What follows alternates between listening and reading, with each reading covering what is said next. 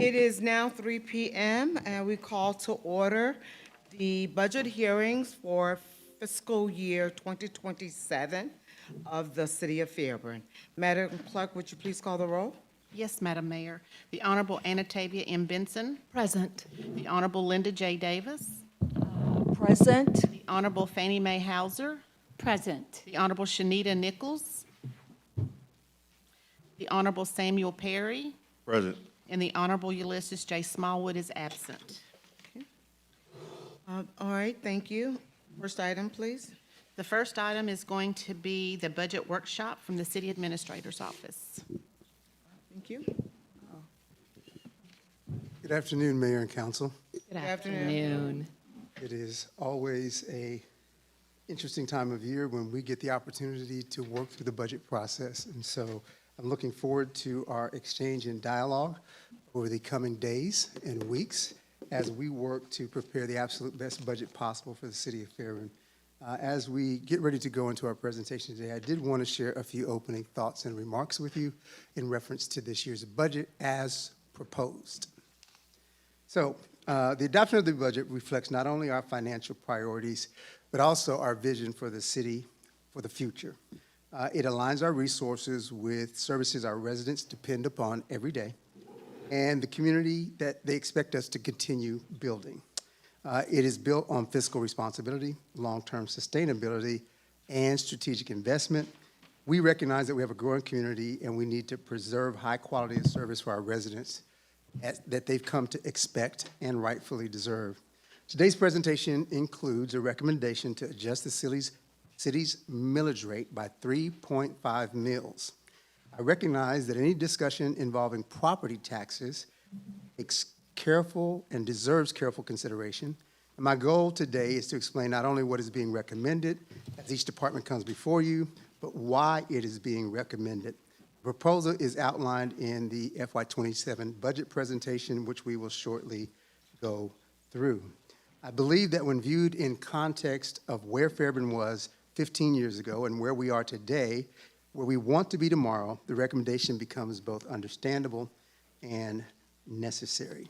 This year's budget also represents an inflection point for our city. For the past 15 years, the city has operated under the same municipal millage rate, which is not common in local government. And during those 15 years, we've experienced tremendous residential commercial growth. Our infrastructure has expanded significantly. Our population has almost doubled. Service expectations have increased and public safety responsibilities have expanded. The cost of providing virtually every municipal service has risen dramatically. Yet through all of that change, our millage rate has remained consistent over that 15-year period. The fiscal environment has changed.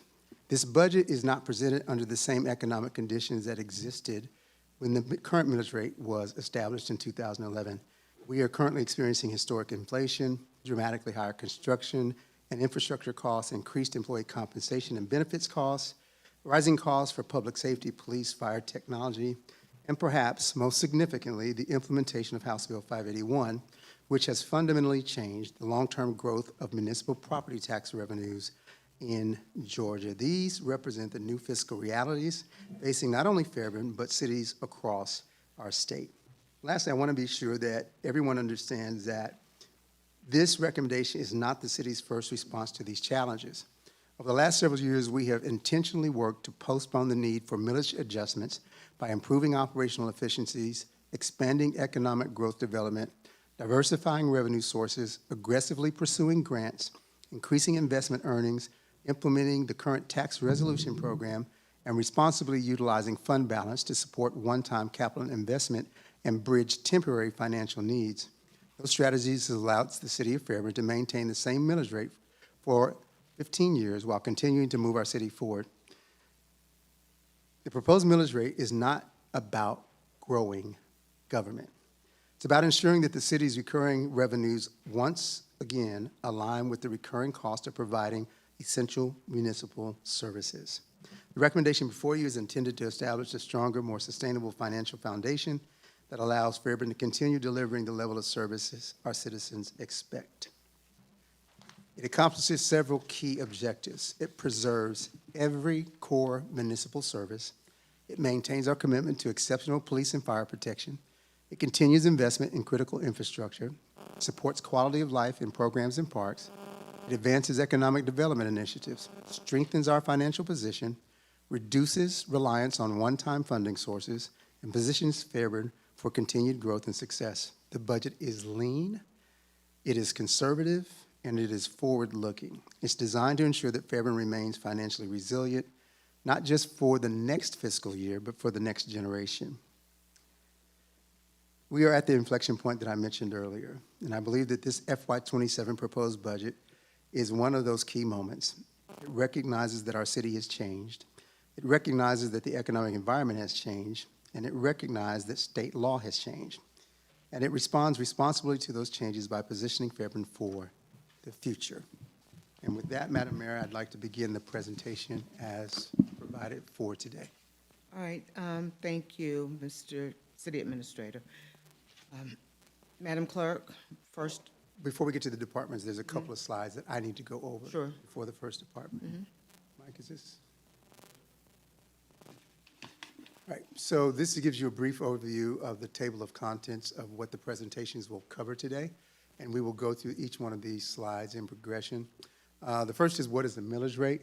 could you go back to the first slide Yes, for a ma'am. minute, please?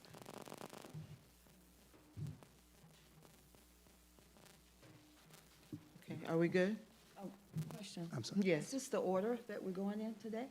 Or not the order that's the table of Yes, contents? this should be the order that we are proceeding in today. Okay. Okay. All right, next slide. You good? I need a copy. Do we have a copy of that? No, I don't, but it's there on the screen. Well, we're going to call each department. Matt. Okay. We'll get physical copies to you as well. All right, next slide. Wanted to cover basics for everyone who may be watching so that they understand the references we're making. Millage rate is the tax rate used to calculate local property taxes. It's multiplied against the assessed value of a taxable property. It calculates the amount of property tax to be paid, and it represents the amount per every $1,000 of a property's assessed value. The city must set a millage rate that provides sufficient revenue to support the maintenance and operations for the city for the new fiscal year. That is what our millage rate is. How are these taxes assessed? In Georgia, property is required to be assessed at 40% of the fair market value per state law. It is assessed at the county level by the Board of Tax Assessors. The State Revenue Commissioner is responsible for examining the digest of counties in Georgia in order to determine that the property is assessed uniformly and equally, according to state law. Property owners that do not agree with their assessed values of their proposed assessment may file an appeal to the County Board of Equalization, a hearing officer, or arbitration. This is a brief overview of the millage rate comparison currently of the cities in the South Fulton area to show you where Fairburn is relative to the other cities in South Fulton. As you can see, currently we do have what is the lowest millage rate of all cities in South Fulton with at least 10,000 residents. This is a current millage rate versus proposed millage rate as presented in the proposed budget. As you can see, the current rate is 9.56 with Homestead, and on an assessed value of $110,000, the taxable value is $108, and city property taxes would be $1,032.48. As proposed, the new millage rate would be 13.06 on that same property of $110,000, $108,000 of a taxable value. It would generate a city property taxes of $1,410.48, a difference of $378 for the year, or approximately $31.50 per month on a home of $275,000.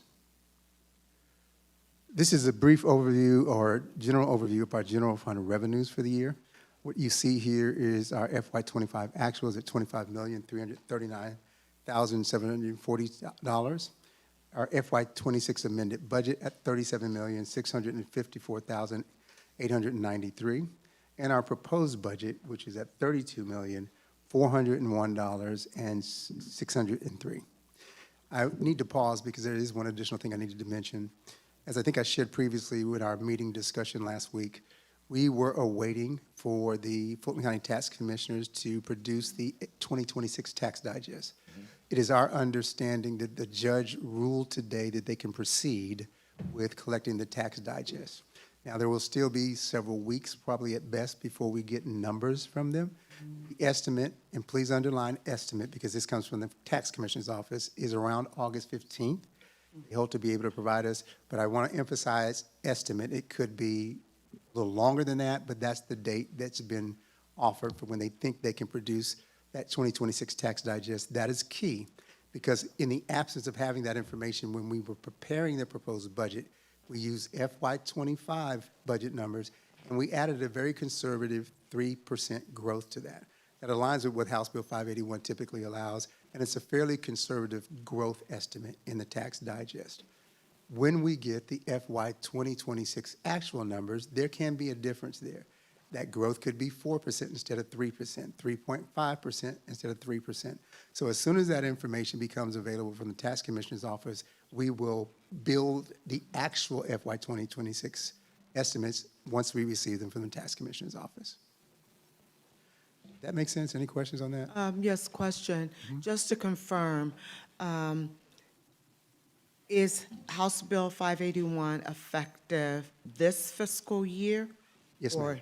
Okay, so if the valuation has grown to 4% per se, then given House Bill 581, we are only allowed to assess 3%, is that correct? 3% of the growth.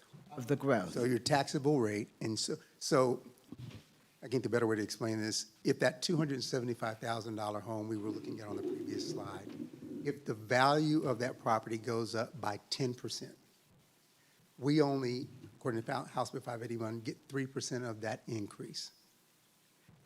The millage rate, however, remains the same. So there's two different things: the growth in the value of the property versus what the millage rate is.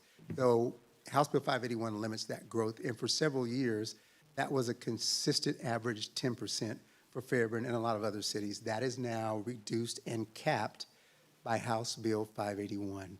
Should I pause there and see if there are any questions?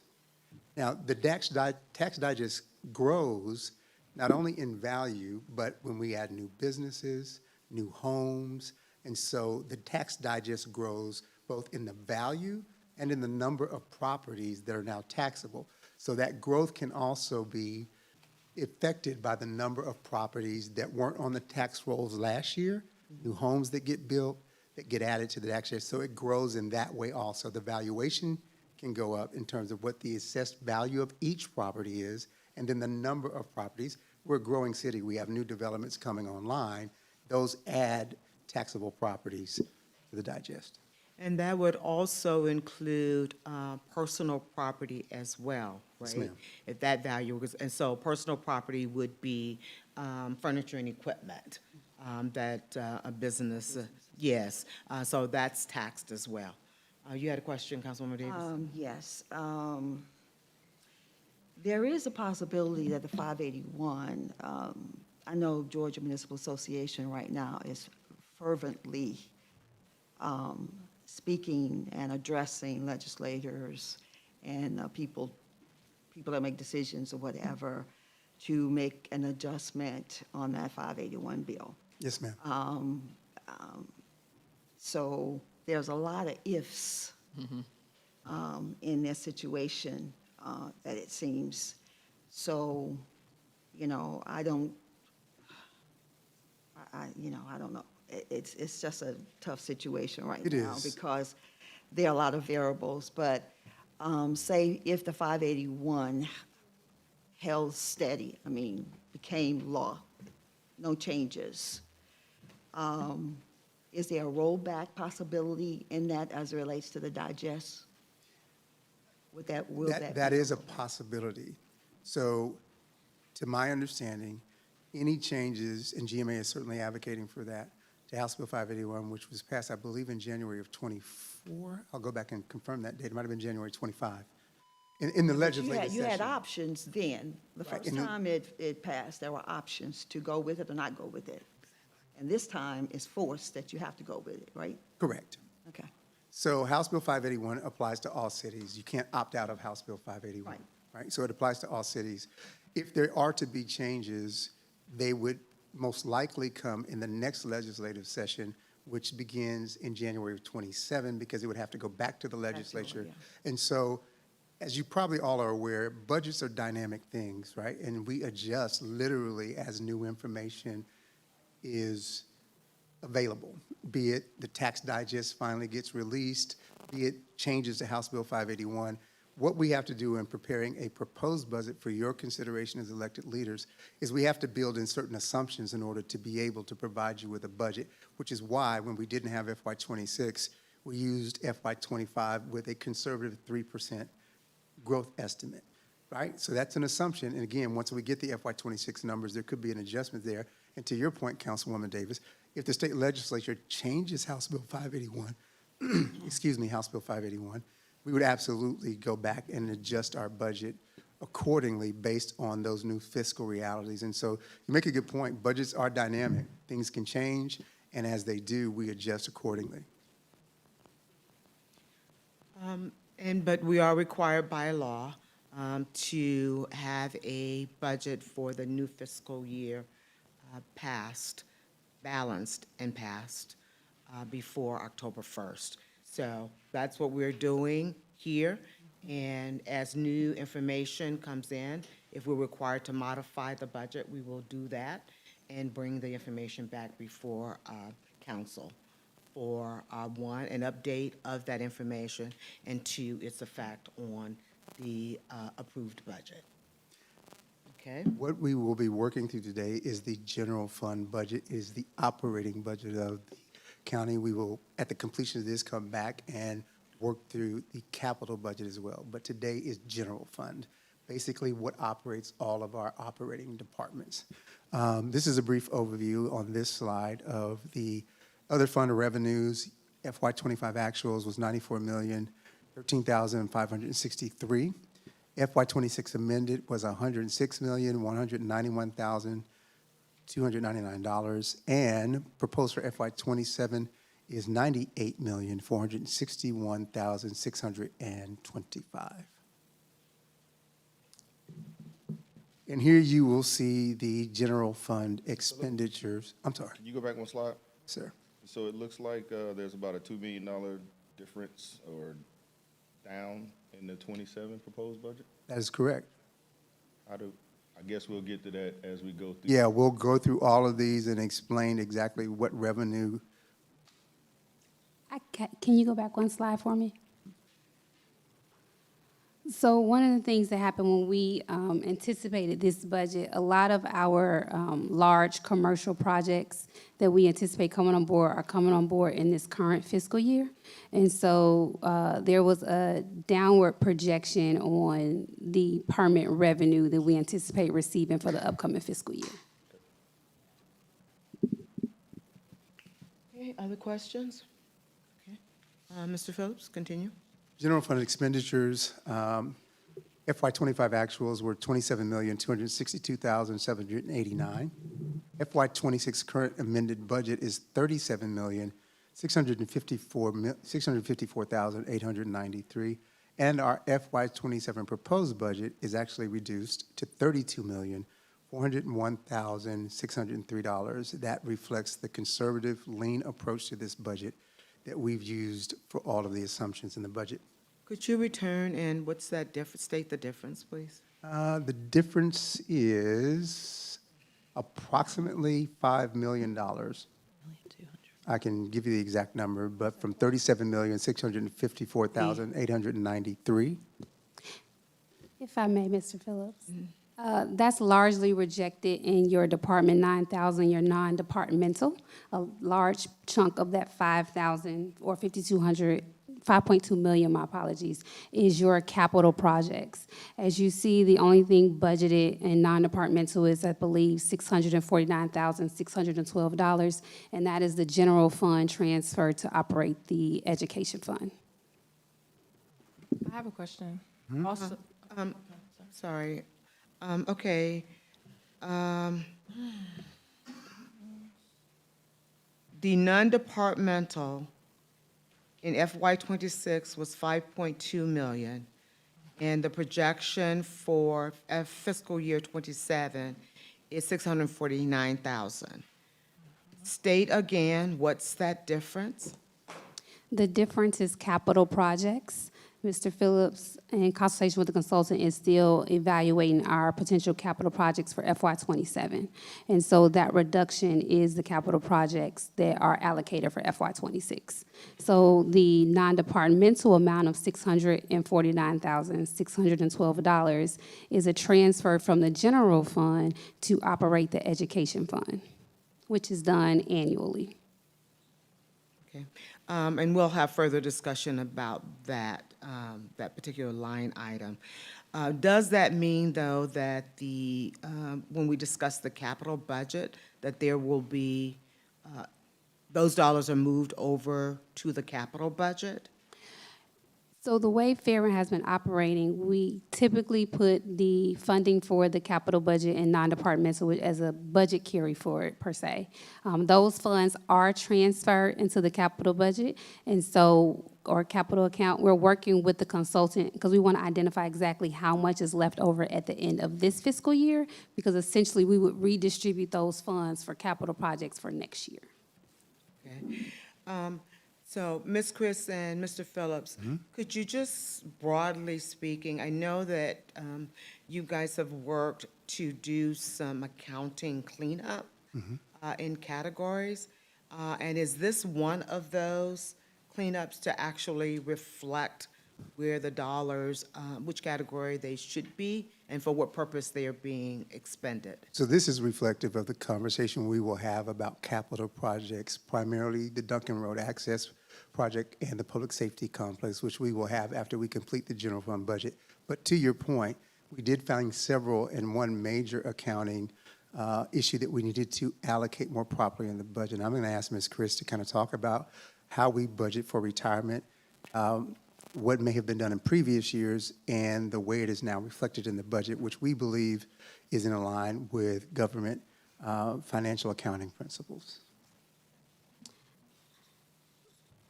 So every previous budget has had a line for retirement and personnel. It's also included in the mayor and council budget. What we noticed in this budget process is the city receives a statement each year to say how much you're supposed to pay based on salaries and headcount into the retirement fund. And that's your amount for that fiscal year starting October 1st. So the city's amount last year was about roughly almost $1.1 million. That includes both general fund and enterprise fund. So when we looked at the department budgets, I will take the city administrator's office, for example. I believe that currently there's only $8,000 budgeted in the city administrator's office for retirement. However, based on the allocation, it's a true payout of about $32,000. And so in working with the consultant in finance, we had to identify where those invoices had been going. We found out through Steve Garber, who comes and assists us with the audit, past practice was to bill them to a prepaid account. And then at the end of the fiscal year, they did a cleanup and reallocated the amount to the respective department. So for instance, I can tell you for police and fire, roughly their retirement is a little over $300,000. I believe one of the departments was only maybe budgeted $32,000. And so what's reflective is in this budget is the actual retirement amount per department properly budgeted in FY27. And so in speaking with the consultant and Steve Garber, who helps prepare our audits prior to Baldwin and Jenkins, can't really explain, from my understanding, Fairburn has done it that way for a very long time. Can't really tell you why it was done that way, but we made sure to clean it up in the proposed budget that's before you today. And then I just want to say that that change will be reflected in each of the departments, which means that the department budgets will be higher than they have been in the past. Yes, ma'am. Okay. So in the proposed budget that Mr. Phillips transmitted to mayor and council on Saturday, if you go to each department budget, you will see a retirement line. I think we showed the payout of FY25 actuals. You'll see what was actually budgeted for FY26, and then you will see what was proposed for FY27. Some of them are about a 700% increase. So yes, they are accurately budgeted in FY27. And just for the record, the allocation is back to the departments, but it did not affect the overall budget. Is that correct? Because those dollars were accounted for in the overall budget when they did the transfer at the end of the fiscal year, which is what you said just a moment ago. Did I misunderstand? So I would say a portion of it, but not completely. Okay, so were we unfunded then? Yes, I would say that this was an unfunded expenditure year over year that was allocated back to the department. For this fiscal year, the new fiscal year? Corrected For it. all years prior to All years FY27. prior. We've We're aware corrected of. it in this budget so that it reflects accurately in this budget. Okay. Councilwoman Nichols? Thank you. So if you can go back to just explain the non-departmental, so you're saying that from the 5 million to the 6, no, you was on the right screen. Oh, I'm sorry. That's okay. So that is due to capital projects, right? Just Yes, wanna- ma'am. That is for projects already completed? No, projects or- that are in progress. In progress. So primarily Duncan Road Access, which is currently under construction, and the Public Safety Complex. And we will talk through that as we do the capital budget. There will be what we refer to, and we're working through that now, some carry forward from the existing funding for those projects. So when we complete the general fund and then look at the capital budget, we will work through that and determine how we best want to allocate for capital. Okay. And then as I'm looking at, I know we're going to go through each of these, but just high level, as I'm trying to see what are the major differences, obviously, that line item really stands out, but I also see, and I think I kind of know with the city administration, it looked like, went from 1.4 to 2.8 back to 1.6. I can speak to You that. just speak to, Real high level. Okay, yes. This is the first year at the request of council that we made legal its own department.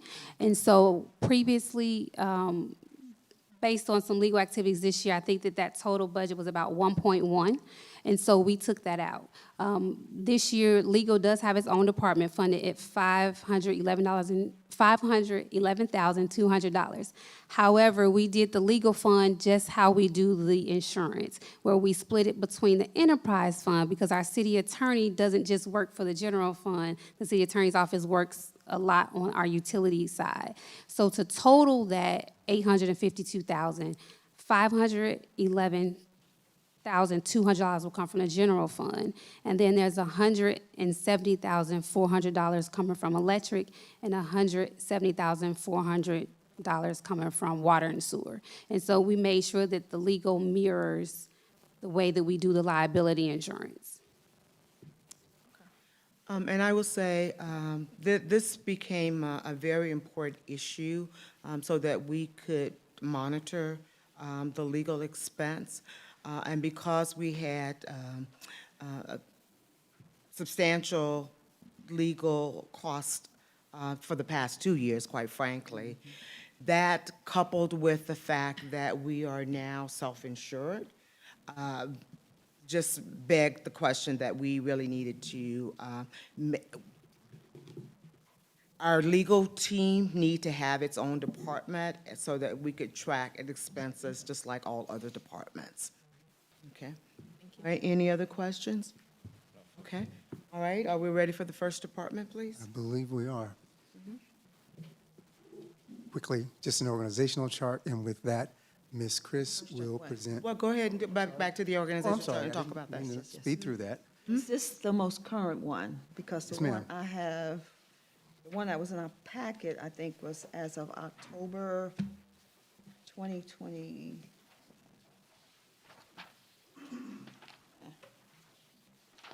Got so much stuff here.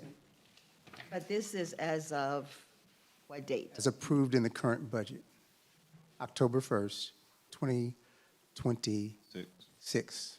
Okay. So it reflects positions, not necessarily names, right? Exactly. Yeah, like these- I didn't state I'm that looking for the correctly. This will be position. effective October 1st, 2026. 26, okay. Any other Okay. questions? All right, proceed. Ms. Chris will present the mayor and council budget.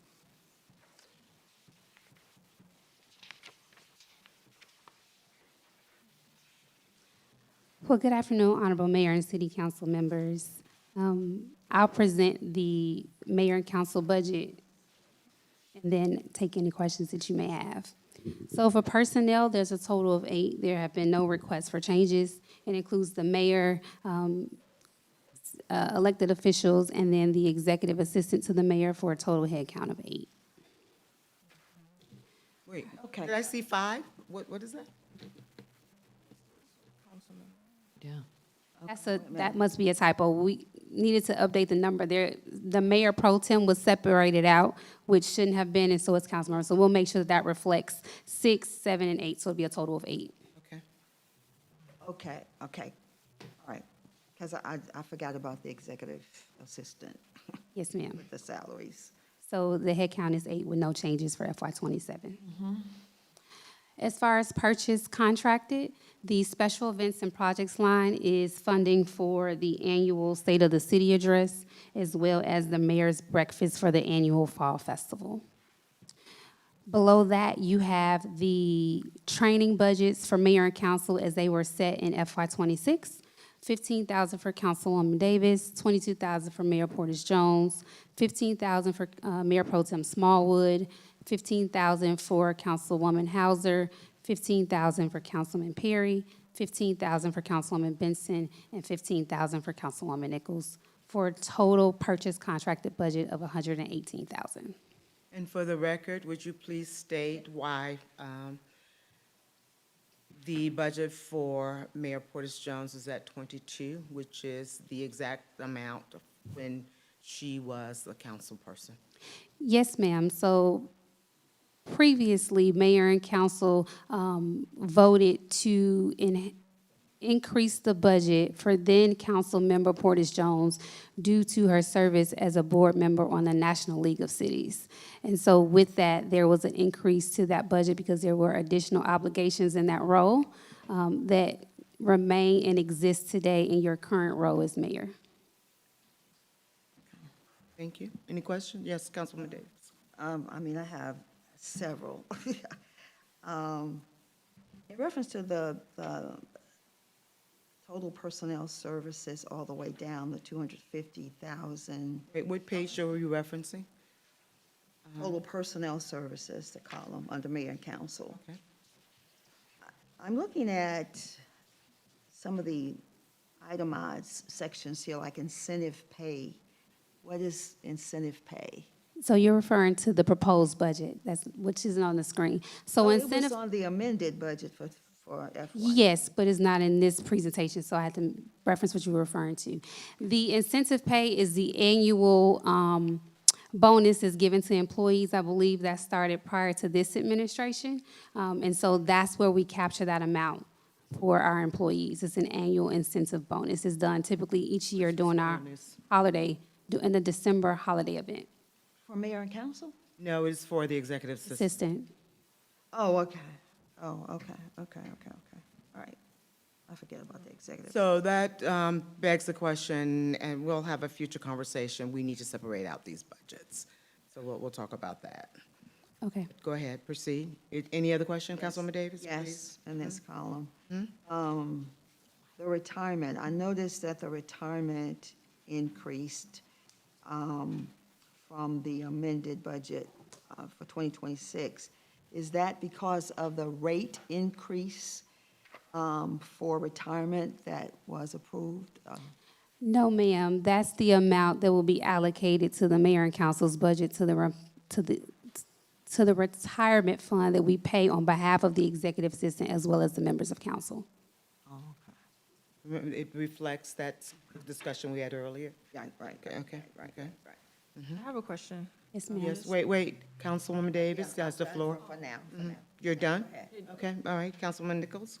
Yes, just following Councilwoman Davis's question about the incentive pay. Can you explain why is it decreasing like by that? Are we changing what the incentive is? We are. So since arriving in '22, Mr. Phillips continued the $600 incentive pay. The current fiscal year, which is FY26, is the first year that there was no 3% COLA or increase offered to the employees. So to offset that, the bonus was increased for FY26 to $1,000. In FY27, we're proposing to reduce it back down to the $600. So that's why you see a decrease in the incentive line. Okay, and just confirming, so in FY26, the executive assistant received a $1,000 bonus? Correct. Every active staff member, All employees received $1,000. Okay. I just didn't, I was thinking of the time and I didn't realize how long she was here, so I was thinking about that. it was the previous executive previous- assistant. oh, Yes, okay. ma'am. Someone else. 'Cause this goes, Okay. Position existed, there was a different position, employee okay. filling the position. Okay, all right, Last thank you, Christmas. thank you. and this is then- from October 1st of 2025, the budget. Thank you. And then I think you already said this, but communications, it's gonna be its own. So the communications is the monthly Verizon bill. To help streamline payment of that bill, we moved it all, I believe, into IT. We did that in this current bill for our RICO copy machines. It just makes it easier for payment of the bills as far as the staff having to deal with 13 different departments to try to allocate the funds. So every communication line in every department budget will reflect zero, except for, I believe, the IT department, where we put all of the funds for that expenditure. Thank you. Yeah, I'm thinking. okay, well, wait, let's go. Did you have a question? Okay, I'll come back to you, Councilwoman Davis. Question, ma'am. So you're saying that we do bonuses at the end of the year? A question, I heard you say yes. The reason why I asked that is bonuses are taxed at a much higher rate. So the employee probably actually gets less off of that than they would actually. So the amount is a little bit higher because the city pays the taxes on behalf of the employees. So that's why in the current example that Councilwoman Davis was giving, it shows $1,080. That covers the taxes. So they get $1,000 to go Or home. in this instance, 600. We anticipated that the first year I was here because we did not intend for a bonus to increase tax liability to the very employees we were trying to give the bonus to. And so we factored in the taxes, added that to the amount so that they actually get whatever is approved for their bonus. Last year it was $1,000 and all the previous years it was $600. They receive that check and the city takes care of the taxes, and so they don't get something less than the actual bonus amount. Okay. Okay, Councilwoman Davis? Yes, thank you, Mayor. I just want to know why there's a certain line on our mayor and councils that is still on here. It's ENTCC Hearst. Why is that still? There are several of them. Because there were Yeah, there are several, yeah. But some have been since '26. This one should not be on there. Just Okay. it needs to be taken off, I think. I'll look into that. Thank you, appreciate it. And I think that's all my questions for. Wait, so is that an error, or is that just? So it appears to be an error because there wouldn't have been any expenses for that line. So when we pull the report, it pulls every funding line has ever existed within the council's budget. And so that's an oversight that we can easily correct. Because these numbers this percentage will go down.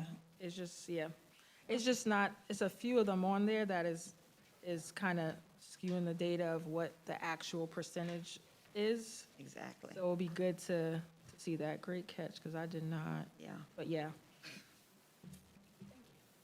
Thank you. Okay, other questions? Yes, Councilwoman Hauser? I know you went through the communications, which you said it's IT, will be IT, right? Yes, ma'am. I see where the FY25, the actual budget there, and then the amended budget. But could you just clarify about the minus 100%? And then that, you might have mentioned it before. Yes, that ma'am. Minus 8,819. Yes, ma'am. So in FY25, the actual amount expended on communications, which is the telephone bill in the mayor and council's office, was $6,664.17. $8,819 was budgeted in FY26. We're removing that in FY27 because those funds will go to IT so that they pay all of the cell phone bill out of one department as opposed to splitting it up between departments. So that's why you see 100% reduction because we're not funding that line in FY27. Okay, just IT. Yes, you'll see the communications line only in IT with funding in it. Okay. Yes, ma'am. Thank you. And that was a great decision to do that. And the Really increase, is more whether, reflective. the increase, what we pay out of here is the monthly cell phone bills. If there was a request for like the iPads that I believe Mayor and Council now has, those are included on the Verizon bill. So you may see an increase. I think we have more council members with iPads this year, so that kind of accounts for the difference. And so that, in case you want to know why there was an increase. And not to mention the increased cost Yes, ma'am. associated with those items. Yes, Councilwoman Davis? Yes, one more thing I want to just say in reference to us, this 3.5 meal rate is just, but anyway, in an essence, to reduce expenses, Yes, ma'am. for me, from a personal perspective, I think it should start at the top. To really sharpen our pencils and reduce costs. So I want to reduce my travel from 15,000 to 10. And I will match that. Same for you, Councilman Perry? Yes, please.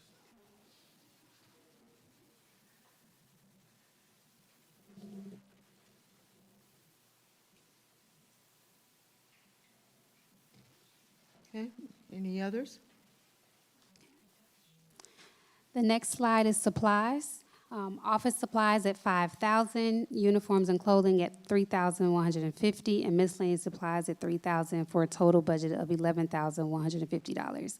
So office supplies is anything we need from mayor and council, whether the clerk needs to order the new nameplates, business cards, pens, pencil, whatever we need as far as office supplies. Uniforms is for mayor and council to get like Fairburn gear. If you all want, I know some council members have elected to order like shirts or jackets, especially going to conferences. And then miscellaneous supplies is anything that you all might need that is outside of office supplies. And so that was, I believe, reduced from previous years, but I'll defer to mayor and council what you would like to do with this line, with this line is that? section of the budget. She's talking about supplies. Well, I thought that was under the city clerk's budget in the past. Not all of it, no ma'am. Okay, so that line item is for the uniforms, you know, you received the booklet to order jackets and polo shirts. You know, that That's comes. for clothing, right? That's uniform. Uniform, yeah, but so office supplies, uniforms, and miscellaneous supplies, is that correct? Yes, ma'am. Is for both the mayor and the council. Yes, ma'am. So how do you allocate these for 7 people? So we haven't, People. And how does the mayor's office operate, Because right? it used to be allocated per council member. So I don't mind a reduction. I haven't ordered anything since 2019, so, but, so there really hasn't been a need in the past to do an allocation for these items per council member. If a council member contacts either the clerk or the mayor asks her assistant to order something, the funding has been there to order what you need. As far as miscellaneous supplies, we've had to order picture frames for the council members, or it's pretty much been there. Or if for, I don't know if anyone has a printer, but if Yeah, I someone have has to a order printer printer that the city paper and provided, then it cartridges. would cover the toner for that printer, so. Right. As currently proposed, it equates to $450 per elected official. Yeah, I think it's just, the best way to do it. So you want the office supplies as well as miscellaneous supplies? No, not the No. miscellaneous supplies, but the clothing Per person. per person. Yeah, I just think it's equitable that way. That's just me. An allocation per person. Yeah, just like the travel, So training. we'll And that's what we divide did the- in ClearGov. Right? Yeah, Okay. So, yes, we can do that and just divide that amount by 7. all right. Thank you. But the current amount is $450 per council member at the 3150. Okay. Okay, for uniform. And then, what about,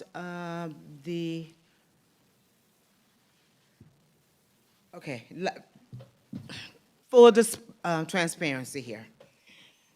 When I was on, a council, it never dawned on me that the mayor's office did not have an operating budget. I just, so how does the mayor's office operate? So this budget is for the mayor's office as well as council. Well, and we know that, but you didn't answer my question. How does the mayor's office operate? It's kind of been, Yes, I know. So we've never had a separate budget Budget. specifically for the mayor's office, and so it's all been reflected in what we're looking at currently. If there is a suggestion to do this differently, we can certainly entertain that and see how that would play out with the numbers. But what you're looking at has been how it's always been allocated, and I know that is not a direct answer, Mayor, but we can do it in whatever way the consensus is if we need to separate out a budget for the mayor and council, but that's not been the prior precedent. Well, okay, so the fact that the mayor's office has an assistant, which, to my knowledge, was not afforded for council usage. Is that what's being proposed here? That the executive assistant to the mayor's office be afforded to council members? No. What you see here is how the budget is reflected. I know that, So- but that's exactly what's being reflected. No, ma'am, let me see if I can state this more clearly. There's been no change to how we reflect the mayor and council budget. There's always been an administrative assistant that has been primarily or solely for the mayor's use, and it's reflected in the personnel numbers in this mayor and council budget. That did not infer or intend that now that position is allocated differently than it's traditionally been allocated. This is just where we show the budgetary numbers inclusive. So the administrative assistant, executive assistant for the mayor has always been, since my arrival here, and I think predating my arrival here, solely for the use of the mayor's office. Right. It's just shown in this budget. Okay, then I also thought that was the case for the supplies, office supplies and miscellaneous supplies, and a uniform for the mayor's office, because quite frankly, serving on council, well, I don't know how she did it, quite frankly, but I always went to the city clerk. Everything I ever needed came from the city clerk's office. I did not go to the mayor's assistant No. to buy the uniforms. you would No one's continue going. suggesting that. That's not what I'm saying. Okay, but the budget, the budget seems to reflect that. In the past, the clerk has always put those expenditures in the mayor and council budget. It's no different than when you all go for, Go to the clerk. You go through the clerk's office. Right. So this is just reflecting the budget. This does not suggest or infer that anything different is going to happen, how the mayor's executive assistant has been on an org chart, or what the city clerk does to facilitate mayor and council travel, ordering uniforms. Okay, well, let me Mary, ask- help me out. You typically handle all of that, correct? Yes, I do handle all of that, Mayor, but I also take that from the mayor's budget. It does not come, it's never been budgeted in the city clerk's office. Okay, so let me ask it another way.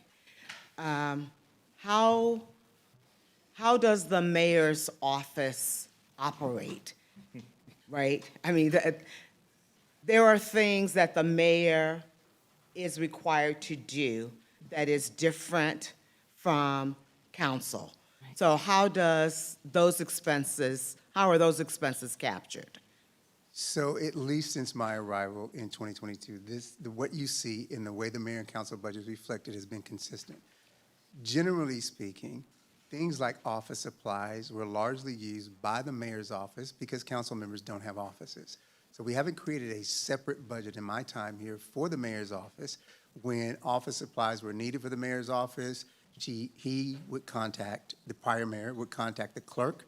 She would order accordingly. There are some office supplies for council members. We've ordered printers. Ms. Ray knows more about this than I do. We've ordered, various items for council members. I would tell you, in my experience, the vast majority of that, because the mayor does operate a physical office with an executive administrative assistant, so the mayor's office uses more supplies.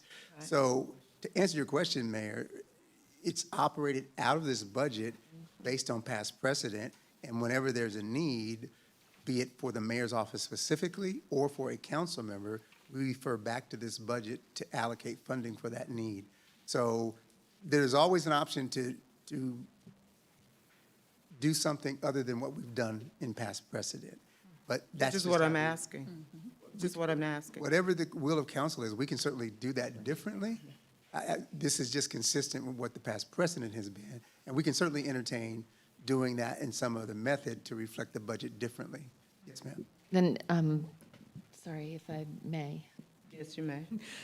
then I think what Madam Mayor is saying, and it goes in line with what I'm asking as well, since we do that on the travel side and training side, can we do that across the board? Because the mayor's office does operate differently and does have a physical office, and the council does not and has different needs. So is there a way to separate that in a certain line item? Or is it always the line item of mayor and council lumped together? I would have to take a look at the chart of accounts to see what other department, because the code for the mayor and council is 1110. Right. The one we created for legal is 1530, part of the chart of accounts. So we could look there and see and try to put all of council together and then a separate budget for the mayor's office. I guess where I would need direction from mayor and council is how much you all want allocated Right. for We need things to like know what office those supplies allocations should and be. miscellaneous supplies, because either I'm leaving some of the money, moving some of the money, but I just need to know how you want that allocated. Of course, the salary and benefits for council would go within the council budget. Those for the mayor and executive assistant will be within the mayor's budget. Same thing with the individual travel, but when it comes specifically to office supplies and miscellaneous supplies, I would just need to know what dollar amount you all would like allocated for those budgets. If I can add, to me, when I read the budget, it doesn't speak to the operations of how it is, the mayor's office is ran. For those two line items, I don't suggest splitting it out, because you're gonna have to probably do research and understand the history of what is that allotted number? And for the most part, us as council people are not even using it. It really is for the, probably 90% the mayor's office. So to me, I don't see why I would need to change for those two line items, because that's just my point of view. Well, I would agree with that. So are you proposing then that is the mayor's office line item and not council? Exactly. I'm suggesting that it's both, and it should just stay both, because, I don't think this is so for instance, our salaries and travel is very distinct. We know what we're doing, but when it comes to office supplies and the miscellaneous, it's gonna be very random. So how do you say, okay, we get, I don't know, $100, and you're gonna, regardless, your office will need the most, but I think it's best to leave it together because we're all going to pull from the same pot. We don't need it as much. So I just think it's going to create more confusion. And then if there is a case where, say, we do need it and you don't, I just think it's kind of off balance. And for those two lines, that it's not very distinct on what actually will go into that and what I don't think we can really forecast the needs of office supplies, miscellaneous supplies. But I can, Because- from I can forecast that from Okay. the department. But, So do you know? yes, I do. But what I will say, the office supplies, and the miscellaneous supplies, that really is, a small, amount, and I really don't have a problem with that. But what I am asking for is a mayor's office budget, because this mayor has initiatives which the community is asking for and have responded to that requires funds to effectuate. For example, I had a housing fair on behalf of the seniors in this community, which was overwhelmingly successful. And they have asked me to do another one. There were some expenses associated with that housing fair. This mayor is also hosting a energy weatherization summit. That also has some funds associated with it.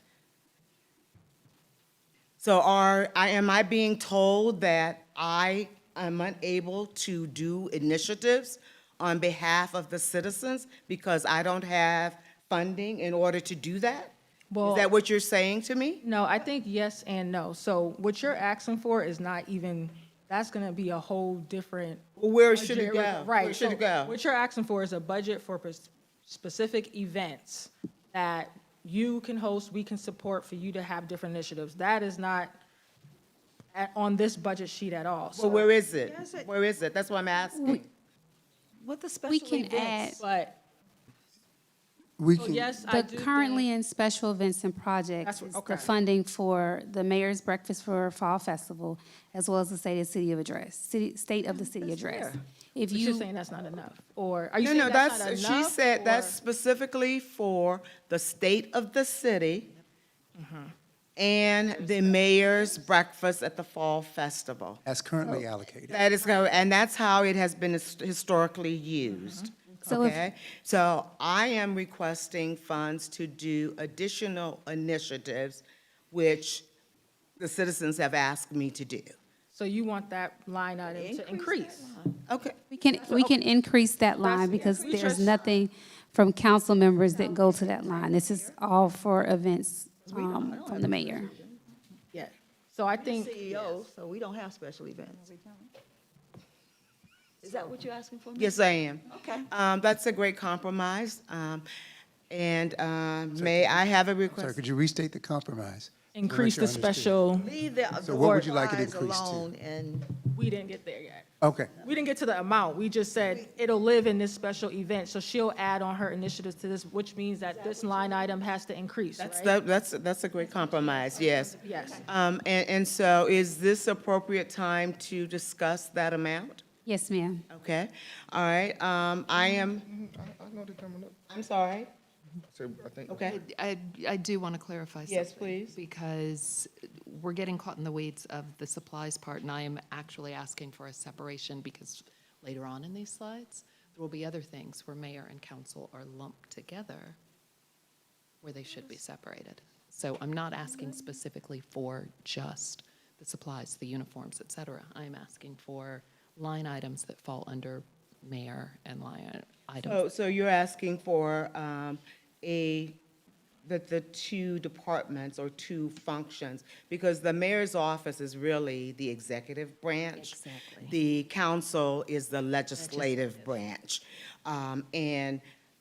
Yes, I kind of operate in both lanes, but, funding needs to be allocated for council, for them to do the business that they need to do, and funds allocated for the mayor's office in order to operate and run the mayor's office.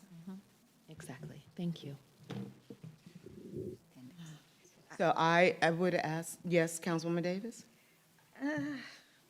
I don't know, I think that's getting it a little convoluted. Mayor, I'm not trying to keep you from doing what you do. The citizens appreciate, the summits and stuff that you have. But, what I'm hearing is that you want a separate mayor and a separate council. Departments, yes. The mayor's office, the mayor is the executive branch.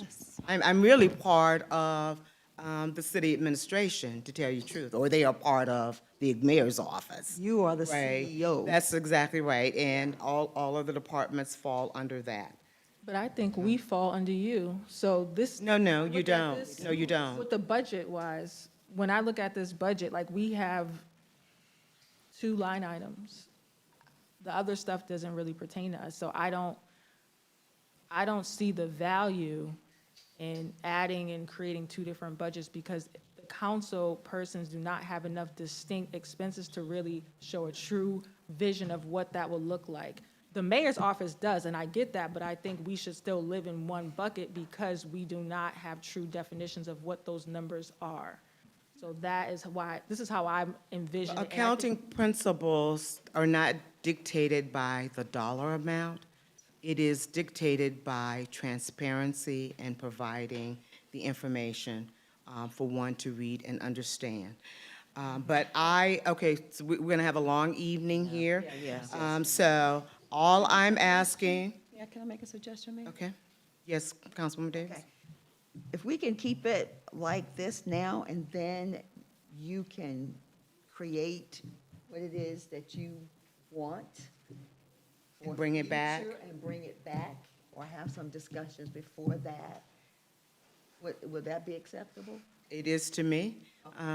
Yes, does the process allow us to do that, Mr. Phillips and Ms. Chris? Yes, ma'am, I just need clarity as to when you want to revisit that issue before the approval of the FY27 budget at some point during the fiscal year. Okay. You have multiple options. I would just need your direction on when you want to revisit this so that we could then slot that in.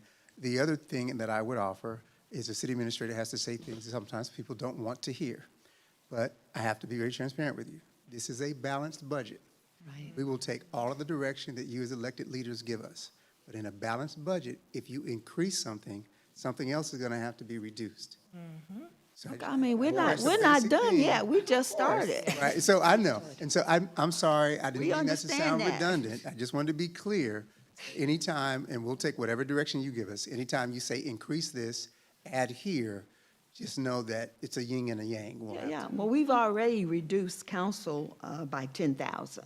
I've taken off 5,000. Absolutely, You know, so. Thank you. we- I was just, as we go through this, there'll be a lot of discussions around additions and subtractions, and I just wanted to, that out there. Okay, Councilwoman Hauser? Okay, I just want to go back to that, the office supplies, uniforms, miscellaneous supplies. So 2026, the budget for that is 10,666.35. And my question is, for 2027, it looks like it's going to go up to the $1,050. I just want to make sure I'm, Total. you know. Yes, ma'am. That's gotta be So, the total, it's going up.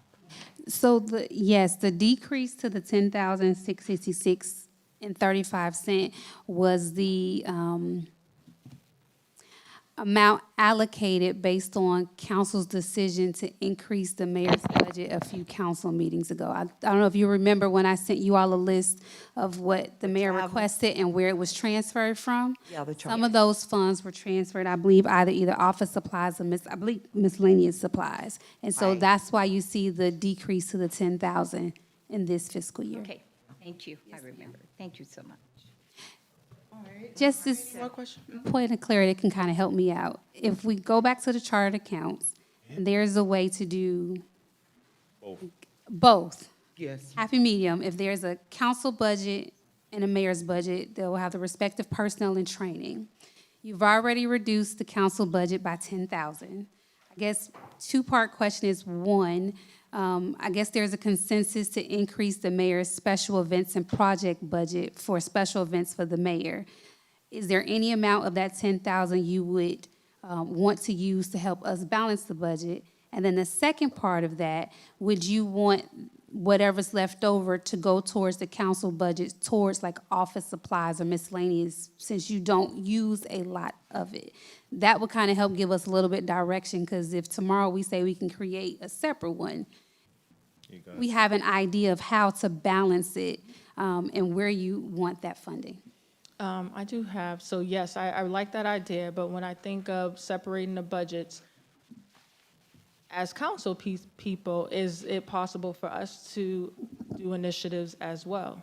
If we wanted to do something, because, we talk to the constituents as well. They, we have relationships, so as we're thinking about that, and if we're gonna separate budgets, council members should have a line item that talks about special initiatives or events that maybe we want to do to touch the community as well.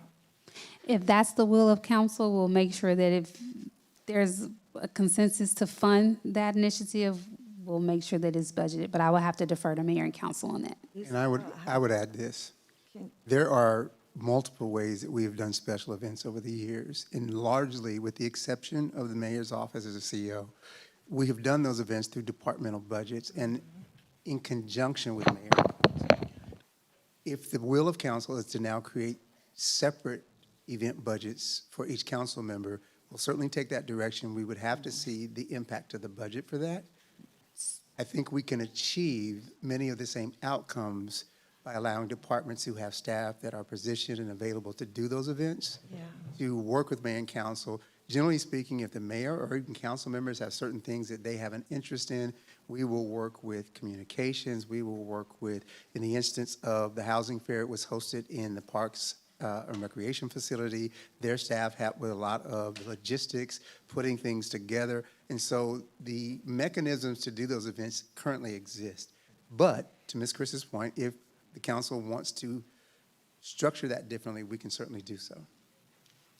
And for clarity, I wasn't going to propose an event budget per council member. It would just be one holistic council budget. It will still reflect your individual travel, the salaries for those 6 council members, as well as anything that you want either in office supplies, miscellaneous supplies, and uniforms.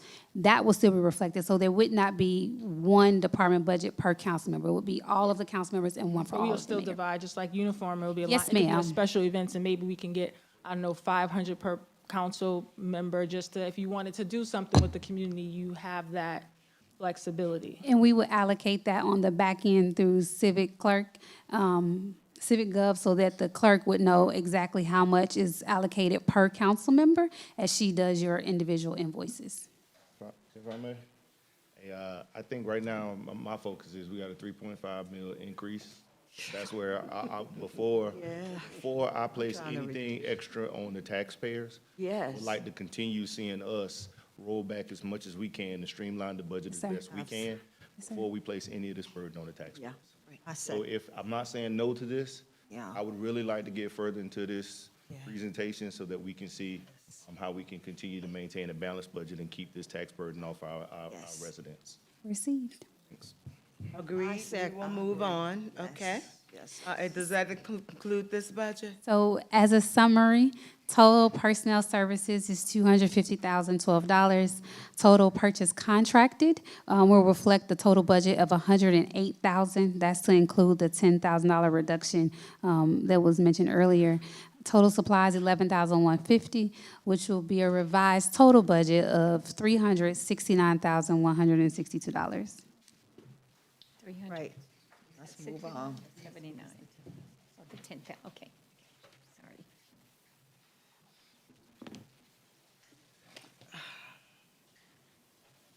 Thank you. Okay. Next department? Right. Thank you, Ms. Chris. Welcome, thank you. Thank you.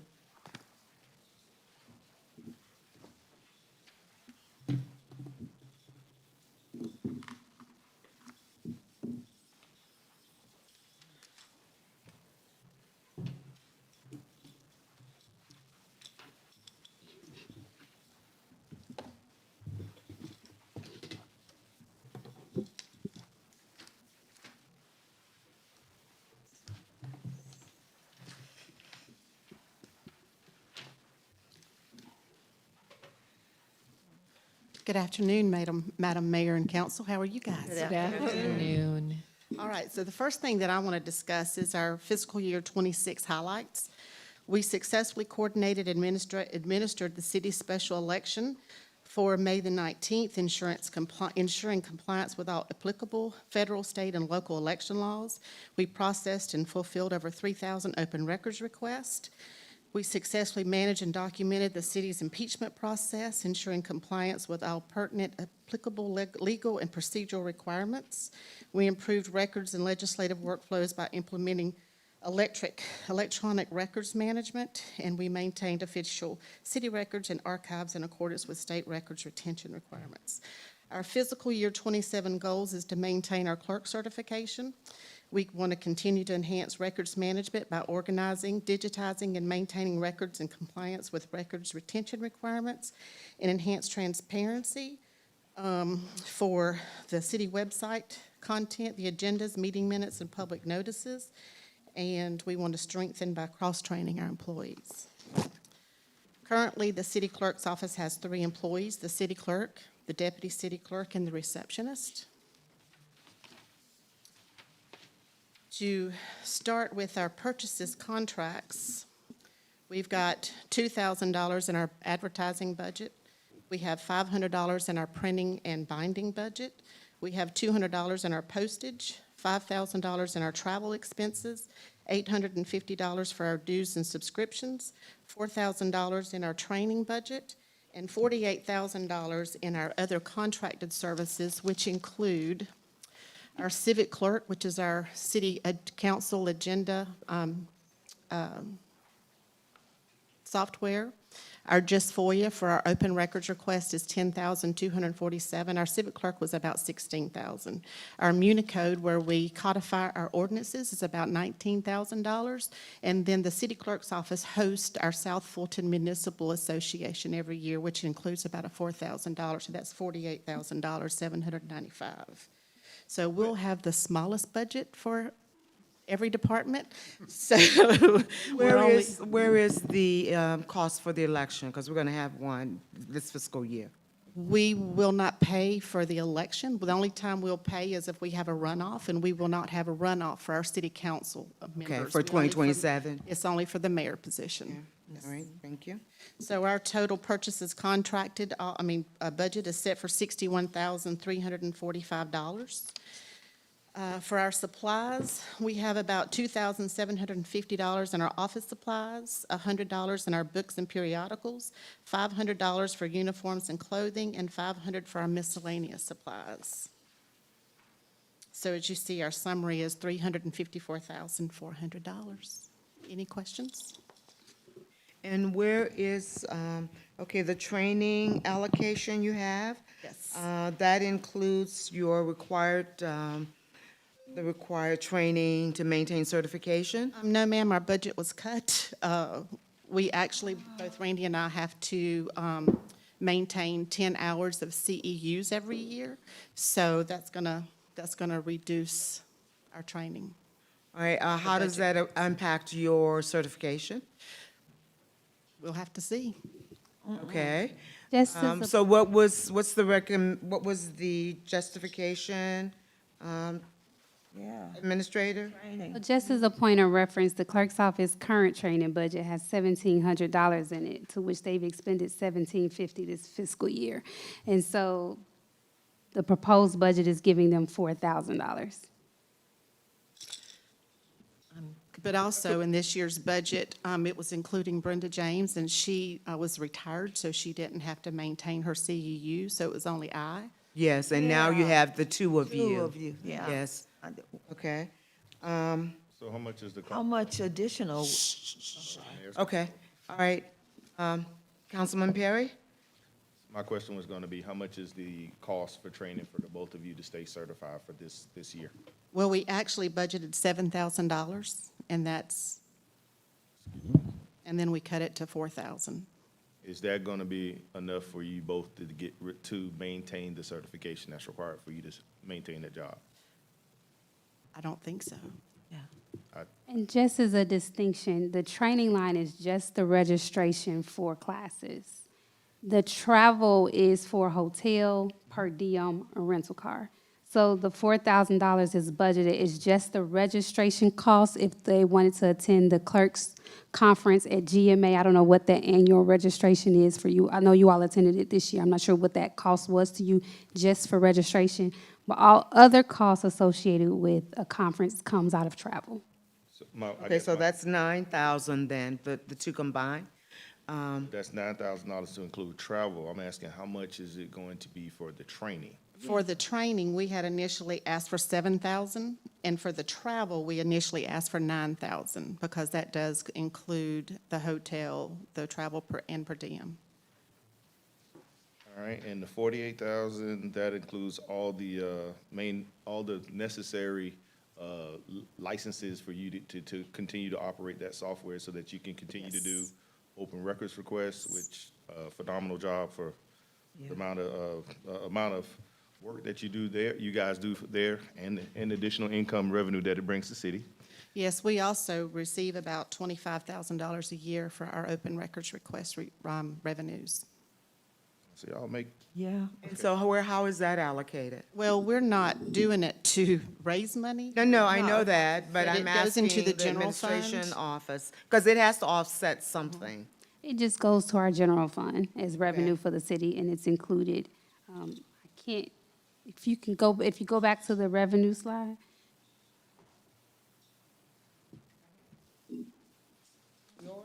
No, to the main, at the very beginning. Revenues right there. Open records is a part of the charges for services, which we've budgeted at $1,034,381. Is that an increase? We had a discussion about increasing fees for various things. Is there a fee increase for this? Any fee increases are not included in the projected revenues. This was based on historical trend and what we've done to date. I think to date, based on the report, we've received $16,180 from open records year-to-date.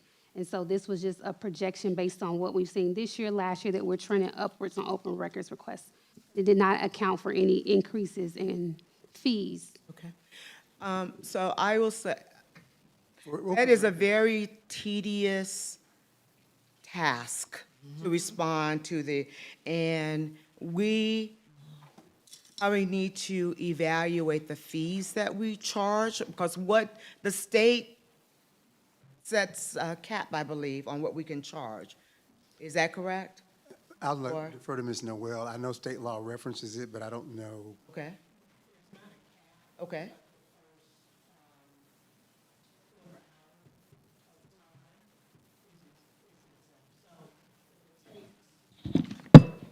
Takes 60 minutes to compile the records. We can't charge for the first 15 minutes. Okay, so 45 minutes is chargeable. Right. And what At the does the lowest state cost. say about the rate for, we can charge for the 45 minutes? No, so that rate is associated with the cost of the Employee lowest paid employee who's competent to compile those documents From each department. from each department. Okay, So It's not something we set. right. It's based on their salary. So if employee A makes a salary of $40,000, then that is how we calculate how much time that employee had to allocate to respond to that open records request. That's how the state law sets it up. okay. Then And there's- do our fees then reflect that? Absolutely, but we don't set that. It's just whatever that employee, the lowest salaried employee that was able to be responsive to the open records request. There is a charge for copies, Ms. Noel. Is that set by state law as well? Yes, it is 10 cent per page. So We rarely do that because we send them electronically. electronically. So there, to my understanding, Ms. Noel, correct me if I'm wrong, there's not a fee separate that the city can say, we're going to increase this to a higher fee. It's based on the salary of the lowest salaried employee that can pull those records for that open records request. The copies is also set by state law. There's no separate fee that Fairburn can say, we're going to raise that fee. Right, and we're required to provide those copies electronically whenever possible. Yes. Well, yes, and I know there's no cost associated with that. As Only well if as printed. a lot of our reports from the police department and fire department, the crash reports are $5 and the incident reports are $1. We receive hundreds of those every month. Okay, and how is that fee set? I'm not sure. I'd have to ask the police department because I think it's in their fee structure. Okay, all right. Mayor, I think there's a valid point you're making, and we've previously discussed this, and at the council's pleasure, what I would refer to as the fee schedule for the city, which is inclusive of all of the fees that we charge across all departments, has not been visited in some time. And so just as I talked about an inflection point with the budget overall, we need to probably, at council's direction, look at those fees to see, is there something there that needs to be adjusted that's outdated, that doesn't reflect current economic environment? And so we could certainly go through that exercise. But I think your point is very valid, Mayor, that some of those fees may need to be revisited. I can, So I would ask that we would, do I have concurrence from council to do that? Okay, then the second question is, could that exercise be completed as we are reviewing the budget for fiscal year '27 and adjust the appropriate budgets accordingly? I don't know that given the lift of the budget and all that it requires, that we could simultaneously do a fee schedule review, but we could certainly do that once the budget is completed and then adjust subsequently to help whatever you set those fees at. So again, I mentioned earlier that the budget is dynamic. Yeah. What we ultimately approve can be adjusted. We have to have a budget by October 1st, but if we then shortly thereafter go through a fee schedule exercise and it adjust our revenue projections, we can always factor that into the current year's budget. All right, well, I would ask that we do that. And then we will review the budget as submitted with the caveat that your budget be revisited once we've evaluated the fees and the impact of an increase in fees. Yes. And that could be done between now and if we have to change the budget, given the evaluations, because that's still unknown. We may have to modify that. And/or mid-year budget review, Yes, ma'am. okay? I would also suggest that we adopt those fee schedules, updated fee schedules by ordinance.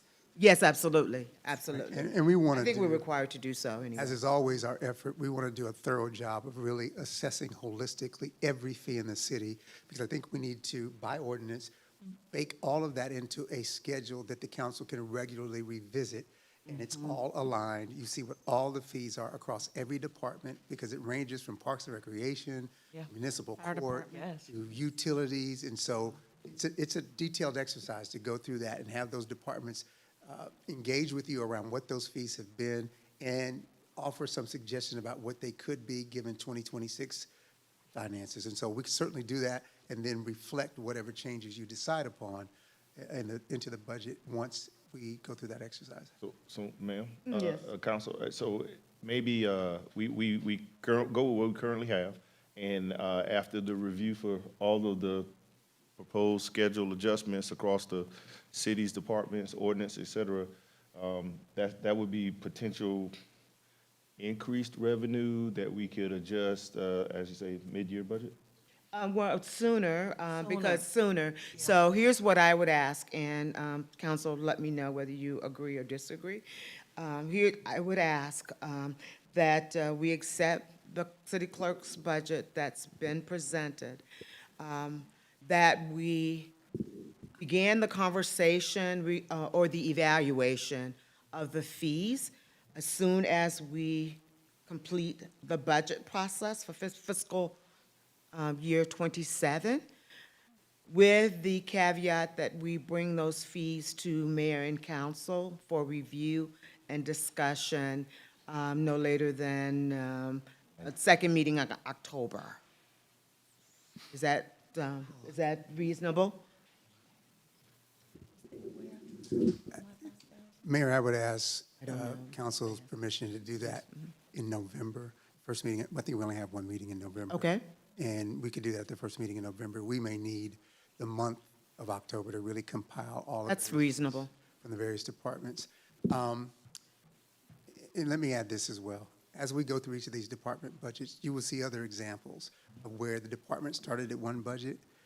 We went back, and I don't want to belabor this, but the way our budget process works at the staff level is every department head proposes, they go through an exercise starting typically in June where they come to us and present what they want to propose for their department's budget. And over the span of about 3 days, every department head comes and sits down with the city administrator's office, and we essentially do a version of what you're doing today. We go through every line. Once that's done, and we have an opportunity to look at revenue projections, which in this instance was FY25 plus 3%, we then have to make that budget balance. So we went back to all of our departments and heads, all of them, and said, you have to reduce by another 15%, which wasn't easy, but all of them did that. They reduced by 15%. Ms. Ray kind of mentioned that earlier. When that reduction was done, we still were not at a balanced budget. And so myself and Ms. Chris had to go through the budget and make additional adjustments and reductions to get us to a balanced budget. Largely the method that we use for doing that is we look at what you spent in the previous year. So if, I'm not saying the clerk's office, but if in a line item, a department spent $2,000 and they're asking for $3,500, and we're still having to balance the budget, the likelihood is that we would look at that and reduce that based on what you spent in the previous year. You may still get an increase, but it may not be what you initially proposed because, again, the budget has to balance. And so there will be instances of that you will see throughout the budget where we've made those adjustments in an effort to achieve a balanced budget. And it's largely based on spending trends from the previous year. So that's how we look at that in order to determine, is there some additional reductions we can do based on what the department did in the current fiscal year? How much did they spend in this budget line in that year? Councilwoman Davis? No, but I understand you all's process. I've looked at it. It's very detailed, and I commend you with that process. But we're talking about certification here. We're talking about Requirement. a requirement for them to do their job. So, So I would propose this. okay. If Ms. Ray can go and detail what those trainings are, what the cost for those trainings are, I think that's a better way of determining if there's enough there to maintain the required education. There's a specific cost for the GMA city clerks training. We just did that in June, so we can go back and look and see what that cost is, and then look at historically the various training opportunities that are there. And that may be a more specific way of determining, is this an adequate amount to maintain that? And we can then adjust based on what those training courses have most recently cost for certifications. Can I ask a question? See if this is possible? Sure. Can I transfer my 5,000 to her department from my travel? I reduced my travel by 5,000. We will follow whatever direction you give us, Councilwoman Davis. There are a lot of departments coming. Yeah, I So, understand, but I would this is just say We should certification. probably get further through. Well, Okay. again, I think before we finalize a budget, we Okay. can have the clerk's office literally give us what those certifications cost. Okay. Because this is a lean budget. And so when you say, I need X amount, and it's at this point where we're discussing now, is there enough there for training? What would be helpful is to go, here are the 5 courses we need to maintain our certification. Here are the costs for each one of those courses. Yeah. And then we total that up. And because I so appreciate you and making offers like that, but there's a whole bunch of other departments to come, and we've made reductions in most of these departments. Not in training, let me be clear, not all of it in training, but Right. there's a lot of reductions there that were necessary to balance the budget. And so we can certainly, we've got a few weeks to go here before we come back for you to finally approve the budget. And so we can Okay. certainly revisit this. I've made a note, and Ms. Ray can help us out by, we'll pull what those courses have cost over the last 2 years, and then we'll know exactly what amount is needed to make sure they can maintain those certifications. Okay, so that's what I would ask is, as we go through these departments, if, just like we're having this discussion about this, let's bring out those items, let's make a list of those items, and then we will revisit the modification and make, and prioritize the modifications. Is that agreeable? That sounds great. Okay, all right then. I have a Yes, question. Councilwoman Nichols? Mhm. I don't, yeah, okay. Just out of curiosity, for the small equipment line item, it's proposing 0. I'm just curious what that is. It's not gonna be on this, maybe it is. Yeah, y'all don't need, I just don't know what it is. The small equipment, I had to purchase a new computer this year and Okay, a. that was a one-time thing. Yes. Okay, yes. just wanted to, And I had to transfer money out of my budget to put in that line item. okay. So do you think, Why wouldn't that be under IT? So it is, but however, IT has two buckets. One, they budget computers for all new positions that's added to our total head count. And then in the past, council has given them about $50,000 for computer replacements. And so they look at all the computers across the city based on security risk, based on age, to see which ones prioritized need to be replaced. The computer, I believe, that Ms. Ray is speaking to was not on that list. I don't know if there was a virus that caused that computer to have to be replaced, but it wasn't initially on that list. And so we had to identify funding within that department because that was not originally budgeted as part of the replacement. No different than when we had to purchase iPads for mayor and council. That wasn't budgeted. We just used funds from somewhere else to cover that expenditure. My computer actually would not update to Windows 11, so it was virus, what is the word? Yeah, we get it. Susceptible, yeah. Councilwoman Nichols? no, I was just wondering, I mean, should we, I'm just thinking in consideration of something like this happens again, but it seems like this was a one-time thing, but still with equipment, you just never know.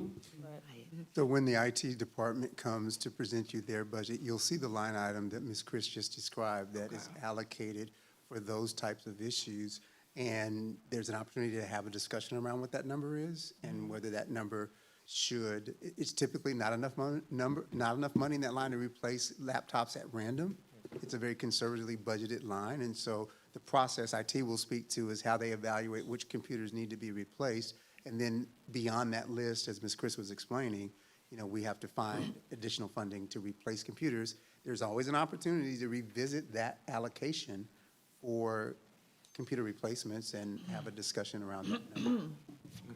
I got one last yes. question. Harry, On the supplies, you have office supplies for $2,750, and then you have an additional miscellaneous supplies for $500. Just work with me there. What's the difference between the two? For miscellaneous supplies, we use that for things we need for proclamation paper, or now that's the mayor's budget, I believe, but we were buying picture frames, just different kinds of miscellaneous supplies that doesn't normally fall under our office supplies. Okay, all right, thank you. One-time request of some kind, okay. All right, so I would agree that all small equipment, communication, all of that needs to go under IT. And so because that's where the expertise is, that is who orders the equipment and who maintains when you have any issues. So all of that should go there.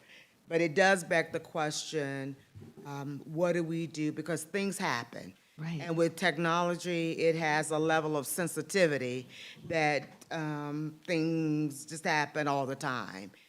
And so we need to talk about how we budget for that. So, and again, when Charles. we have the IT department, we will have an opportunity to discuss that in more Okay. detail and see what council's direction is. I will tell you that, you know, it comes down to what number we want to allocate for that. There are always instances where we find other places in the budget to transfer money for one-time instances. In her instance, Windows 11 wouldn't update, so the computer was still operating, but it created a cybersecurity concern because of virus protection. So again, we worked through those on a case-by-case basis, and the computer did get replaced. How we allocate for that is the discussion we can have around the IT budget to see if you feel like that number needs to be revisited so that there's a larger allocation for the replacement of computers and devices. Okay. One question, Yes, if you don't mind. Vincent?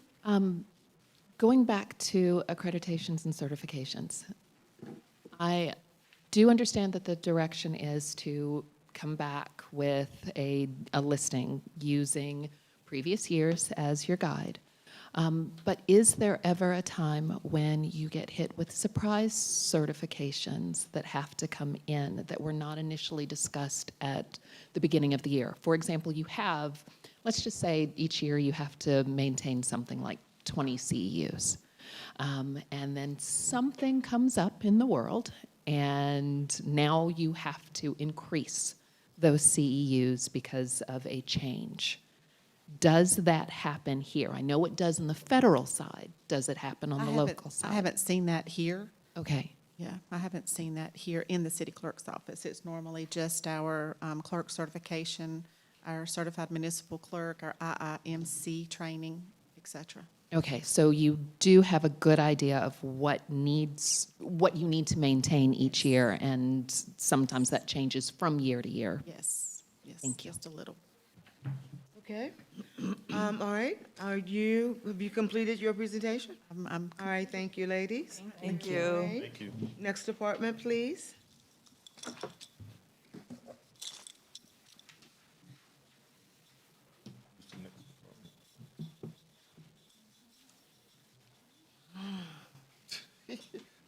That's you, Mr. Phillips. Get in the hot seat. I know. I know you do. Sorry, sweetie. Let's stick you. Yeah. Whatever. Make yourself comfortable.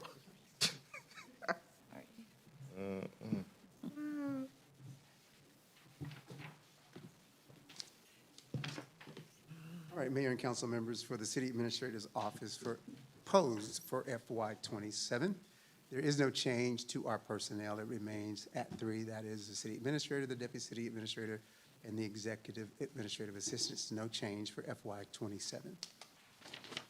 Purchased and contracted here, you will see professional services at 3,000.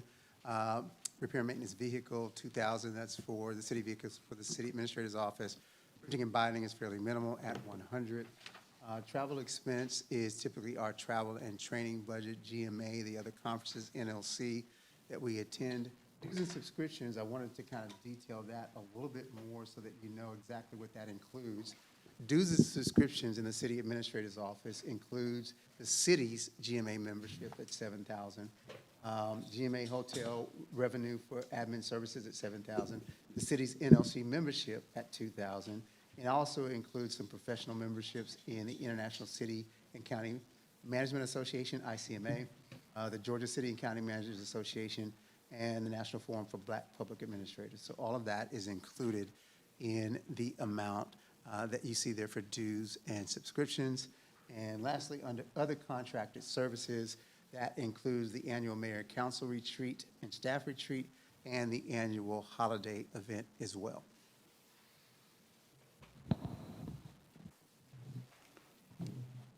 Supplies and debt service. Office supplies, $1,500. Gasoline is $5,500 for the year. Uniforms is $500 for the year. Miscellaneous supplies, $1,500 for a total of $9,000. And capital lease principal is $1,020,420.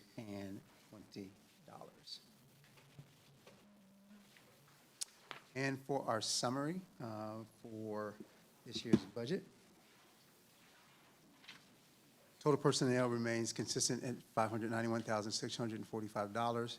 Total purchase contracted is at $73,980. Total supplies is $9,000. Total debt service, $1,020,420. And that represents the budget for FY27. I'll pause to answer any questions that you may have.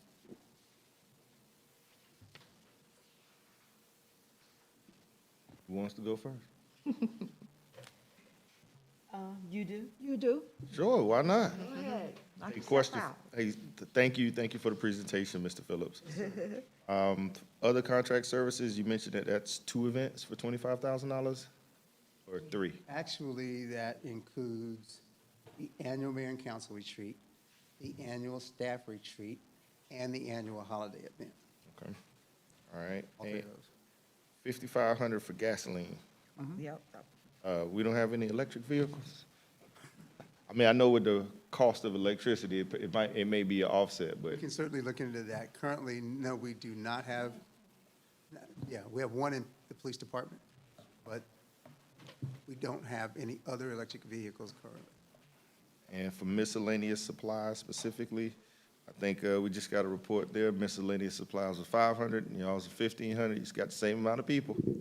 So that actually covers, that's how we pay for the gifts that mayor and council gets at the retreats. We We can cancel those. Well, cover some of that. Council? Council? Council? I'm Council? Can I ask to waive that? No, I'm so, go, yeah. I mean, we You cut, have the we, floor. You have the we're cut, floor. we're cutting, we cut, we cutting. So if we cutting, ma'am, council? Yeah, I've we- said can we that waive many Can we times. waive some of that, or whatever those gifts might be at that retreat? Yes, we Absolutely. can. We can live Okay, without it. all right, Thank all you. right. Capital lease, the capital lease principal for that 1 million? So that is our enterprise vehicles. To date, through the enterprise agreement, we have a total of 96 vehicles. 81 are within the general fund, 11 within water and sewer, and 4 in electric. And so our budget pays for all of those vehicles. I will tell you that, and this is the first upcoming fiscal year, the first time that we're doing replacement vehicles, only because it's based on the lease in and mileage. And so what's accounted in the revenue is we're anticipating a check of at least $275,000 back from the replacement of those vehicles, because we do have equity in all 23 of those vehicles. And so essentially, the $275,000 that we're going to get back offsets this price, but we can't budget at the reduction, so we just budgeted for the revenues based on the sale and replacement of those 23 vehicles. Well, since we anticipating that 275 coming in, what's the anticipated use of the 275? Is it Going back to, it's going to the general fund as revenue, and it's already accounted in miscellaneous revenue in our projections for revenue for FY27. All right, and total personnel services, that's 3 employees. 3 employees. So that includes the retirement. The main increase, actually, there was a decrease from the current fiscal year. The amended budget had 594, 510. The current budget, proposed budget has 591, 645. It's the retirement of 37,422 was added to the budget. Reduction from the previous year, minimum, a 0.5% reduction from the previous year. Reallocating legal, our overall reduction in the budget came to versus, current year versus proposed, came to a reduction of 40.9%. my last question, if I would be total debt service. That's $1 million on the summary? That's the enterprise. Yeah, that's what. For the enterprise Still the vehicles. 1,420,000? Yeah, Okay, that's for the enterprise lease. okay. All right, that's all my questions, thank you. Okay. Other questions? Okay, Councilwoman Davis? Okay, under purchased contracted, Mr. Phillips, talk to me about the R&M vehicle. That repair and maintenance vehicles is just an allocation for any repair and maintenance that may be needed for the vehicle assigned to the city administrator's office. That's consistent with what we have done each year, and so that's what that allocation represents. Okay, is that part of your contract, the vehicle? It is, Part of your contract? it is, and it's also part of the enterprise fleet that Ms. Chris just mentioned. Okay. And the only expenditures that typically come from that line would be if there were tires that needed to be replaced, a windshield, if it cracked somehow, it needed to be replaced, but all of the oil changes and tire rotations are done in-house. But it's for anything additional, if it's windshield wipers, anything like that, that will be needed for the vehicle. The 2,000 is what you're talking about, right? Is that, Is that what you're explaining, Ms. Yes, Chris? ma'am. Okay, Yes, ma'am. okay, for maintenance, basically. Yes. Okay. Okay, any other questions? Yeah. Yes, Councilwoman Nichols? Can you explain to me the dues and subscriptions, what that is? Sure, so let me go through that again. So the city has a membership, as a member city in GMA, that's $7,000 a year for the city, not for the city administrator's office. Okay. The city as a whole, we just allocate it in the city administrator's budget. The same holds true for the city's NLC. National League of Cities, I'm sorry, NLC, that's where I got stuck. And so, again, that's for the entire city, not the city administrator's office, it's just allocated in this budget.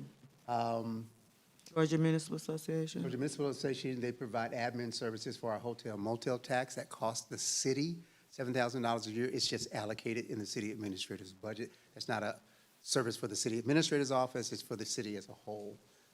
Then we do have professional memberships in there for ICCMA, which is International City and County Management Association, the Georgia City and County Management Association, which is the state level of ICMA, and then the National Forum for Black Public Administrators. And so all three of those city memberships are baked into those, into that line, as well as the ICCMA, GCCMA, and NFBPA. Okay, and then my next question is, so personnel services, so we have 3 employees. The salaries and wages is $427 for 3 employees. So that stands out to me as not that I'm concerned as much, but that is a large amount for 3 employees. And I know we're in the process of doing a lot of compensation studies and all those things, but that's just something I want to note, that the salaries and wages is, to me, it does seem pretty high for just 3 employees. And even though overall this budget has decreased this section, it's really due to the group insurance of why of that decrease. Agreed, and salaries in no department were increased, and in fact, Yeah. we'll have a discussion around the class and compensation study. For specifically, because I know we have new council members, my salary is approved by council via contract, and so that's set via that contract. And then the other positions, deputy city administrator and administrative assistants, are subject to the same class and compensation study that every other position in the city is subject to. I understand that. It's just that this is for 3 employees, it's higher than a few other departments that have more employees. So, and I understand it's different roles, different industries, but that is just something that I'm noting on as we're going through this. Other questions? No. Okay. Next department? Okay, just for confirmation, were there any, anything that you needed to revisit? I don't think I heard anything. No, ma'am. Okay, all right, okay. Next department, please. This department is, as Ms. Chris explained earlier, we have allocated the budget for legal differently than we have in years past when it was all in the city administrator's budget. Okay, legal is next. Do we have a separate sheet? There it is. It's on the other side of finance, in your notebook. Oh. Yeah, the other, yes. Gotcha. Okay. Okay, thank you. So he's doing legal before For finance. finance, okay. So as you may recall, Ms. Chris explained earlier that we use the same methodology that we do for liability insurance. And what that is we allocate those expenses across all the operating funds, because the city attorney doesn't just work in the general fund, he works in utilities as well. What you're looking at is the general fund portion of legal services. You will see that same thing in the electric fund, that same thing, a legal reference in the electric fund, a legal reference in a water fund. By the time we get through all 3 of those, it totals about $852,000 total. But for the general fund, the allocation of that total amount is $511,200. And that's what you see reflected here in the legal budget based on an allocation funding model that I just described. The lion's share of it is in the general fund. There's an allocation of about $170,000 in the water fund for legal services and about $170,000 in the electric fund for legal services. And that will bring us to a total of about $852,000 across those three funds. Okay, yes, Councilwoman Davis? Mhm. Yes. I want to commend you all for pulling that legal out of administration, because, I mean, you all's budget is pretty high anyway, and it was excessively high with the legal in there. So thank you for doing that and allocating it to appropriate departments that may use that. And hopefully, this will be going down from the previous year. I will, I hold out the same hope, Councilwoman Davis. The trend has not been that in recent years. The trend has been the opposite. Yeah, Our legal expenses have increased unfortunately. year over year. We've talked about some of that in other conversations about why that is. And so if the trend continues, Yeah, that would lead to additional legal expenses. yeah. Any other questions or comments? Okay, yes. And I will say, oh, it is on. I will say that And it is the city attorney that is speaking? it is indeed. Okay, okay, okay. Deputy city attorney. not Yes, actual okay. City attorney. Yes. But I will say that our rates have not increased since 2022. And So that means that there really has been an increase in requests for our services, not that we have increased our rates. oh, yeah, yes, and thank you for that. I thought you were going to say have an increase, but now they are. They will. No, I'm not, I don't have to give her that idea, but that's good. Thank you for that information, Attorney. Are there any other questions? Others? Okay. All right, next department, please.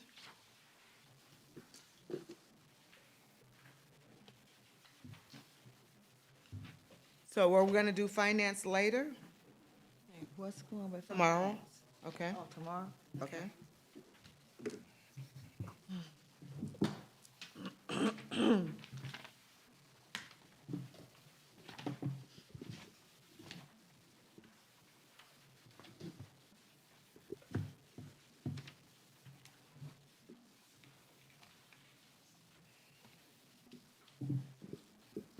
Okay, please, Ms. Champagne, proceed. Yes, good evening, Madam Mayor and members of council. Good evening.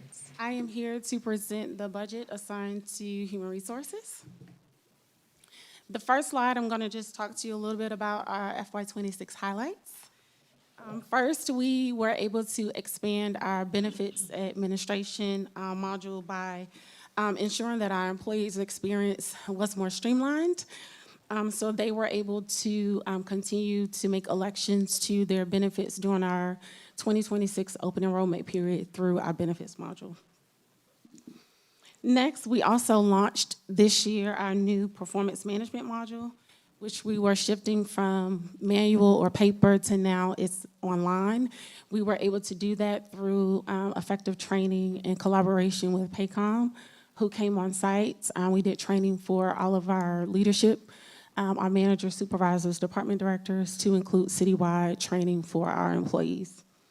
The great thing about our performance management process is that it includes a wellness competency that is a little different than what you typically would see, and that's because that's trending in human resources.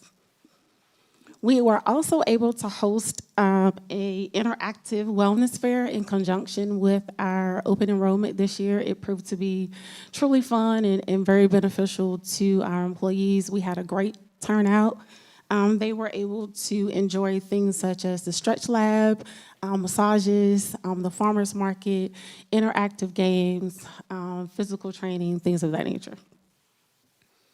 This year, we also implemented more citywide employee engagement and wellness initiatives, which increased cross-departmental collaboration. It also increased workplace safety and it promoted preventive health screenings. We had our dental band to kind of come on site, and we were able to do a lot of dental screening.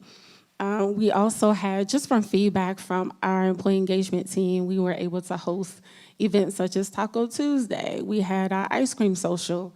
We were also able to do a really fun team building activity, which was our first Fairburn Family Feud. And it was it was very interesting because we had competition between department directors team along with our employee team. It was amazing. Employees are asking for that event to come back. Who won? The employee, we actually have one here. Our employee team won. I should have known. And then lastly, we implemented our records management and retention plan to support the transition of our personnel files from paper to digital form. We did not do that alone. We did that in collaboration with our building operations department along with our IT division, just as it relates to make sure that we were doing things that were secure, that we had enough storage to be able to implement that project. We also had Georgia Archives to come out and do training, not just for the human resources staff, but I invited other members of the city to attend that training as well. I also had Georgia Archives to come out and just do an assessment of human resources records just to make sure that our plan was in line with their retention schedule. And I'm pleased to announce that we are actually doing things that are in accordance with the way that they would like us to digitize our records. With that being said, going into our FY27 goals, we are looking to migrate 100% of all of our HR records to a digital platform. We are also looking to leverage AI by strengthening our HR capabilities, support some HR-related activities, look at real-time data analytics, and also improve workforce planning. And then lastly, we are also looking to continue to enhance our financial wellness and preventive screening strategies by launching financial planning tools, confidential coaching, and educational resources. And we are getting some really great feedback on that from members of our wellness team. Next slide, I'll just go into our personnel. The Human Resources Department is staffed for 5 staff members. We have not requested any additional positions. Our staffing have not changed. Could you go back once, please? Yes, ma'am. Okay, thank you. You're welcome. Our purchase contract services, you'll see just kind of a little increase in here because Admin America is a fee that wasn't previously budgeted in my budget line, but it should be. So you'll see $6,000 that is allocated there. That is for the city's flexible spending account program, along with the card fees that we pay for all of our employees. So that amount is allocated for the entire year. Our employment screening is budgeted at $25,000. It actually was a little higher last year. I was able to decrease it just a little bit because we were able to partner with a background screening company that I've worked with before. That is a cost savings to the city, and that will be able to do a little bit more comprehensive background screening for us, but at a reduced cost. Our wellness program, you'll see a bit of an increase there, and the reason for that is because we are doing an amazing job here in the city with your support of mayor and council, along with the support of our city administration team and the engagement of our employees as it relates to our wellness program. We went from $22,500 to where our previous benefit brokers was able to work with me and negotiate that and work with Cigna, and we were able to get that increased to $30,000. That amount is reimbursable to the city. 30,000 is? Yes. Could you talk just a little bit about the benefit of wellness, how it impacts the employee, and how, because of its impact on employees, their productivity and contribution to the city in doing their jobs? Absolutely. Of course, as you know, a healthy workforce makes it more of an employee engaged workforce. The $22,500 actually we thought was the cap that a city our size could even receive. If you remember me presenting that on last year. But I will tell you, just from a lot of the work that we are doing here in the city, not just from ideas from human resources, but also from feedback from the wellness team, who are also getting ideas from employees. Cigna is really seeing a lot of the work that we're doing here as it relates to a lot of the preventive screening, some of the lunch and learns that we have. We are looking at our CAP review. We're looking at our claims. Some of our claims have fallen off. And because of that, they were able to increase our dollar amount to help us to continue to support initiatives such as that. Okay. And may I Yes. also, in tandem with that, as with the wellness program, there's also wellness education, of course, and prevention and maintenance. So doesn't that translate to our employees' insurance costs as well? Because if they are improving, that shows, your quality of health is better. That across the board, when it comes time for evaluation of insurance rates, then causes that insurance to potentially go down, correct? It has played into the benefit rates that we have been quoted during the time that we're going for renewal. We've had some high claims, but we've also had some claims to kind of fall off. And I think that because of some of the things that we are currently doing here in the city, our previous broker were able to really kind of negotiate those rates. Rates are going to go up every year as it relates to kind of insurance, but I'm thankful that we're working with a broker that's able to kind of negotiate that based on a lot of the initiatives and things that we're doing here in the city. And generally, Councilwoman Benson, the largest impact that affects the rates that we pay for insurance, for medical insurance, are the number of claims. Now, the wellness program should, over time, reduce the number of large dollar claims. The healthier workforce, you have fewer claims, and that translates into potentially a savings in our insurance overall. But typically, one of the first things most insurance brokers will look at is how much did we pay out versus what your premiums were. And so it's a function of the claims, which we hope wellness helps to position us better as it relates to the number of claims that we have with a healthier workforce. Thank you. And I would also just add, because of the work that we're doing with the wellness program, as well as all of the activity in our parks and recreation, the city Fairburn has been recognized by the National Forum on Mental Health and Physical Activity, and we received a score of an 80, and had a chance to announce this yet. Yeah, so it's a way for us to just look at what we're doing and how we compare with other cities or other workforce, and to provide some incentives and ideas on things that we can do better.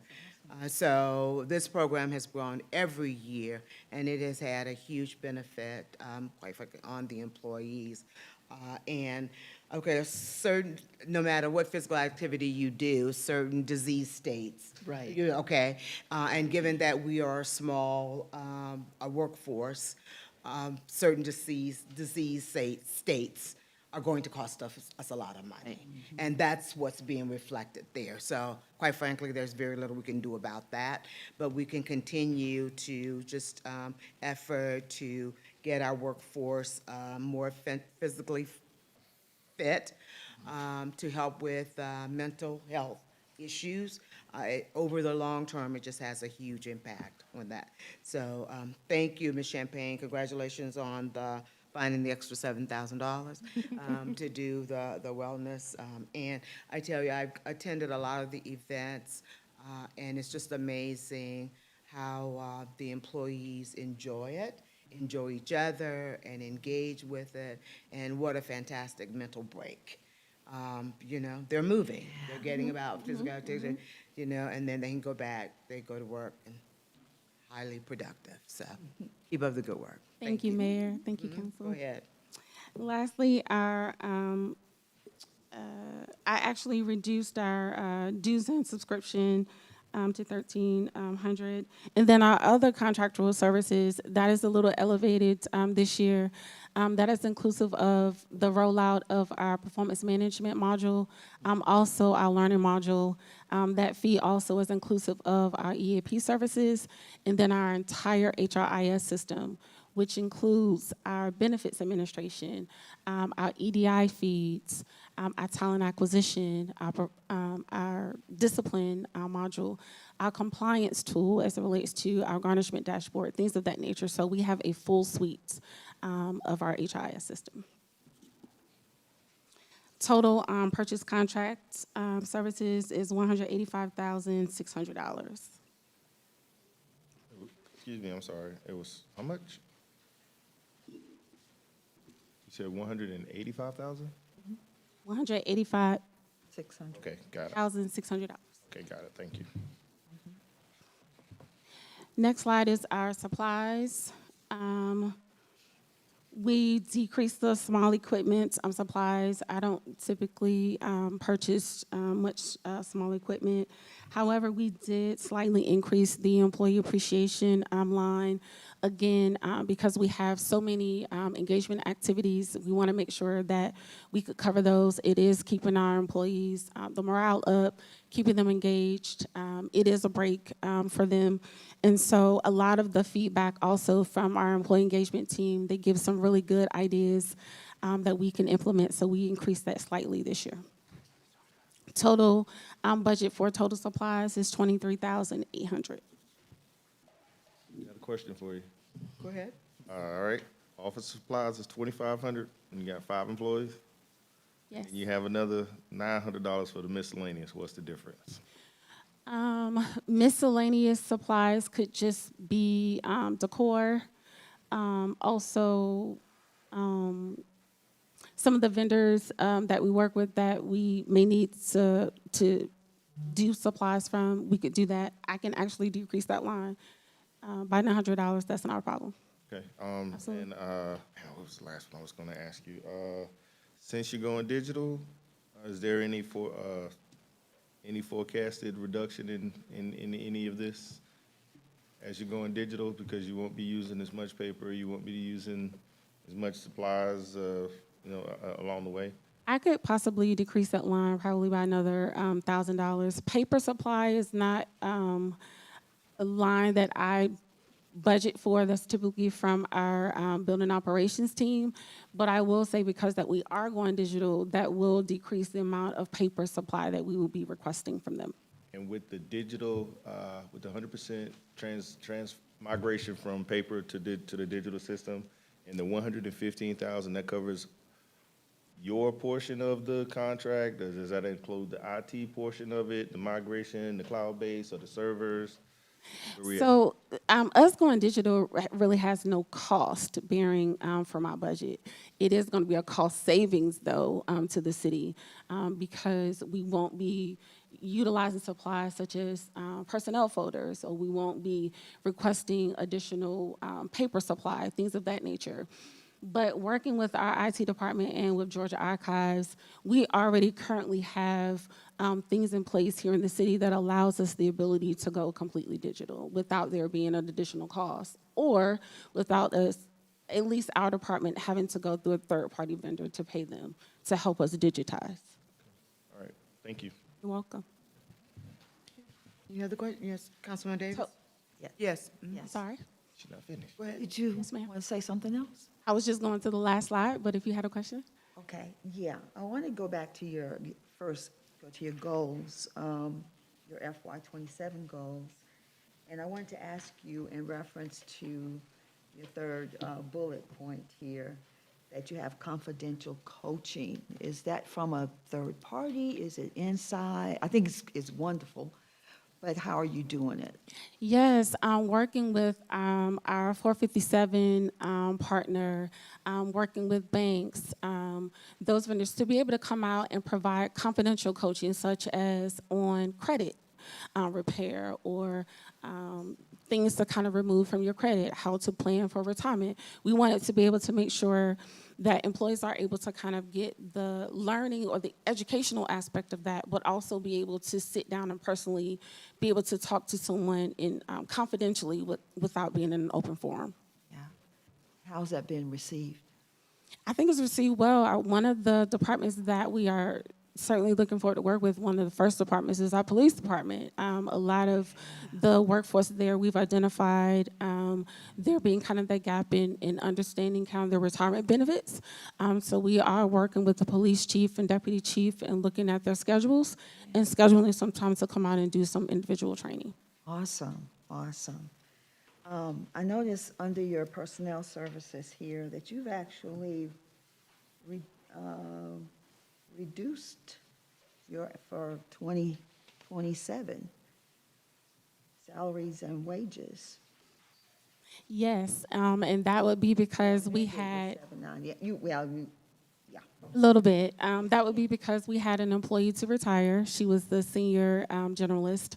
So, of course, she had more tenure in the city. Her salary was a little bit higher. But through succession planning, we were able to do a little bit of promotions internally. But, of course, those individuals were not coming in at the same salary as the other employee. Right, right. There was a little decrease there. I just wanted to just get a feel for if our employees are making a living wage. Do we have, I know we have some work to do. Can you talk to me a little bit about that? Sure. If you want me to just kind of speak to the class and comp,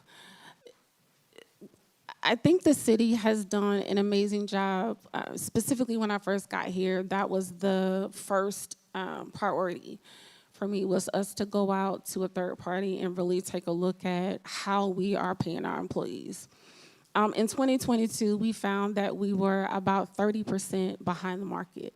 Many of our employees received 15 or even 20% salary increase to really get us to where we needed to be. Every year that we've done a COLA since that time, we have also increased our pay plan. This year, we had another third party to come in and again, take a look at all of our job descriptions, take a look at our current pay plan, take a look at all of our employee salaries. And as you know, the findings were not that we were in a bad place. There were certain recommendations that we made as it relates to doing some things that we've seen trending, which is maybe raising the minimum hourly rate, which is in our G2 schedule, from I think maybe $17 or $18 an hour to $20 an hour. But of course, as you increase the lowest total, then you have to increase everything else. But we try to do it in such a way to make sure that the top salary grades were not increasing as high, but that the lower salary grades were getting much of the benefit. Well, that was expensive, right? Overall, do I believe that our pay plan is commensurate and marketable? Absolutely.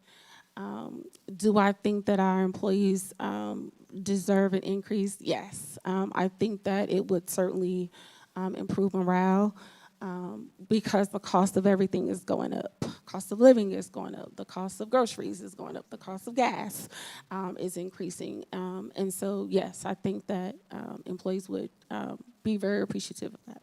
Yeah, yeah. Well, thank you for that. I appreciate that. I've kind of felt that way. And I think that we need to do the right thing by employees that are really struggling. Personally, I'm going to look at a way, see how that can be done. I mean, Councilwoman Davis, if I... that's my heart. And I think as a city that's what we need to do. We may need to increase some and not increase others. We're going to have to be creative. We can't allow an employee not to be able to buy lunch. That's beyond the pale. And somehow we're going to have to do this. or live in our city. You So heard me say. Exactly. if I may, Mayor, Yes, yes. for employees that are at the entry level of our pay scale, let me be as clear as I can.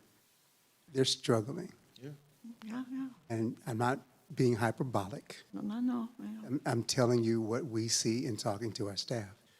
If you're trying to support a family and you're at the entry level of our class income, with the way the economy is today and gas prices are today, it's a struggle.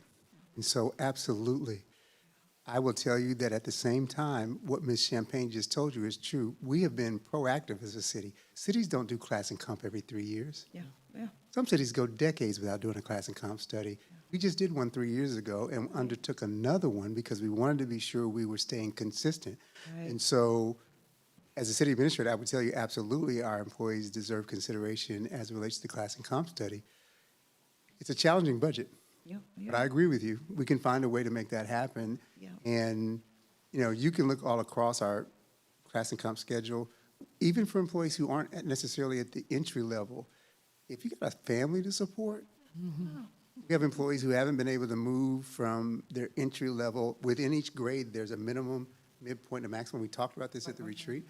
Some employees haven't been able yet to increase to the midpoint of that. And so there are issues for us to discuss there, and absolutely, I advocate that we, with your leadership as elected officials, need to do whatever we can. The most valuable thing in this city are the people who work here. It's not the cars, it's not any of those other things, it's not the buildings we build. They deliver the services. And without them, none of this works. I'll stop there. Okay. Well, I want to say thank you for that confirmation, because we were going to do it. I mean, well, I can only speak to myself, but I know everybody on here has a heart. Our mayor has a heart for our employees, everybody on here. And so we need to find a way to do it. And I'm glad you are in agreement, so I wouldn't have to give you any hard time. It's going to be hard for us to figure it out, but working together, we'll figure this out. Yeah. Before the budget's approved, we'll figure this out, because I think, if I'm hearing correctly, we're all in the same place. Yeah. Yeah. We value our employees, and we'll figure it out. Thank you, Mr. Phillips. So do we have any of that reflected at all in this budget, or that has to be revised with a new budget? That has to be revised Okay, with a new budget. with the new budget. Okay. And so I've spoken to a couple of council members individually to share that with them. But yes, it has to be revised, but I agree with Councilwoman Davis. We'll put our heads together, and before the meeting in September, when we need to approve a budget, we will figure out how to do what this council thinks is best for our staff. Very good. Thank you. I have a question. Yes. Well, Councilwoman Nichols? thank you. I definitely agree with you, Councilwoman Davis, on just, making sure our employees are good. In my professional job, we do a comp study every 3 years, and it's the same of like how we get creative, because as Mr. Phillips said, it's a trade-off. So what do we get and who we target? And we do need to get creative and target, those lower employees. Of the 256, right, employees we have here, who is more at the entry level, and really make a plan. We can make a tiered approach to get them to the top and then work in stages. It has worked for the organization I worked for, and I think it's definitely possible because we know the numbers, so we can do a tiered approach because we have to be mindful of the budget. But I would be my recommendation to look at the bottom and really just kind of see how we can get creative. Overall, no really. If I may, you've used that term, creative, and you've used that term, creative. So I would ask that you help us define what that Okay, means. so creative okay? is, so traditionally, you'll just say everybody gets a 5% raise.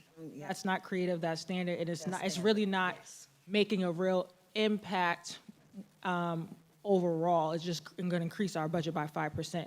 When I say creative, if you take the 256 employees, right, and you say 50 of them are at the entry level, we need to make a plan specifically for the 50 employees who are on the lower scale. Then you can put another tiered approach and say, okay, then maybe And if that, and maybe that's one fiscal year at a time based on the budget. And then you look at the next group, so we have to bucket them into different brackets to see where they're at. But if our priority is really looking at our entry-level employees, we need to target them first. So who are those people, and how do we adjust? So that's when I say creative, not just a flat rate of this is what we need to increase. It's really targeting those at need. Right. So I'll defer to Ms. Champagne to the others. We're going to really go through a detailed discussion. I think that's a creative idea. Yes. One of the principles in class and compensation is how those classifications play out across the span of your pay scale.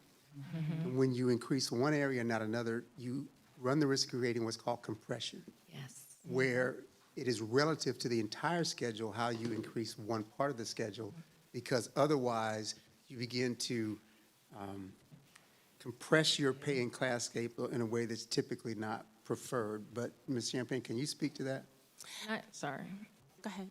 I was just gonna add, and I understand that, and that's why it's not a one, it's like a 3-year plan. So that everybody, when you think of transparency and pay equity, everybody is aware this is the plan. So yes, it's gonna adjust what our scale is because now we're getting closer, but everyone's gonna have a shift.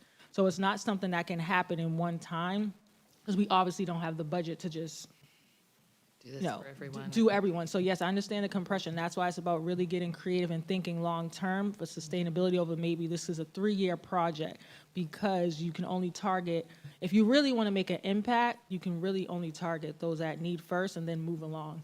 And even like within my professional career, what we have done was create like a actual, like a professional schedule for those employees at the beginning so that they already kind of know what their payment schedule is. So even when we have midpoints, if you're in a role for a certain amount of year, you're already getting bumped to the midpoint. So it's a whole process that I think that is not just in one sitting. You have to like literally think through like a 3 to 5 year plan, because yes, they're gonna start getting close, but everything just will need to be adjusted over time. And that's a really creative approach, and I think we can certainly explore that and look at it. What that approach would do is bind those commitments across that 3 to 5 year plan. Because for all of that to work, when you get to year 2, you have to be cognizant of the commitments you made in year 1 Right. that have to carry out in year 2, 3, and 4. And it's Because additive. every budget is different. And if we get to a discussion a year from now, and then there's a different discussion, it's important that we stick to those commitments if that's the direction we go, so that it can play out the way you just explained over a 3 to 5 year period. In my experience, what happens is each budget kind of stands alone, and we'll get to a budget a year from now.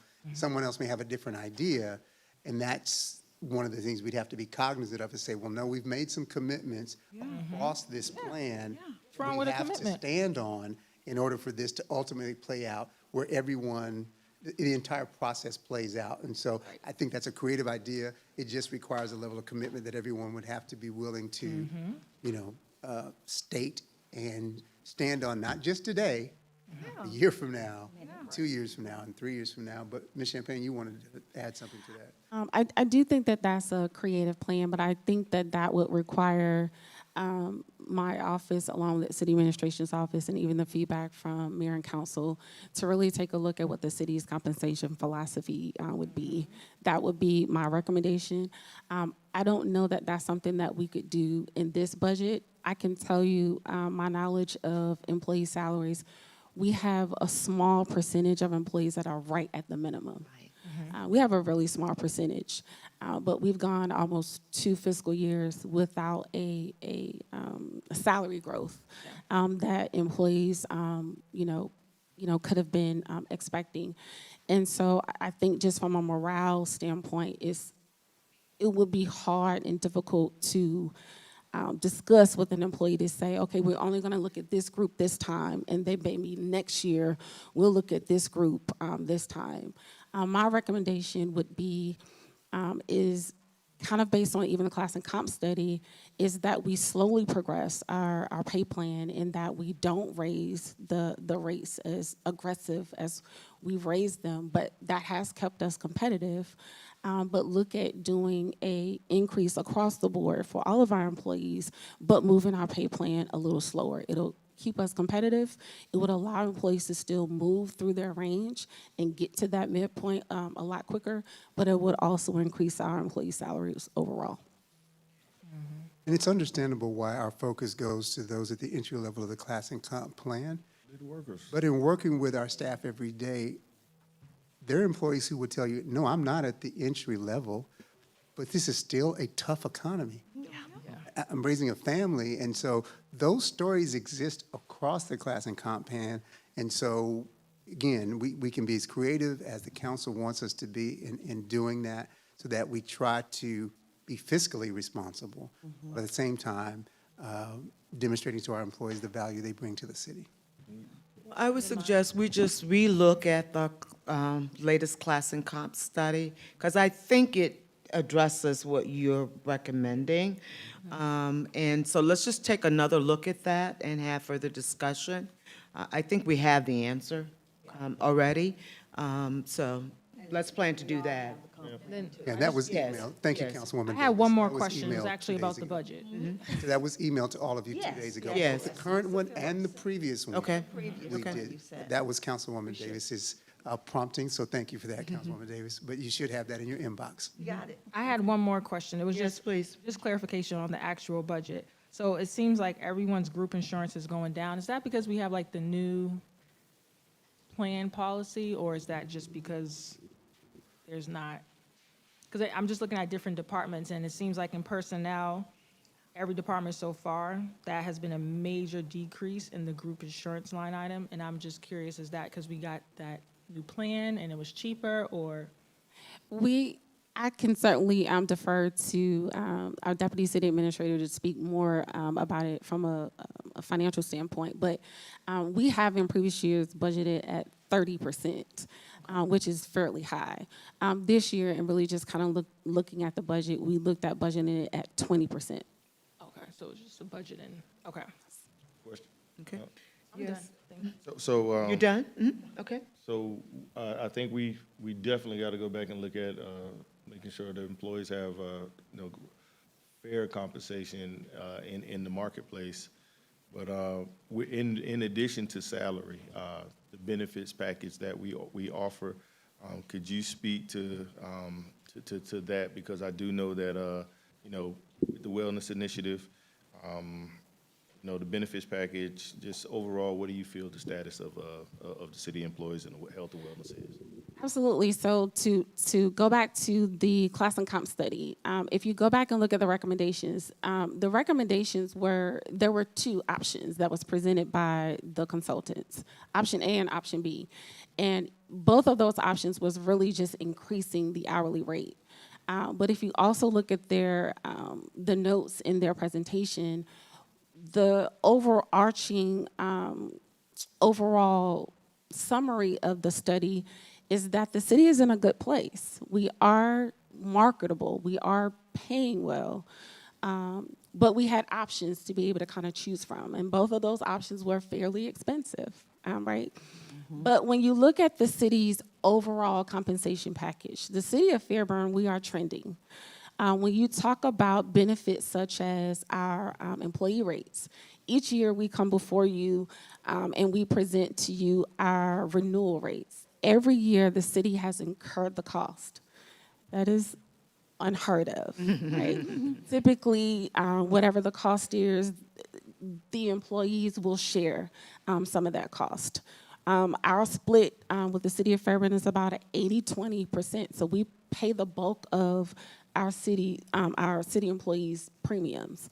When you look at our health reimbursement accounts, the manner in which we manage that is also fairly different. Our broker has presented that before you as well. The city of Fairburn, we front load dollars for our employee deductibles. So if our employees are on a single plan, they have a $3,000 deductible, the city front loads $2,500 of that.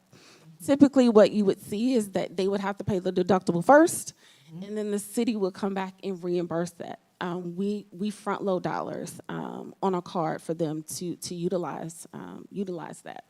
I just came before you recently as it relates to the paid wellness leave. The city of Fairburn is the only city in Georgia that has a paid wellness leave benefit.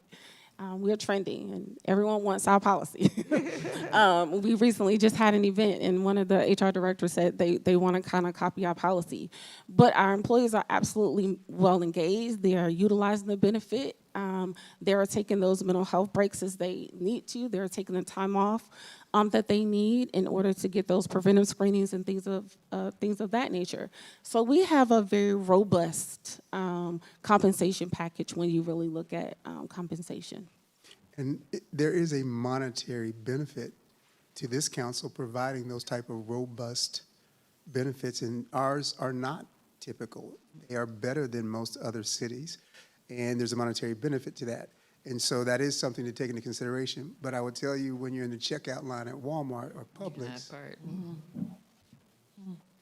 you know, you don't feel that, but there is absolutely, and I commend this council because it has helped us with retention and the fact that our benefits compare very favorably to other cities our size. And so absolutely, I think we've leaned forward in that regard. Thank you, ma'am. You're Appreciate it. welcome. I'm sorry, any more questions? No? Okay. Last slide in summary, total personnel services, 510,818. Total purchase contract services, 185,600. Total supplies, 23,800, leaving a total 720,218. We got a couple, we got And I some will- supplies. I will Give cut back those some money supplies. back on. Yes, Okay, all right, all right. Okay, so in conclusion, other than our revisiting the class and comp study, was there anything else for this department that we need to revisit or that you want? Okay, all right. So we will look to have a discussion about the class and comp study. This will now be the third time that we've talked about it. So this is great, because this is a complicated issue, very complicated issue.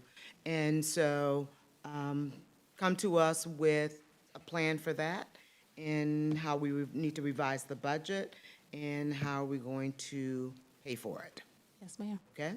Okay? All right, yes, Ms. Chris? Okay, all right, anything else? All right, next department, please. Thank you.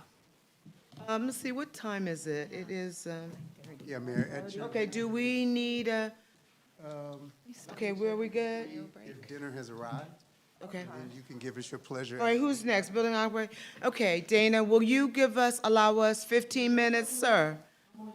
Oh, okay, all right, all right. That's a politician over there, okay? Uh-huh.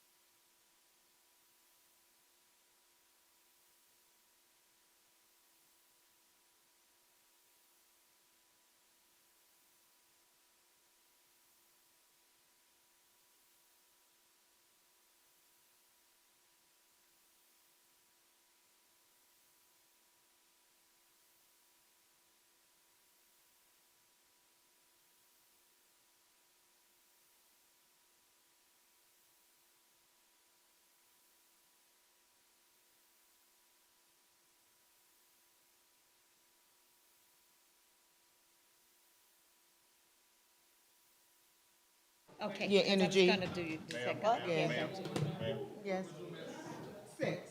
We will resume at 6 PM.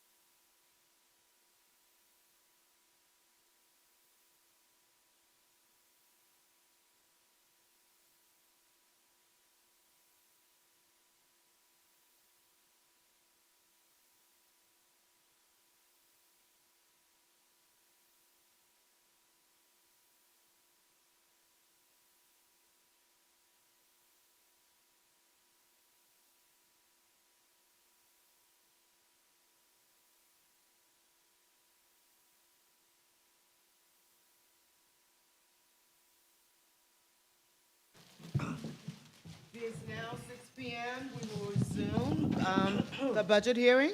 Madam Clerk, next department, please.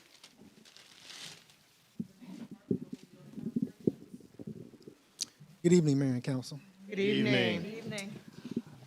We are here to present the building operations budget for FY27. Important people, not everybody's important, but some of the people that we're allowing every day. To my far right is Mr. Eric Womack, our building operations superintendent.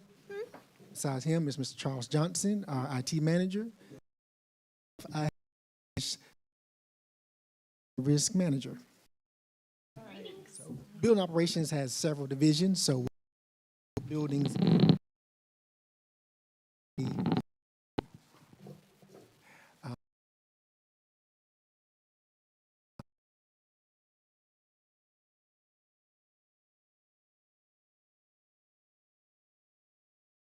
Construction of the public safety complex. We completed the energy audit at select city buildings. We demolished the Johnson Road property. We renovated the 130 Washington building for city operations. Our goals for FY27, some of our goals are to complete the construction of the public safety complex, to commence some roofing replacements that we have scheduled. Every year we look proactively, strategically at different major initiatives or major roofing replacements that we need to do, and we schedule those accordingly, we budget for them. And also perform the HVAC energy upgrades that we got from the energy audit assessment. So the personnel for the building and maintenance side is 6. That was 6 in the current fiscal year. It is 6 going into the new fiscal year. Our purchase and contracted, as you'll see, is the professional services is $17,500. Our repair and maintenance is $5,000. I am going over some of the larger items, but we can talk about any item you would like to. We have $2,500 for travel expense, those for us going to different conferences and trainings. $3,500 for the training, as mentioned before, that's for the actual registration and paying for those training and continuing educations that we have. And other contract services is $240,000. I do want to take a moment to kind of break down what's encompassed in that 245, in that 240. That includes our janitorial. We have a janitorial company that cleans all of our city buildings that we have administrative staff in. It includes the cost for our pest control, for our current access control vendor, for our computerized maintenance and management software that helps us do tickets for the building maintenance side, for now including the new fire station to pay for utilities for that. Also, we pay for some supplies for the shredded event every year. Well, we pay actually for the shredded event, let me say that. And also we pay for some other contract services dealing with our fire suppression, that we have certain buildings that has to be inspected and checked on a yearly basis, and we have those monitoring services. And excuse me. Yes. We pay for fire suppression inspection? Yeah, so the way the code works out, yes, the fire marshal inspects it, but you have to, as a owner of as an entity that has a fire suppression system, a sprinkler system, it has to be upkept and inspected and maintained as the owner of that system. The fire department comes and inspects it to make sure that it meets code in terms of you being able to operate the facility. But as an owner, similar to having as an elevator and some of those systems, you have to maintain it. The state or the local fire marshal will come and make sure that it's in compliance, but we have to make sure that it's maintained. But there's a fee or a service that we charge? No, we don't charge them. We have a vendor that does it for us. They can't do it? No, the code, laws and regulations do not allow this. Yeah, The fire marshal can't, like, that's a conflict of interest. Hey, I'm just looking to see if I can shave a little bit of money off of here. Very good question, sir, but we would be in a lot of trouble if conflict of interest. Yeah, Okay. that makes sense. Director, sorry, keep going. Go ahead. Director Smith, the CSX lease. Yes, ma'am. What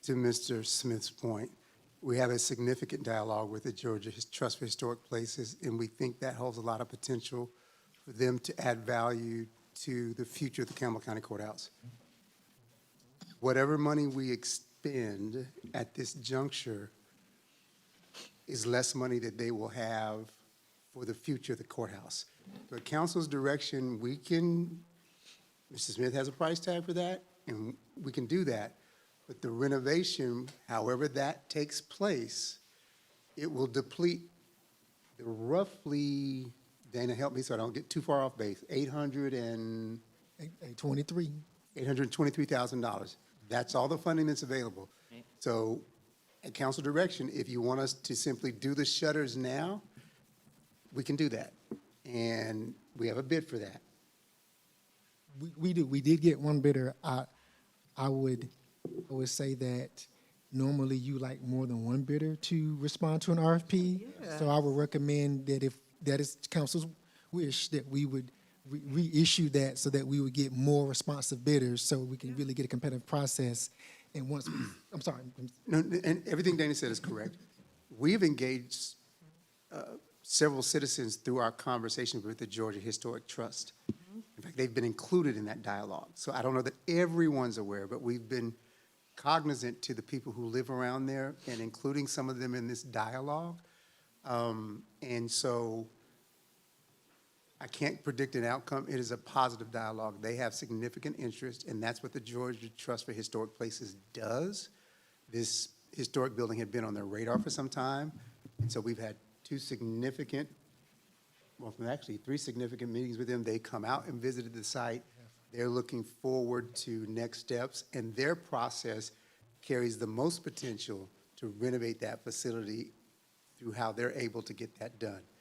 So I don't want to go into a full discussion of that. We can have a work session and talk about that, or have them come and present. But there is positive movement in that regard. And again, if we start expending the $823,000 we have now, which we can do, it will be less available for whatever happens to the Campbell County Courthouse.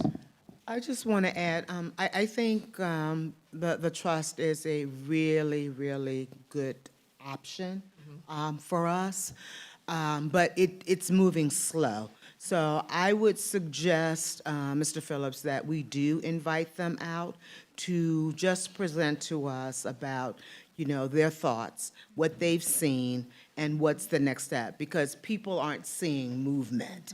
And so we just need to update, and then let's see where we go from there before we expend any funds, because we'd like to move that project along, and it may be ill-advised to prematurely spend those dollars.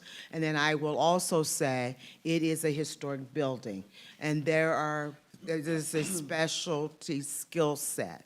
That's why every building is not designated historic, because that's an expensive process. And that's why we only received one bidder.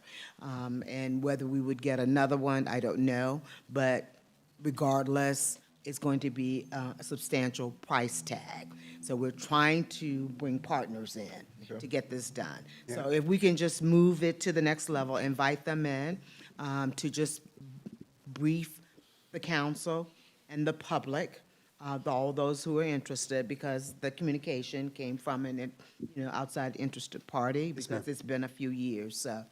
So let's do that sooner rather than later, please. Absolutely. We'll reach out to them and see what their availability is. All right, thank you. Your point is very valid in that type of work that it requires on a historic building. Not every contractor is qualified to do that work, which is why we only got one bidder. But we can, if needed, go back out and see what we get. Okay, so we will commit to do that, and then we will have a follow-up discussion based on that presentation and kind of see what the next step might be. But we do need to have some consistent movement. Thank you, Madam Mayor, Mr. Phillips and Mr. Smith. Thank you. Okay, did you have a question, Councilman Davis? Building operations? Yeah, back to it, but any other follow-up questions on the Old Campbell House? Yes, go ahead. Yeah, I didn't have that on that. Okay. Yes, Hauser? Mhm. The R and M Oh, building. she's pulling us back. Okay, sorry. what? It's okay. No, that's okay. I'll go after her. All right, go ahead. Oh, I'm sorry. No, go ahead, go ahead. I'm sorry, I thought she had a question. That $500,000, You talked about that it entailed planned projects, and it was some other things that you mentioned. I missed those. So, yeah, really that fund does in three categories. It does planned projects that we have for the year, the small, what I call self-performed projects that the staff will do. So some of the things we've done is like refurbish a gazebo, or we built some of the dugouts at Duncan Park, or some of the carpentry work that happens around the city, or build some walls. The team has done that. It also does the preventive maintenance, like we're changing out filters, checking filters, or we changing out emergency lights, things of that. The preventive maintenance that happens for buildings, that the costs to do some of that comes from there. And also emergencies. Sometimes things just happen. Water lines break. There are leaks that occur. And the cost to fix that internally or have someone else come and fix that comes from that budget line right there. Okay, thank you. That would include, because we had major leaks in administrative building. Is that where those dollars came from? I know we had to go to an external contractor for the roof. Some of them, but the education fund also has its own budget line. So Oh, I see, that was covered under there. when the funds last, it is. And then it comes to, but to your point, Mayor, that fund is smaller. So the repair and maintenance in that fund, which is later on. That was a major emergency. Yeah, that fund, that repair and maintenance is less than $100,000. So once that fund is depleted, then we come back to this number and we use it. Okay, all right, thank you. Councilwoman Davis? Ma'am. Okay, I want to talk about the public safety complex, Yes, ma'am. okay? We bidded that out, right? Yes, ma'am. Okay, and what was the total amount of that bid? For what services are you asking for? There are a lot of different ones. Okay, so there are different components of Are you this. talking for the design services or the construction services? Is that what you're asking for? Okay, let me ask you this. Okay. You add those two together, or they're totally separate? So what exactly are you, so if you're asking for the construction costs, the general contractor gave us a price about $24 million, $0.3 million. I have to look at the exact. That was the cost of construction at the time they gave us the guaranteed maximum, 1417, yeah. maximum price. Yes, ma'am. Right. Okay, so, but we've gone over, right? Yes, we've had change orders. Because we gave initially, we approved Reeves Young, it's the construction company, Yes, ma'am. right? And in September, we gave them $998,694. And back in March, it was $24,217,267 that was approved. We brought a total of $25,215,961. Then Goodwin Mills, on January 22nd, another $259,500. And then the design team, okay. Was that the design team, the 259? Look, Okay. let me just get to the chase here, okay? By my calculations, I'm going back from the beginning, and I could be wrong. We over budgeted about $2,636,121. So I'm not sure the budget that so the contract for construction was $1 amount that was approved for council. I can tell you that if you're looking at the overall budget for the project in totality, is that what you're getting at, which would include the construction and design? And design. So, no, ma'am, we're not over the estimate of what we had as a city staff. I can tell you that in our conversations, we have from the beginning estimated this project to be around $30 million because we knew that the design cost was one part and then the construction cost was another part. And then as you add that, but there's other costs associated with the construction. For example, we'll have to bring furniture before you. We have, that's a cost that will come before you, but it's a cost that we've already accounted for. It's just that it has not been brought because we need to finalize that. We'll be going through that process shortly to select the furniture and bring it for you. So we have not overran that initial cost that initial budget that we had because we anticipated in construction there being change orders and changes in contingency because it always happens in construction. There's always changes in that. Sorry. But I thought that was gonna be at a minimum with the It- CMAR. It has, but the CMAR deals with the contractor, not the design team. And some of these changes have been due to the roundabout intersection GDOT issue, which is out of our control. What is that estimated at currently? The roundabout, I don't have a number for that, but that probably would be a seven-figure number. I can tell you that I've gotten the cost per month from the general contractor as we do extensions, but that number is we're trying to get our, it still hasn't been approved by GDOT, so we can't provide a number because we're still trying to So do that is one example of a cost yet to be incurred that we already anticipate will be part of this project cost. We went to GDOT and requested a traffic light, which is a lower cost traffic device or traffic solution at the bottom of the 74 ramp, literally right in front of the public safety complex. We actually requested one there and at the top of the ramp because that's been a high accident area for the city. GDOT denied both traffic lights. What they came back with is a tentative approval for a roundabout at the bottom of the ramp, which would essentially be at the entrance of the public safety complex. That's GDOT's decision, and we petition, and then they tell us what they're going to approve. There's some right-of-way acquisition costs that come along with that as well, but to Dana's point, that's likely, we believe, to be around $1 million to, No, I didn't say a million, I just Oh, I'm said a sorry. seven-figure number. Because, so GDOT has yet to, the design is not finalized yet. We've gotten a preliminary, I guess, acceptance that a roundabout is acceptable, and that we've submitted that for review, but we're still going through that process. That estimate is based on some industry standards, consultation with my colleague, Mr. Thompson, and talking to consultants, but we can't finalize that cost until GDOT finalizes the actual permit and the design. Then the construction team can properly price it, and we can bring that before council. But we're just anticipating the impact of that not already now. Okay, can you give me, I don't know if you have your numbers there, where we are as it relates to the construction of it, the bid price that we, first, the construction company that we selected, what they said the cost was going to be, and what is the cost right now, up to this point? So Mayor and Council has only approved 2 change orders for the contractor, I think one at the last council meeting and the one before that. I would have to give me several minutes to try to pull that up. Those 2 change orders, if I remember correctly, one was $137,000 at the last council meeting, and 137,660 at the Right. last council meeting, and then we had that easement of 68,000, but you said that 68,000 was part of the 137, right? Or did you? no, I didn't say. Okay, those 2 separate? Well, I think I asked that question. So I didn't say anything about the easement. I'm sorry, did you ask about the easement? Yeah.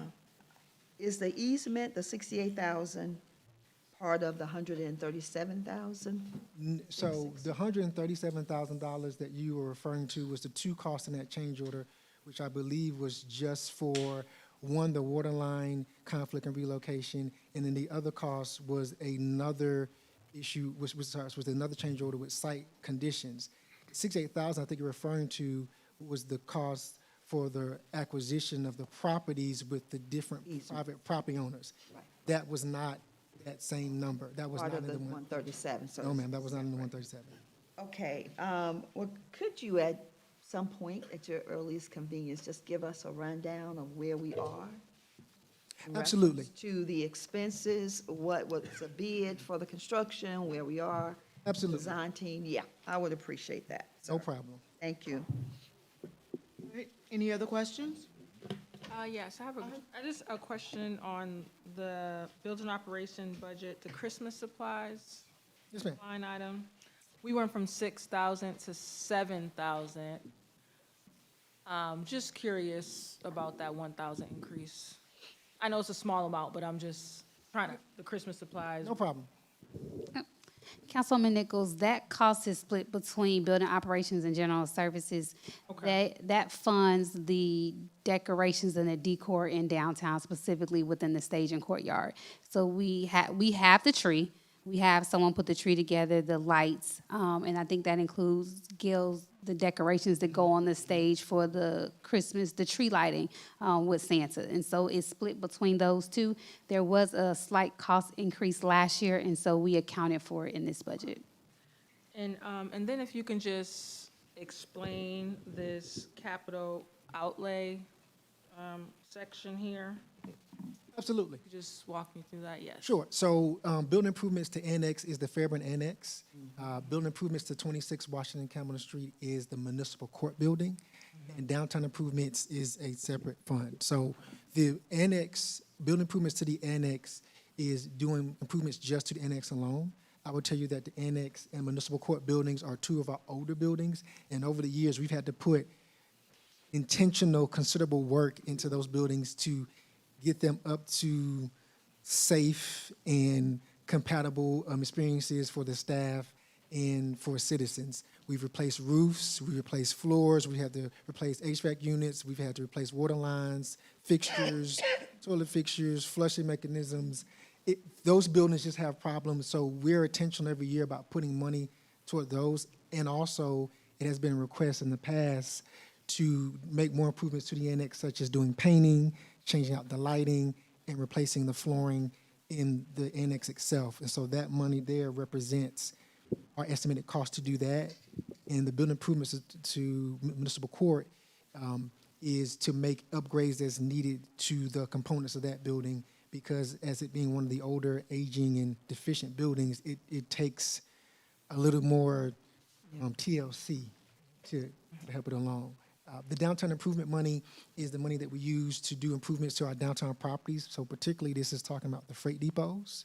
And we use those funds to make improvements to them. In particular, in this current setting, we have 2 tenants who are in different phases of moving into those buildings, and we've, as a city, agreed to help share some of the load in terms of the renovation. So that money there is representing our contribution to improving those buildings so that those tenants have a viable space to operate their businesses.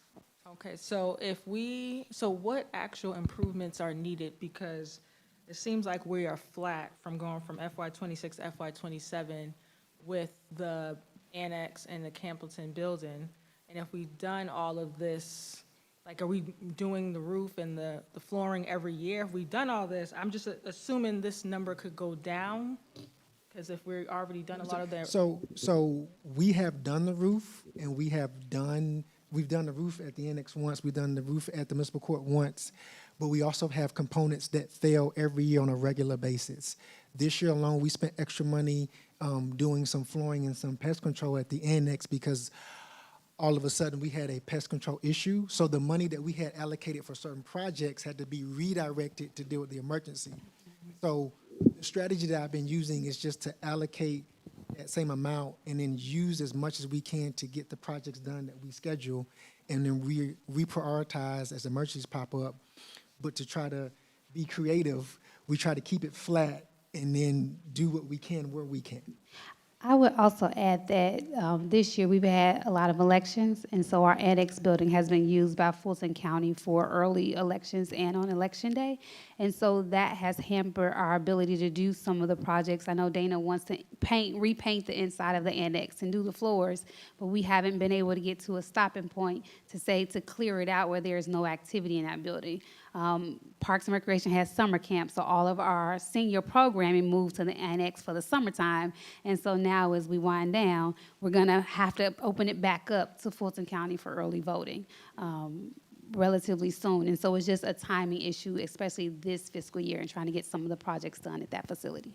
Well, I would just recommend if we look and kind of see what needs to be done or what are our recommendations, and see if this amount reflects it, because if we've done a lot of work and then the buildings are being used, then it's not going to be a lot of opportunity to maybe even get to some of the work this fiscal year. So what I'm just recommending is if we look at these numbers, what is the work we have planned and how can we adjust it to reflect that? Whether that's even if the annex has to be 25, what about Campbellton? How do we look to see how we can, what's the need budget for that, and how does it reflect these numbers? So we generally, that's a very good suggestion, Councilwoman Nichols. We generally try to estimate those numbers as conservatively as we can. I arrived here in 2022, and shortly thereafter, we were fortunate to get Dana to come on board. One of the challenges we encountered and kind of had to dig the city out of was that there was not consistent funding for maintenance of city-owned properties. And it's essentially a pay me now or pay me later scenario, and the pay me later is typically more expensive. So we try to keep a conservative amount in the budget because buildings are, what's the best way to put this? Something's always happening, and particularly in older buildings. And so we try to budget that number conservatively, but in a way that we can respond to things that were unanticipated. We've had leaks in the building even after some of the previous work that we've done.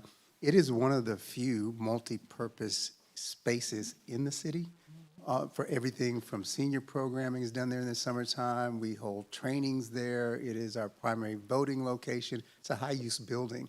And so your point is well taken, and we can certainly see if there's some way to reduce that. But older buildings, correct me if I'm wrong, Mr. Smith, generally take more investment than newer buildings, though all of them need preventative maintenance. And one of the challenges I've seen in local government, and if you ask other longtime city employees, is we build things, but we don't budget to maintain them. And so, you know, we kind of cut ourselves short if we don't maintain buildings proactively, because that cost grows when you don't, you know, budget for maintenance conservatively, but still. And your point is well taken. I mean, anywhere we can find a way to reduce, we certainly need to do that. And I think this budget reflects that. But that maintenance of buildings is something that we try to stay in front of so that ultimately is more efficient to the budget.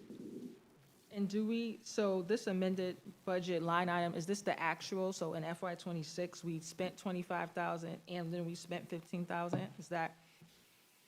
Because I'm just for FY26. It's not, this is just gonna propose FY27. It's on the folder. FY26 is just what's budgeted per funding We line. don't know what the exact numbers are spent for so far. I can tell you, give me 1 second. That is, 'Cause I think, 25, yeah. yeah, that's just 25. We spent 1414, and then now the amended is 2515, but then Yeah. I'm just curious because if we can be on trend, like if we spent 25 and 15 last year, then that's a different story. But if we spent 15 and 15, then it's a different story. So if we know the actuals, that can just help us better understand, as well as just looking to see what are the exact needs for these older buildings and maybe budget accordingly. Some of those needs, and she's looking for that number for you now, some of those needs we can anticipate reasonably, but the norm is that in older buildings, there are always things that occur that you cannot plan for. You know, I think Dana mentioned the rodent issue that we had in municipal court. That may sound like a minor thing. It is not, and it took a significant amount of money to really try to get our hands around that, and it took multiple efforts Might need to come over in an here. older building to resolve that, and we have people working in those buildings, and so when that becomes an issue, we try to address it, but I'll pause. Ms. Chris can give you that detail. So in reference to 26 West Campbellton, of the 15,000, $12,765.77 has been spent, leaving an available budget of $2,234.23. And that's before any invoices that the department may have submitted. That's year-to-date, we still have. That's year to date. Year to date. So they've spent $12,765 of the $15,000. As it relates to the annex, that budget is $25,000. To date, they've spent $1,135. And again, they haven't been able to do a lot of the painting and flooring work because we've had people in the buildings and we can't keep it closed long enough to shut it down so that they can go in and do the work. But is painting and flooring 25,000? So it will cost us a considerable amount, yes. So, Okay. the money that I have scheduled for the annex is not enough to do everything that we need to do to the building. Because we need to do lighting and flooring and painting. It won't be enough to do it all, but we're going to use what we have and get as much as we can done. Does any of this roll over? So Yeah. So currently, for the FY26, there was $100,000 budgeted for downtown improvements. To date, and we've cut it by 50% to 50,000 for FY27, but to date, they have expended $52,714.86 with about 21,000 in invoices pending, right now. Councilwoman Davis? Just a quick question while we're on the annex. Is it at handicap accessible now? Yes, it is. Okay, so that's part of your expenditure in reference? Well, so the handicap accessibility is a passionate item with Fulton County elections, but you can't access the building. The roll-up door on the side will allow you to access the building, going up the alleyway, and be able to enter into the building if you need those accommodations. I'll say it like that. Okay. Councilwoman Benson? Hi, okay, so you know the Riddler's here. Let's start first with the annex part, and I'll kind of make it see if I can lump it all together. Previous experience, and I'm going to use Durham Lakes as the example, we, of course, have a reserve study, we have aging amenities, that sort of a thing, and so the reserve study comes in, tells us which buildings need to be repaired on which type of a schedule, anticipated repair needs, et cetera, and I assume that that's what you guys do as well. That being said, do you have a schedule that is already mapped out, marked out, that tells you, hey, by 2027, we need to look at this. By, fall of 2027, we need to look at this, and so on and so forth. Of course, taking into account industry standards, vendor costs, et cetera. If you do, is that presented to the city administrator's office? And based off of that, that's where you guys start making the cuts, et cetera, to accommodate the limited budget that you guys probably have? That's part one, so I'll go for that first.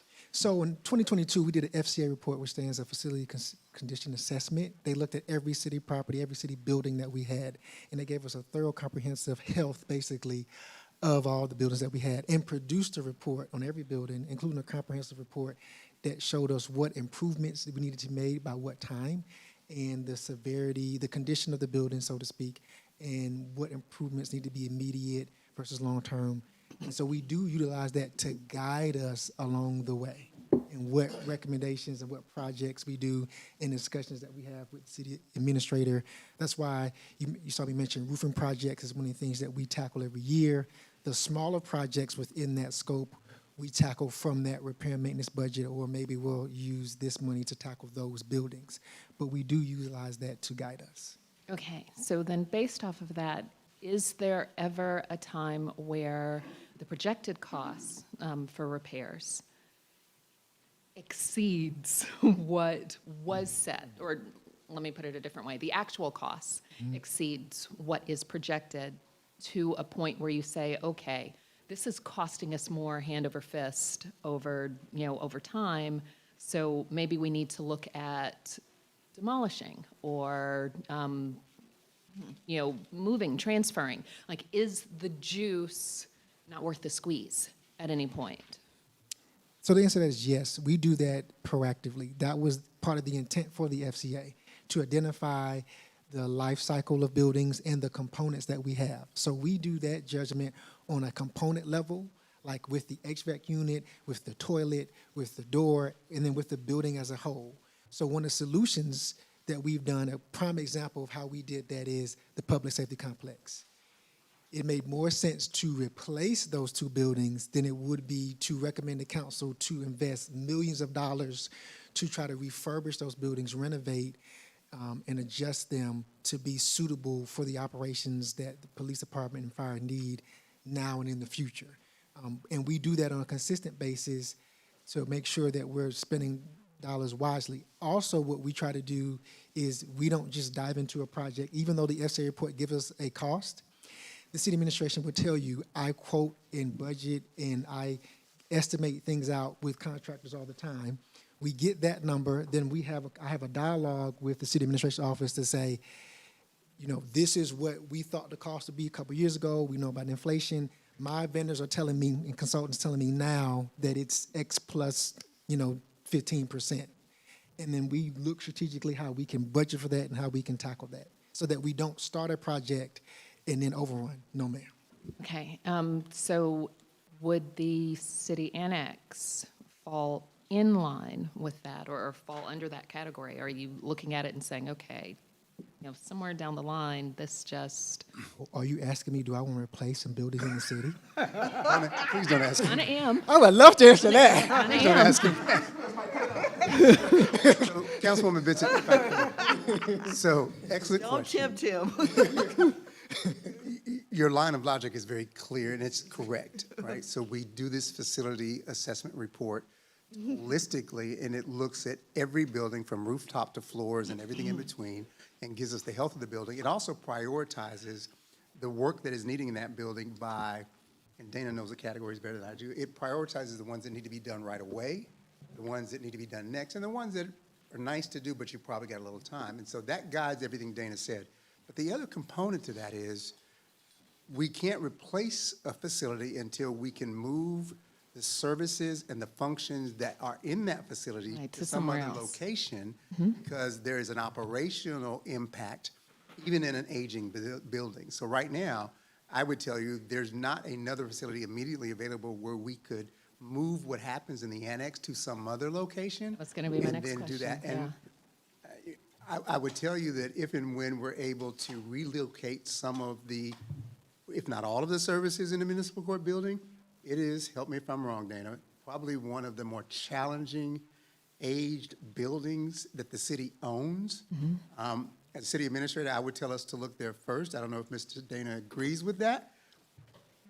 It's high on my list. It's maybe not number one, but it's like a close to. So it's the combination of everything you just pointed us towards as it relates to fiscally assessing the condition of the building and whether it warrants or merits further investment, but also coupled with what are the services and the events that are attached to that facility? Right. And do we have another landing place for those services? Because absent that, then we're in a position where we have to continue to maintain it until that happens. Now, at the completion of the public safety complex, some of the public safety services that are now in the municipal court building will relocate to the public safety complex.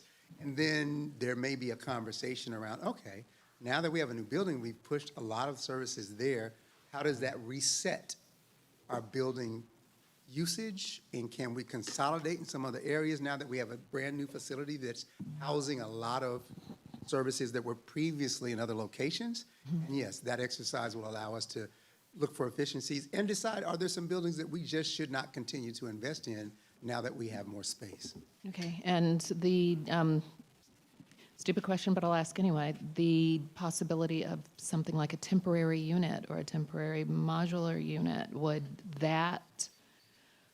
is that cost less I'll defer than? to Dana on that. For equipment and storage, sometimes for staff, I'm not so sure for staff and events, but Dana? We would have to evaluate that on the case in this scenario, and then really build out what that looks like. So prime example, Varsity 24, Chief is behind me, Chief Robbins is behind me. We went and we found some units, and we made that work because we crafted and designed a structure that would be able to house and do what his staff needed to do. But we would really just have to be intentional about designing something out. I would tell you that it works for some usages and not well for others, but there's still a cost to maintaining that facility and doing things to it. So to your point, that's what that's the conversations I had with the city administration office about evaluating what those costs look like and how best we can steward taxpayers' dollars and provide a safe, operable working environment for the staff. But I will say that, Mr. Phillips, he's gonna look and smile at me. I'm always thinking about the future and reminding him about how we need to grow in space allocation and usage. That's a constant conversation that I don his door with all the time, and Ms. Chris. Yeah, I hear cash register sounds when Dana walks in my office. It's part of what he does. Yeah. But we're talking about two specific facilities, but there's a whole Yes. system in Yeah. 102 How, where general services and our vehicle repair shop are located. Oh, yeah. I've Wholly seen. inadequate. Yeah. Oh, yeah. And so that's a whole nother conversation. Really. And so, again, there's a lot in front of us. And the reason some of these facilities, they're old, absolutely, but we've grown, and our need for services, we chatted about this when we were together week before last. As your growth expands, it requires service obligations to meet that growth. And that's what has happened, and that's a good thing. People like being in Fairburn. Businesses want to relocate here. We're safe. We're viewed in a very positive light, and I could go on about that for a few more minutes, but that helps the city to grow. We try to make sure it grows in the right way. But as the city grows, and our population has doubled in the last 15 years, it brings more obligations, and that attaches to everything we're talking about, including the facilities that are aged and how we operationally utilize them. Exactly, and that's, I guess, the point that I'm making, because as it grows, the needs grow, the infrastructure requirements also grow, and sometimes it's not worth bringing something to code, bringing something to, Absolutely. to standards, et cetera, where we could be looking elsewhere. And that's always a part of our dialogue, because we don't want to throw good money after bad, meaning we don't want to invest in a building that really doesn't make fiscal sound, business to invest in that building. But it's coupled with all of those things, meaning both what the status or the condition of the building is, what the operational impact of that building is, and the services and the staff that work in that facility. And then lastly, the fiscal environment that we have to live in, right? And what can we reasonably fiscally budget for? There may be a need, but we're just not currently in a position to budget for that need. And so we look at that in a 5-year window with a capital plan and go, how do we get there? And figure that out. 102 How is a good example of that. I know some of the mayor and Councilwoman Davis, some of those who have been here for some time, are very familiar with that facility and the needs there. And we've talked about that. And so hopefully, we will continue to figure out how we check these boxes as the budget and your approvals allow us to do so. And then 2 more questions, one under supplies, Director Smith, miscellaneous supplies of $14,000. Sure, I'm sorry, you brought up a really good point. I jumped over small equipment and miscellaneous supplies. I always make a point to explain these every year. So the miscellaneous supplies and small equipment, if you look at it in this way, this is how we strategize. The small equipment is the small equipment that we buy, that we use to do certain things. So we're going to buy a sander, another table saw, chainsaws. We bought a tank for the water tank. So those are the small things, equipment that we buy that we need to use stuff. The miscellaneous supplies you see for less than $500, those are the perishable or consumable items we use to do what we need to do. So that's the nuts, the bolts, the inventory. We'll buy some 2x4s and we use them, so we need to buy some more. So that every year you'll see that number, but that's what that represents, is us buying those perishable consumables.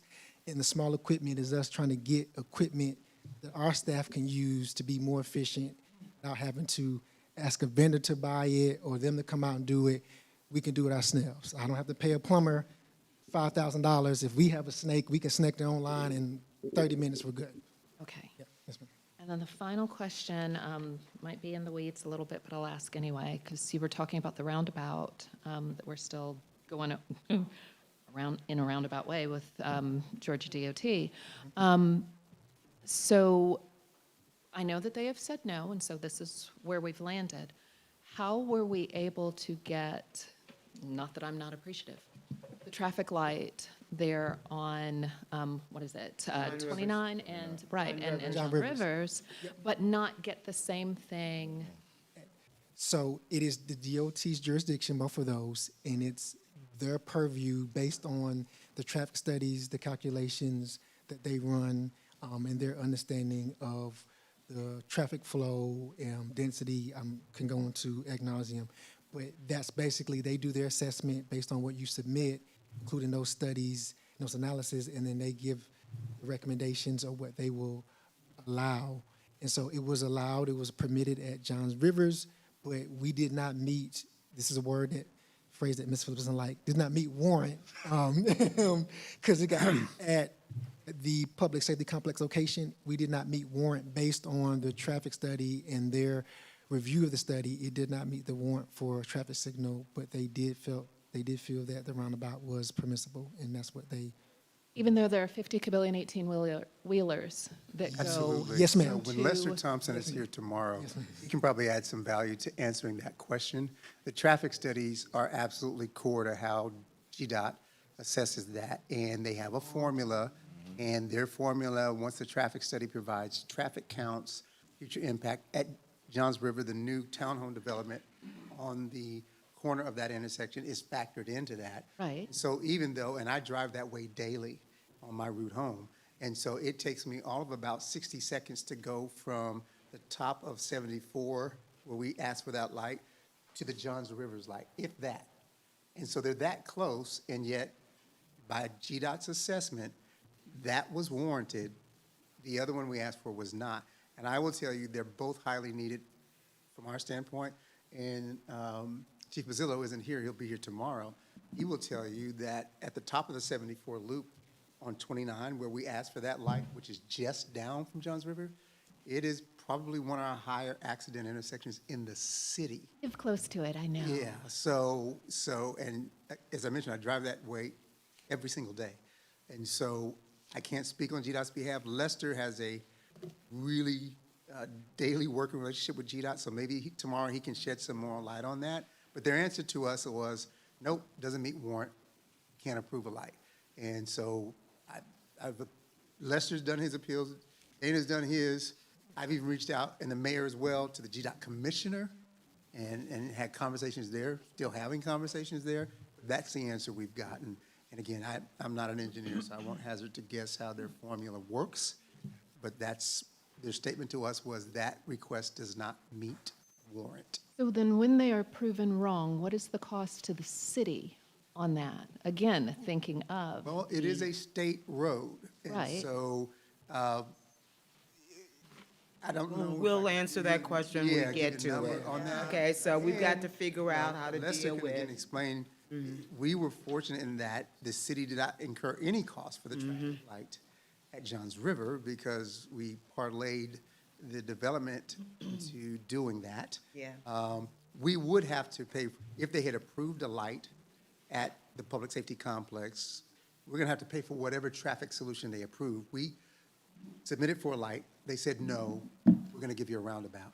Roundabouts are far more expensive than a traffic light. Yes, Far more expensive by a factor of probably You'd be 5. surprised. right. And so we absolutely wanted a traffic light, but again, it's their state right of way, and the decision they gave us was, And I would say, we're probably not the only voice in the ear relative to this. Okay, so I will just say that. We've got the decision, we've got to, we've got to live with it.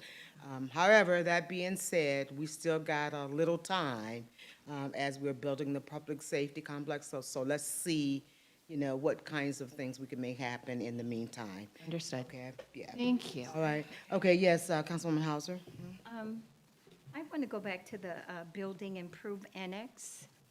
And my question is with the budget, the 14,544.17, and then the amended budget, 2026, 25,000. She's looking at the detailed budget. Right. The amended budget for 25,000, which, meaning the difference between those, the 25 and the 26 is about $10,000 and something, right? I don't have it in front of me, but You don't have it right? approximately. Okay, so how do you know that, Right here, okay, on the Capitol. how do we know that 10,000 increase is going to, that is going to work? That's, how do you know that's enough, or how did you determine that? well, From 14 something to 25,000? we budgeted 25,000 for this current fiscal year based on the projects that we wanted to accomplish. I would tell you that 25,000 is what we hope to achieve, but it probably won't be enough to get everything we want done. So it's based on the projects that we have outlined that we want to do, that 25,000. The 14,000 was just us getting done what we could. Okay, so with this 25,000, you have extra, that extra. No, ma'am, it's not really extra. It's, no. it's just more than before, probably. But it's So not. maybe a better way to phrase that is, there's more than $25,000 worth of work to be done in that building. We've only put $25,000 in for this year, because earlier, Dana, you talked about painting, flooring, lighting. That alone is more than $25,000. So we know we can't do it all in 1 year and be fiscally sound. So this is the allocation for the projects they're going to do this year. The total cost of fixing everything in the building is significantly more than $25,000. But for that 14,000 something in 2025, right? That's what you. That was what was budgeted that year. That was budgeted. Yes, ma'am. So that definitely wasn't enough. No, ma'am. No, ma'am. So you determined 2026, 25,000. Correct. And that's because- still not going to be, No, that's still not going to be enough. Do all of the work in an aging building like that. I don't have a number in front of me, but it's significantly more than $25,000. well, why did you set that price of 25,000 according to the budget? Because we have multiple budgets to maintain, and so we have to get all of them maintained. And so we allocate what we can for building and operations across the board. And so there are other buildings to maintain, other projects. There's downtown, there's the 2 train depots. And so it would be nice if we could address everything in a budget, but generally, we're not able to do that. And so we look at the budget in terms of all the buildings we have to maintain and allocate for each building an appropriate amount for us to have a fiscally balanced budget. And this 25,000 is going to take care of. It will take care of some of the started. items in the Get you building. started. Yes. So we've done some previous work. So this is continuing the work in the building. So we've done some with the 14,000. We'll get some more done with the 25,000. And, you know, if the Lord's will, and we're all back here a year from now, we're going to have another conversation about the annex and what that number looks like for FY28. Okay, thank you. And I will just add, so we're investing now in the buildings that we own that will be revenue producing or generating, the train depots specifically, right? Once we can get those in place and we start receiving revenues from that, that will relieve monies to allow us to do other things. And I would say the annex is high on that list because that is a public-facing building, and it's the image of Fairburn, quite frankly, which is not a good one at the moment. So, because lighting, it's too dark in there, the flooring, the painting, all of that would be good. But also, that building used to be revenue generating, and it could be again if we invest in what we need to invest in to prepare it for that. So I just want to throw that out there and for consideration on the annex. Absolutely. Let me just, Yes, yes, Yeah. Councilwoman Davis. Yeah, wait, hold on. Oh, No, I'm no, sorry. Go ahead, ma'am. Okay. No, go ahead. I have 3 questions for you, Mrs. Well, let me go first. No, it's just a comment. The annex looks a lot better than it has Well, of looked. course it does. Of course it You know, does. I mean, I got to say that. It may have a long way to go, but it has come a in some long way. future- I just want to say that. Thank you, Councilwoman Davis. In some future budget, I will tell you that the city really needs a larger multipurpose space than anything we have available today because of the growth I talked about. We need to be able to have a citizen town hall where we could invite 200 citizens and fit them all into a single space. That doesn't exist today, but it's in our future. And so as we look at these projects moving forward, there are needs that we've not yet been able to fill that hopefully we'll be able to get to. Okay, Councilman Perry? All right, Mr. Smith, so I'm going to look at the capital outlay and debit service. So you got capital lease and for principal and interest. You got 0, so that's no revenue, no expenditures. Where's that coming from, or what is that? Is that for the train depots, or? We traditionally haven't had any principal interest in the debt service for our capital outlay. It just printed out that way. I would say to be honest, because the money that comes from the train depots in terms of revenue goes back into the general fund. That does not come directly back to building operations. Okay, so we can take that off for next time? Yes. All right. Yeah, we can remove that. Okay, so painting in the annex was mentioned. Do we use general services for that, or is that something that's contracted out? No, so when I say self-perform, I mean the building operations staff. We'll be doing that work if we do it, depending on the size of the project, or we'll engage a painter.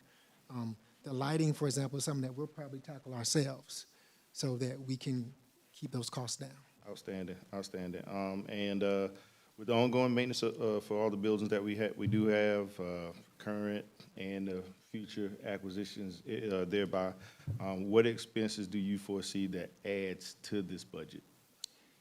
So if you're asking me if this budget needs to grow based on our growing assets and inventory, Correct. yes. If you every year when I come before you, if we buy more cars, if we get more buildings, as we use the buildings, that directly correlates to the operational cost that we have to carry, which is one of the major things that building operations does, is steward those operational costs. So, for example, to answer your question, you will see a direct correlation and increase in our budget requests after the completion of the public safety complex, because we will have added 41,000 square feet of building space to the city's inventory. So that'll mean increase in cost for IT, for building and maintenance, and for insurance. Because we got to insure everything we get. That's why I pointed at her. That's why I pointed at her, 'cause that's her I'm area. just to answer your question, like, yes, sir, but I would tell you, again, that's a conversation I have before I build something. When we're designing it, I'm already reminding Mr. Phillips, recommending Mr. Phillips that there's soft costs, hard costs, and operational costs. And we plan for that before we start building a project. So I Smart. Phrases yes. 100 times. We always try to budget for that. And again, and not to be repetitive, but it's a symptom of our growth. These are needed facilities, and every time we add a facility, it will have those requisite soft costs, hard costs, operational costs that we have to budget for. So with this, what cost, just asking, what cuts or reductions did you do for this year? For some things that You're trying to get behind the curtain now, Captain. Yeah, I mean, because Yes, sir. either way, whether you bring them to us today, Yes, sir. they've already been identified, and Yes, sir. they will be brought to us in the future. So that's why. No, it's a very good question. If you don't mind me answering that, Mr. Right Reed. ahead, So I did reduce my request for repair and maintenance for the city. It was not originally 500,000. It was more than that, a little bit more based on the current conditions of our properties now and how we plan to grow. 50% more, 20% more. It was $650,000. 600,000. Yeah. So, and there was an increase to contract services. There was an increase in terms of some of the equipment prices that you see. That was a little bit more, that was at $17,000. So there were, and professional services was around $25,000. So there were more costs there. We did reduce downtown improvement to 50 from 100. We did make there's a conversation to be had about the capital improvement budget, because we do use that budget to do the major renovations, i.e. roof replacement. So that is a cost, to your point, to what you're asking, that if we don't pay it now, when the roof fails, I'll be back before you later. Which is why, with us being self-insured now, that leads to my question. With us being self-insured now, any damages from storms as we go into hurricane season, anything of that nature, we literally pay for that out of pocket. Out of pocket down the road. Pocket, sir. So we do have brokers that provide us coverage for our assets, but we do have to pay for claims out of our pocket. So we do have somebody, Safety National and Chubb, that provide us insurance coverage for our buildings and our cars. So we're not like, Mr. Phillips isn't writing checks, but we do have to pay for those claims out of pocket. Yes, sir. We'll get to risk management shortly, but I will tell you, risk management and Ms. Felicia have done an excellent job in managing our claims downward. So one of the positive results of being self-insured is, as opposed to a third party assessing those claims, it now goes through our risk management, and that has resulted in our claims number going down versus when we were outside insured. And so that's one of the assets of being self-insured, is you have more direct access to how those claims dollars are allocated. And Felicia's done an excellent job with that. So great segue. Are we ready to move to the next one? go Okay. there. All right. Sorry, wait. Okay, risk I have- management. I do have, it's not for you all, it's more for Mr. Phillips and Jamila For when we make when you all make the adjustments to this budget and we meet again, is it possible to include an FY26 year-to-date spending line? Because the amended budget for FY26 is just showing us what we budgeted for, but it'll be good to see what we actually spent year-to-date. Absolutely. That's all. That's good. Yeah. All right, well, we'll get on to our second division of building operations, which is information technology. So information technology, some I highlights. thought we were doing risk. Risk management. Oh, I'm sorry, in the slides, I mean, I can jump to risk, I'm just following the slides. Well, the slides are in a certain order. I'm sorry. Okay. I put risk out there. I didn't mean to jump out of order, but we were talking Mr. about. Phillips Okay. wanted to keep us awake. All right. No, it's easier. Okay, so, They don't are have- you okay? Okay, all right then. Not just you would say anything different. Okay, all right. All right, so for FY26 highlights for information technology, so continue our server replacement and migration, increase our internet capacity at city buildings, and we started our surveillance system standardization. I'll pause, so I see people flipping. Yeah, we're, trying to look everything's for it. it's not in order. Okay, where is it? So IT is, it follows legal. Okay, so it's back to the fourth So of page 31, Okay, 30 and 31. okay, thank you. Not that, but there. Oh, that one, okay. Not this.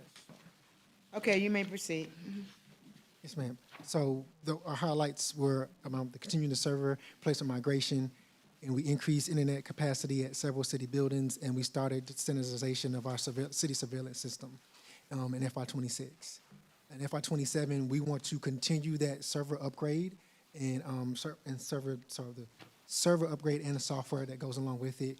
We want to complete our surveillance system standardization, and we want to implement new internet redundancy systems. We want to standardize our access control systems, and we want to continue the technology refresh program for all the IT devices and equipment that we briefly talked about earlier on in the budget presentation. I'm surprised I don't see anything regarding AI. I already knew you were going to ask that question. Of Ma'am. course, of course. So we will discuss AI in this budget, but I also will tell you that our plan is to bring the AI policy before you at the last council meeting in August. Okay. Yes, ma'am. Awesome, thank you. Okay, Yes, ma'am. proceed. So our personnel, we currently have 3 people in information technology division, IT manager, our system network administrator, and our IT analyst, and our request for FY27 is the same. In our purchase contract, we have professional services at $40,000. So out of professional services for $40,000, this mainly covers 2 main things. One is our cost to pay ClearGov, which is the software that we use actually for our budgeting purposes. And the other cost is for our recording and of planning and zoning and mayor and council meetings. We pay a wonderful vendor for that. So the next cost is communications. You will notice that this number jumped from last year.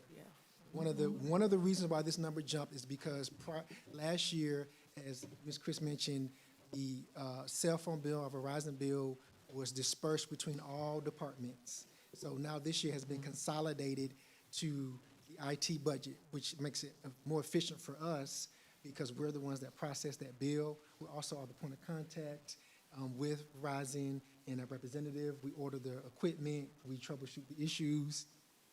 Also, you will see in this budget, besides the Verizon and cell phone bills, is our internet and our internet bills with our internet vendor. So we pay right now a cost for our primary internet, and then we pay also for a redundancy option as well. And that really makes up the main components. Those 2 large numbers, 150,000 for the primary and 50,000 for the redundancy, along with the Verizon, make up the bulk of the communications budget line that you see before you. Please explain redundancy. Sure. So what I mean by primary redundancy is that right now we have, our internet is provided by our provider, our primary internet. It's our main means of internet. Thankfully, through this year, it's now been transitioned to fiber. provides the internet for every city building that we have. So we built in a redundancy system so that if the primary internet goes down, if Comcast fiber gets cut, you know, if lightning strikes and something happens to the wire, we have a redundancy option where we can plug in the Ethernet port into our networking and have a secondary internet up and available to operate in an emergency situation should we need to until the primary internet and our network comes back online. And Mayor, to further expand upon what Mr. Smith just said, and I believe for those council members that were here in 2024, while we were at GMA, our internet went down for the city, and it was down for about a week. So residents couldn't call in, we couldn't do anything on the internet, and it was until, I believe it was either AT&T or Comcast had to come in and troubleshoot, and I think they identified an issue at this building in reference to like a port in the back area where utilities is. And so one of the things, we didn't want that to happen again, and so we kind of tasked Mr. Smith and his team with having a backup in the event the internet goes down. And you might imagine, when citizens can't call the city for a week, I can't tell you how challenging that was. And we were in Savannah. And so. It never now fails. that we're better positioned, it's a much better outcome. I could Because only we have imagine, something that boy, will I help tell us, you. should that ever happen again. Right, For the yes. redundancy that Dana's built into the system, Dana and Charles and team have better positioned us. We would not go 5 days without access to the internet today. Thank you. It's very important to explain that, because technology is very expensive, and there's a lot of redundancy, I don't like that word, but backup that's necessary to maintain operations. So it becomes very important. Yes, Councilwoman Benson? And this might be where this falls, but is that where Encode falls in as well? Or is that something It's a different issue. Yeah, that's a different that is still captured in this budget as far as the, you know, hopefully switching out from it or along those lines? Is that Yeah. reflected somewhere in Same here? principle, different issue, but So yes, the transition to BSNA is reflected in the budget. A part of it is reflected in the finance department, that their portion, and then the other portion is split between sewer and water and electric. And so we've already budgeted for that for FY27. Okay, but it falls under those departments as opposed to IT and their oversight of it. Yes, ma'am. Okay. Thank you. I have a question. Yes. How, have we used this backup system since that 2024 incident? Like, how often are we using? Well, it's not used a lot, thank goodness. We don't have a lot of emergencies, but we have had to, in certain cases, go to it when there's been an issue at a particular building. Okay. We've had to use it. It's something that's been called upon. With the backup, it's insurance you pay for that you don't hope you need to use, but you're glad that you have it. Yeah. And we are Need it and diligent don't about have it. about being, and I'll tell you, not just myself, but Mr. Johnson, we don't mince words with our vendors about getting good pricing. So, Anybody? And how much is this service? I would have to get the exact, we budgeted in this budget, there's about $50,000 in here for that, because that's citywide for the whole year for all the administrative buildings to have this backup solution. Thank you. That's really available, so that we don't have to call them to turn something on.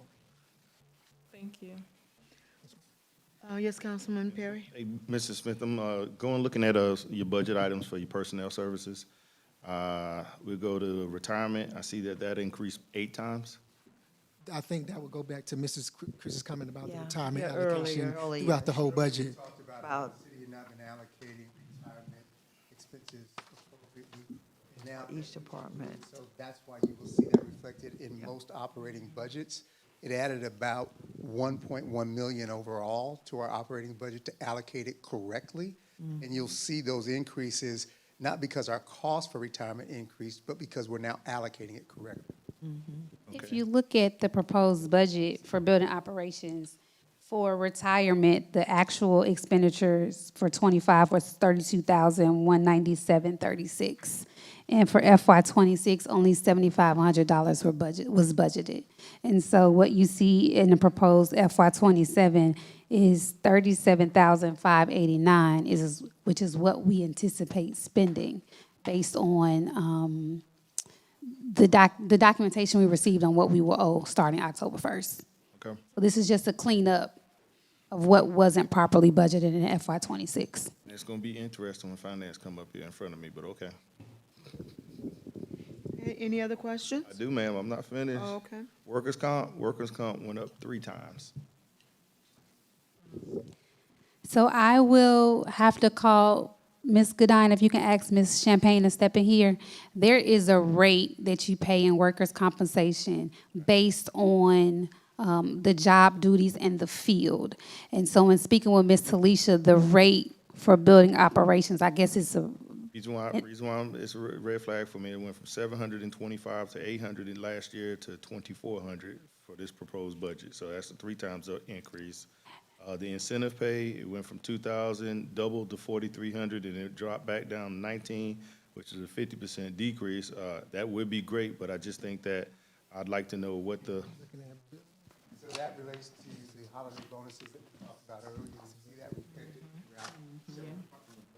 It was $600, it went up to 1,000, and then it reduced back down to $600 in Okay. this proposed budget.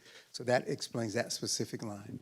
all right, and I'm a previous IT geek, so Charles, here we go. I want to get you answered with workers' comp. and my apologies, I had stepped out. I didn't realize you were on information technology and not building operations.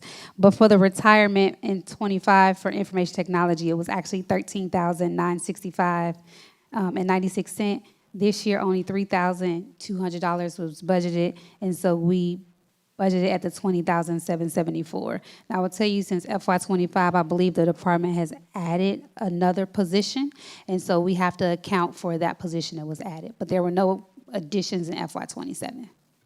Okay. Talk about workers' comp and how we budget for that. How that reflects in the increase in that department.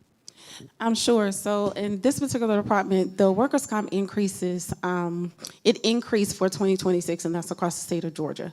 So, for example, sedentary positions such as mine have a rate of 0.34%, which is kind of low. But some rates increase, either for fire, police, and even building ops.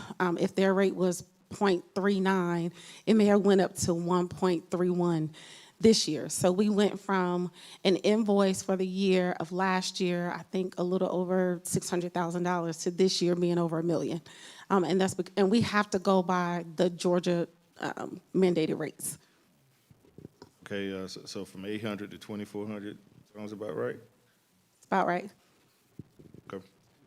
All right, for computers and software, we got about an $80,000 increase for the computers and software, and then there's a 3-time increase from 50,000 to 150 this year with regards to the equipment, the computer equipment and other equipment.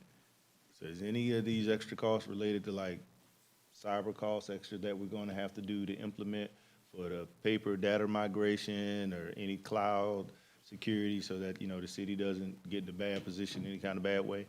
So the computers and software represents a host of different software that we have and that we utilize. So I would tell you that that number comprises our ticketing system, some of our cybersecurity measures, some of our cybersecurity software that we use. There's a couple different softwares that we utilize, and that number is included in that.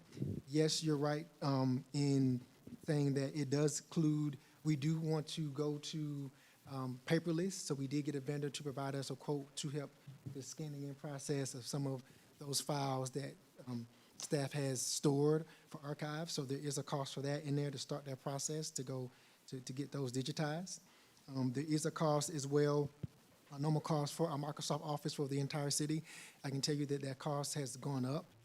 You know, as we add staff and keep growing, it goes from $50,000 to $60,000 to $65,000 this year, and it will increase just because of inflation, and as we add personnel and groups and whatnot, those licenses.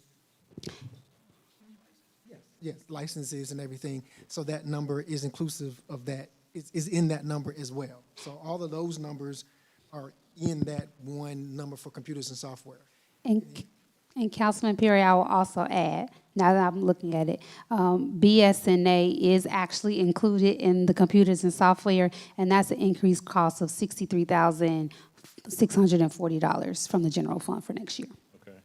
And the last one is just a clarification for the $50,000 for other equipment. Yes. To the 150. Absolutely. So the 150 includes money that we have set aside for the computer replacement that we talked about earlier. Life cycle. Yep, the life cycle. We also include money in there for some switches, some networking switches. As you know, we need those, and as we grow, we always need to get more of those. And there's a cost in there for servers. So we talked before at the retreat about how we need to move from our aged, outdated servers to new servers that are compliant with the Georgia Technology Authority and Georgia State, purchasing what they have in terms of the vendors and the manufacturers. So we have that cost. We've engaged vendors about the cost to get that. So we're just moving through the process so that we can hopefully get a yes and start to execute or prosecute that work to get that replacement in. No issues.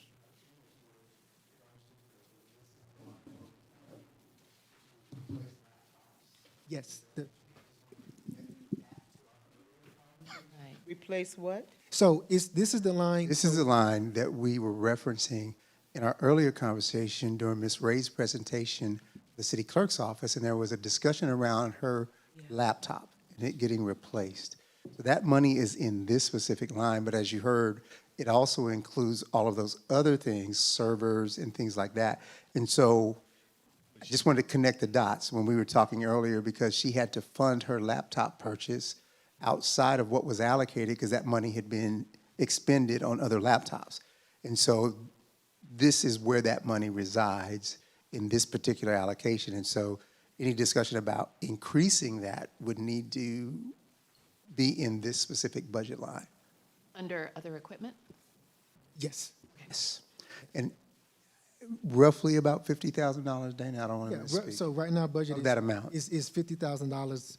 Every year, we try to strategically just replace, like you said, life cycle, the old equipment or defective equipment, and life cycle that out, be proactive and get new equipment in there. And so this is actually our third year with the program. And so we're looking to get some of those computers that maybe we first issued or that have been problematic recently to life cycle those out. Okay, thank you. Okay. No other questions? All right. Risk management now? Yes, ma'am. Okay. Risk management.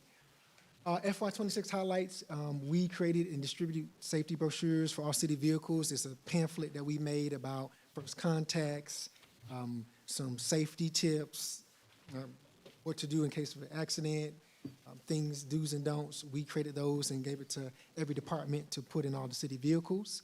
We have reduced the number of claims and premiums. I collaborate with other departments. That number, I can tell you, has went down by, Alicia's going to correct me, like 30% this last year. We've established the Accident Review Board. This year we completed our defensive driver training for city staff. That's something that we started. So at this point, I'll say, except for maybe some very, very recent new hires, all the city staff has went through this course, except for the very recent new hires in the last couple of weeks and month. We held our CPR and AED training for city staff. In FY27, the goals we were looking towards is to continue to reduce the number of claims and premiums, collaborating with our colleagues in other departments, to engage and continue to educate the employees in safety initiatives, risk acknowledgement, and do more trainings, to be proactive in that, and to continue to collaborate with our other departments to reduce the number of claims, to reduce the number of incidents, near misses, and to make sure that our staff, as we call it, is thinking 360, 365. That's our little slogan. We can, I don't know where you got it from if you said it.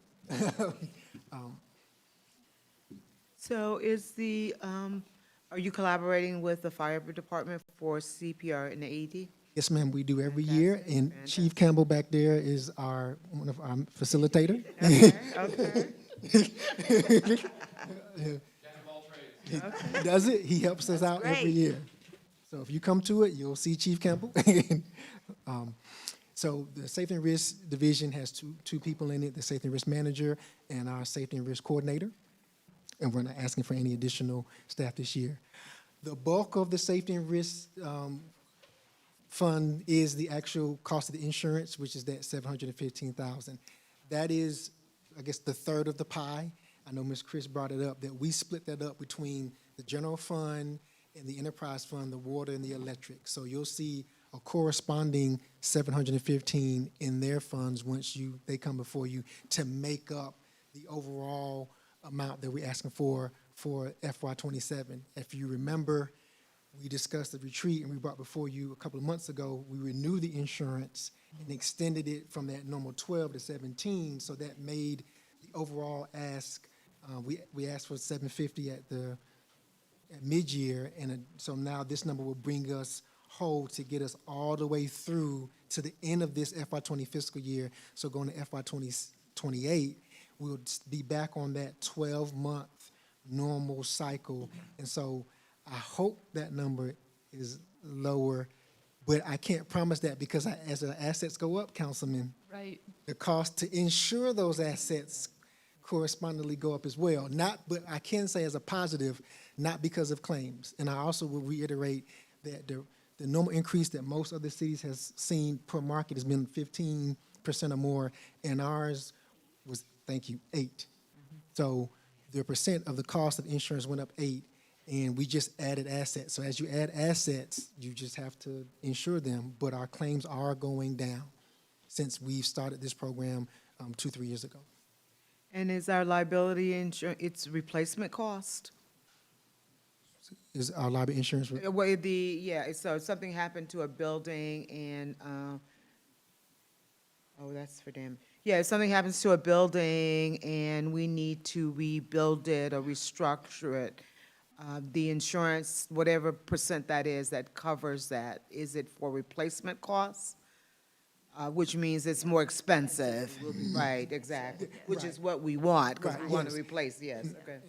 Mayor, if I can, yes. I will say to paint a contextual picture, when we first got here and we started this program, we had to adjust our insurance rate that first year to increase coverages to what they should be. Because we Right. saw when we audited our coverages that we weren't covering some of the buildings or some of the assets, I'll say, the way that they should. So not now, but then we had to do that increase. So now we are in that place where we have proper coverage on our assets. Fantastic, all right, great, thank you. Okay, continue. So the other major line item is other contract services. I would tell you that that line item, that $80,000 there represents the cost that we pay for you've seen our first aid cabinets, our AEDs, our fire extinguishers. All of those costs come from that line item in the budget. We pay for those citywide. So when we first got here, there wasn't AEDs or first aid cabinets in the city buildings, but now we have AEDs, first aid cabinets in city buildings. We have fire extinguishers, and also the fire extinguishers that are given the public safety, we cover those as well. So the fire extinguishers that they have to replenish on the truck and the police vehicles, we just have one contact and one vendor that does that, and we just cover that cost because it's safety and risk. And we also now this year have 3 AEDs in the portable AEDs that are in the electric trucks. And I know we have an AED at Duncan Park right now. Yeah, so we're trying to put them where they need to be, but there's just a cost, just a monthly cost to have that item. All right, next item. So our supplies are $1,500 for office supplies. Miscellaneous supplies is $3,000. When we do trainings, we have little trinkets and whatnot, but we also have safety items that we get. We have the cooling rags for the neck. We bought some protective equipment that we give to our team and that we have available, hand warmers that we try to provide and collaborate with other departments to provide those so that the other department heads don't have to expend everything that they have on safety equipment. you know, for their teams. So we're working collaboratively with our colleagues to do that. In summary, our personnel services are $182,000, $882. Our total purchase is $817,750, and total supplies is $4,500, coming out to $1,005,132. I got one question for you. Yes, go ahead. Ma'am, do you feel that the city's properly covered, insured? Yes, I do now. You do now? Yes, we weren't at first, but I do now. When I first started, when the program first started, we were not. Oh, I'm sorry. We were not. Now, yes, I believe we are covered. If anything was to happen, we are covered. Okay. Yes. Thank you. Thank you for what you do. Yes, Councilwoman Hauser? I'm looking at the salaries, start that 2025, 76,127. The amended budget is for the personnel services. Salaries and wages are now 131, 726,000. Risk Is management. that because more staff or more, under the personnel services, salaries and wages, an increase? There was an addition after FY25 of one additional person in risk management. You have the risk manager and then the risk coordinator. So initially, it was just one person in FY25 in the risk management department. Now we have two. All right, so that was okay. FY25. Is that No increase for the current. no increase of No, ma'am. 55? Same for FY27 as proposed, as it was for FY26. We added a position at FY25, which is why you see the increase from $76,127.61 in FY25. When they approved the new position, that number then became $131,726 in the amended FY26 budget. If you go over to the next column, in the proposed budget that you now have before you, it remains consistent. There's been no increase since '25.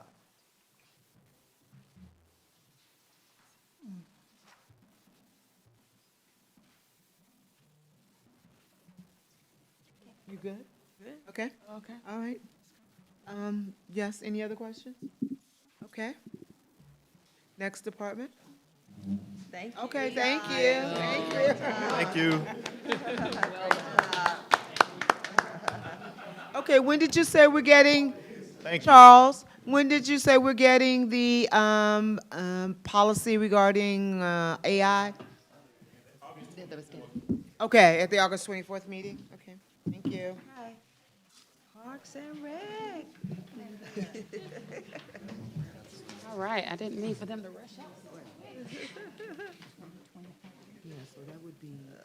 me find Parks. I'm looking forward to, you may have skipped it. I know, 'cause I thought, well, there might be in the back.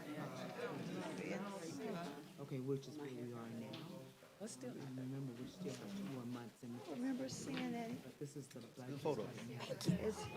I have it here, but I don't have it here. Right when I, You're there too. no, shouldn't she? New fiscal year. I gotta get that. Okay. Because they Okay,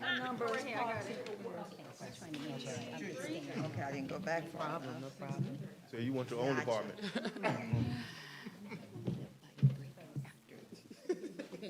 You can wait that long. You excuse yourself. Okay, okay. All right. Yes. Did you hear what I said? Did you hear what it? No, I'll tell you later. Okay. Okay. All right. Yes, Parks and Recreation. So Parks and Recreation, my name's Chapin Scott, Director of Parks and Recreation. I have Jada Berry with me, Parks and Recreation Manager. So this is our budget, just for our highlights. I want to say that our highlights, when you see the goals, they're based on the strategic plan So these are just what goals we accomplished that were outlined in the strategic plan. I just want to thank you for the funding in FY26 to do a lot of major upgrades that we were able to accomplish. We were able to drill down the entire list except for one item, so we just want to say thank you as we start. Goal number 3 within our strategic plan was to reinvest in current recreation facilities. We upgraded park and recreation facilities, enhanced some of the recreation spaces, that the needs that were outlined in the Parks Master Plan. Those include Parks and Recreation interior building painting. We painted the entire building on the interior. That included going away from some of that brown that we had at the time. It's brightened up the place a lot, so if you haven't stopped by.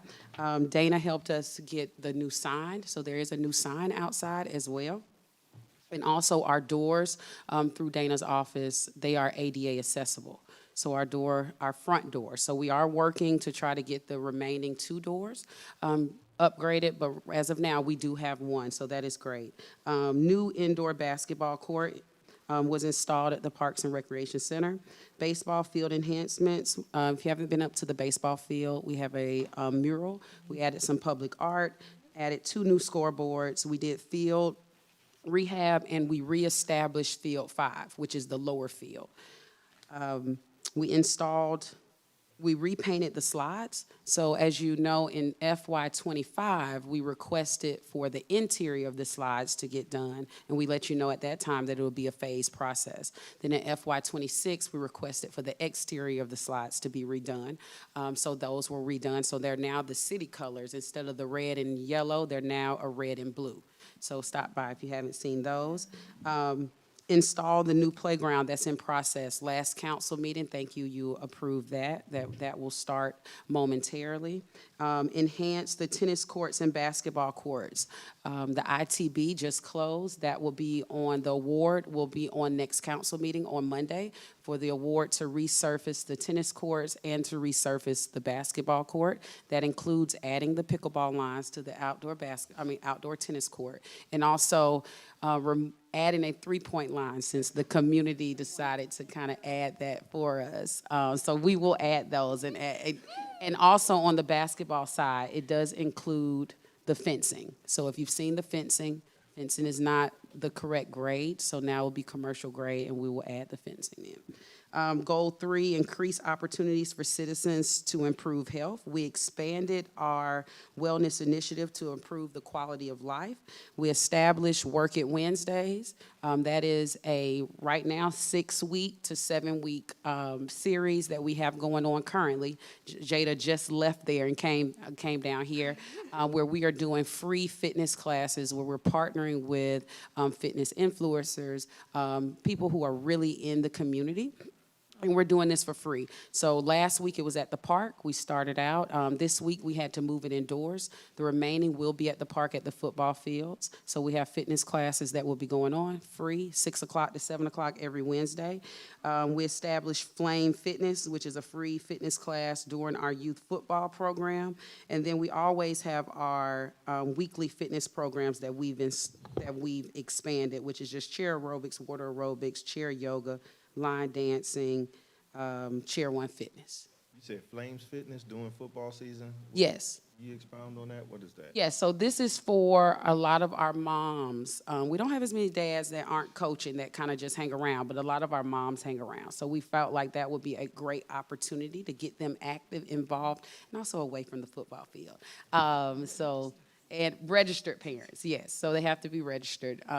So we established that. So that will go on through the season once Work It Wednesdays kind of goes on. Outstanding idea. Outstanding. Yep, that was a brainchild of Jada, so I have to give her credit for it. Goal 2 was grow citizen engagement. The Fairburn Fall Festival increased in attendance by 20% this year to 17,000 visitors. Parks and Recreation this year used some innovative marketing tools and engagement to increase these visitor numbers. So thank you for that. Goal 2 was to grow citizen engagement, strengthen academic education.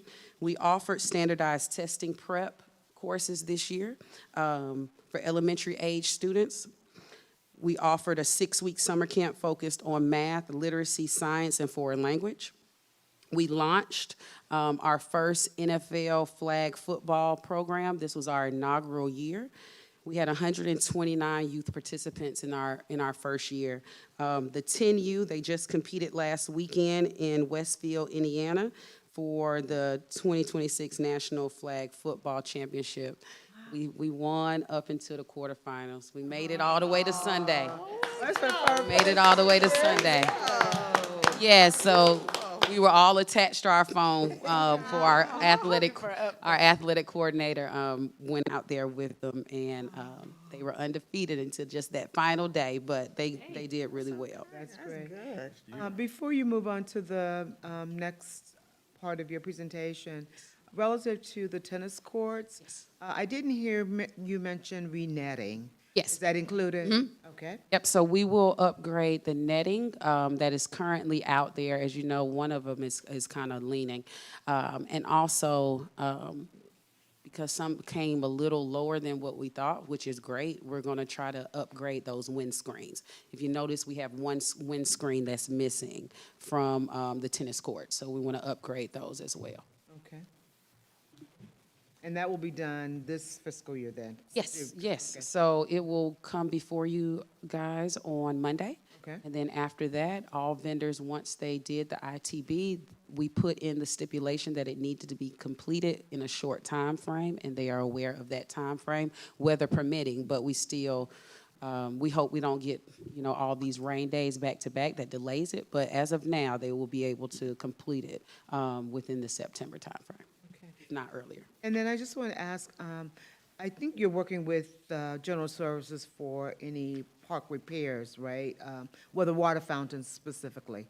There's something going on with both of those fountains.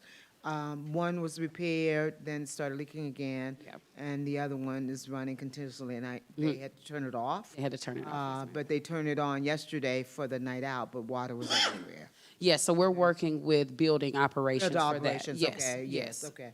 All right, thank you so much for that. Mhm. So our FY27 goals that we've identified, we have more, but we just want to identify a few high level, is open the newly renovated Mario B. Avery Park. That's something we hope to do within this year. We are on the final upgraded conceptual plans design, so we should have that momentarily. Once we have that, we'll bid out that project. So that is for the LWCF grant. So as you remember that grant that you approved, we have up till 2027 to complete it. So we hope, we definitely will do that, not even a hope. Launch team program focusing on college prep, social engagement, financial literacy, mental health, and leadership. So that's one of our goals. No, we're addressing, staffing as we go, but that's definitely one of our goals. Identify walkable routes as in the strategic plan. That is one of our goals that has been identified for Parks and Recreation, is to identify walkable routes within the city and partner with established running groups for more exposure. So we've already kind of started that process, and we hope to expand on it once we get into FY27. Increase the number of health screenings and preventative care for citizens. We do our blood drive. We partner with Piedmont on some things. We want to expand that. So we're going to continuously kind of expand that to our citizens. Identify city-owned property for future park. That's Johnson Road, has already been identified with Denise and Dana. The building is gone, so now it's kind of on us to start looking at funding mechanisms to try to fund to get something placed there. So we are continuously working with our grant writer to try to, and Ms. Chris, to try to identify some funds, some grants that we can go after. And that playground is actually a part of our CIE, our impact fee schedule. And so based on some development we have in the works now, we anticipate that we could bring that project to life using the impact fee funding that's already in the budget. Great. And does that include soccer focus? Is that where you're thinking? No, so the soccer per the Parks Master Plan, we're kind of following that initiative. We did a survey out to Johnson Road about what amenities, there was Asbury Park and other residents that were along that road, what amenities they would like to see in that park. A multi-purpose field was not identified as one. because if you have a field, they will come. So we want to keep all of our, we want to keep our fields centralized in places that we can have fully monitored, instead of outside at some of our neighborhood parks. So that is identified for Duncan Park, further grass line past the grass field. Okay. That's not in this budget, but I just know we're working with Ms. Chris and the grants writer to try to see if we can identify some funding to move those projects through. We're trying to get all the low-hanging fruit that we can, and then put those big projects in front of you at some point. Well, just like everything else, the pressure's on now, the fact that FIFA was here. And every day I get asked about a soccer field, so I'm saying the pressure's on us all, okay? We have one. We have the multipurpose field that Yes. we can use, but as you know, our football program doesn't allow us to have No, I soccer at the explained same. that. Yep. I explained that. And then our last one is expand citywide events for all demographics. That's just something that we're always continuing to do, is expanding our citywide events that fall within our department. All right, next slide. This is our personnel. We have no changes in personnel. We have 11 staff members. One is part-time, so 10 full-time, 1 part-time, and then 21 seasonal. So the seasonal staff is only our pool staff. So that's our pool staff that's identified through there. That's the temporary employees? Yes. In line- Mhm. And I will say, I had an opportunity to engage with several of the lifeguards. Every year you hire an impressive group of individuals, so I just wanted to just compliment you on that. Thank you, and we really try. That was a part, I remember when we first put in the Oh, pool. absolutely. Was that we didn't go with a management company for staffing is because we wanted to train. So each year, we train our guards. So if you know anybody, next year, we have some that are graduating. So we always open that up. So next, this is to the real stuff. Professional services, $25,000. That is our pool service, our pool maintenance. I thank you guys from last year to be able to add that. That got me out of the pool because I was the pool servicer. That was cleaning the pool, brushing the pool, and managing the chemicals. So now we have someone that's come in, and it's actually helped a lot because the pool is 10 years old. And we've had a lot of repairs this year. More than, yes, a lot of repairs, just because we're just at a 10-year mark. So you'll see that identified down. Lawn care for $15,000, repair $80,000. That is where a lot of those pool repairs are. We are 10 years. I just want to keep repeating that. This was our 10th season. Okay? So we have to get some things done to continue to keep that open. We are one of the only pools in this area. We get a very high utilization.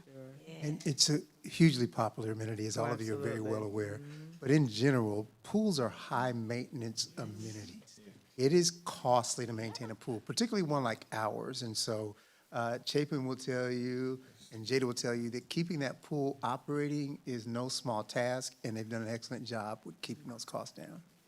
And I will just add to that, I saw a post out on Nextdoor when you opened this season, a parent encouraging others to bring their kids to the park because they truly appreciated the effort that was put in to have lifeguards to keep everything clean and sanitized, and so it is being noticed. That's why it's highly utilized. That's why it's utilized. So, thank you. May I jump in and ask Yes, a please. question here? Or, so looking at that pool again, hi, Durham Lakes expert. Yes. So you guys know when, Duncan Park is closed, they come to us. So You open to the public? No. But they come to us. So with that, I'm very familiar with the pool costs and pool maintenance and everything else, especially when it comes to pool pumps and when it comes to completely resetting the interior of the pool. How far out are you all as far as having to do full re.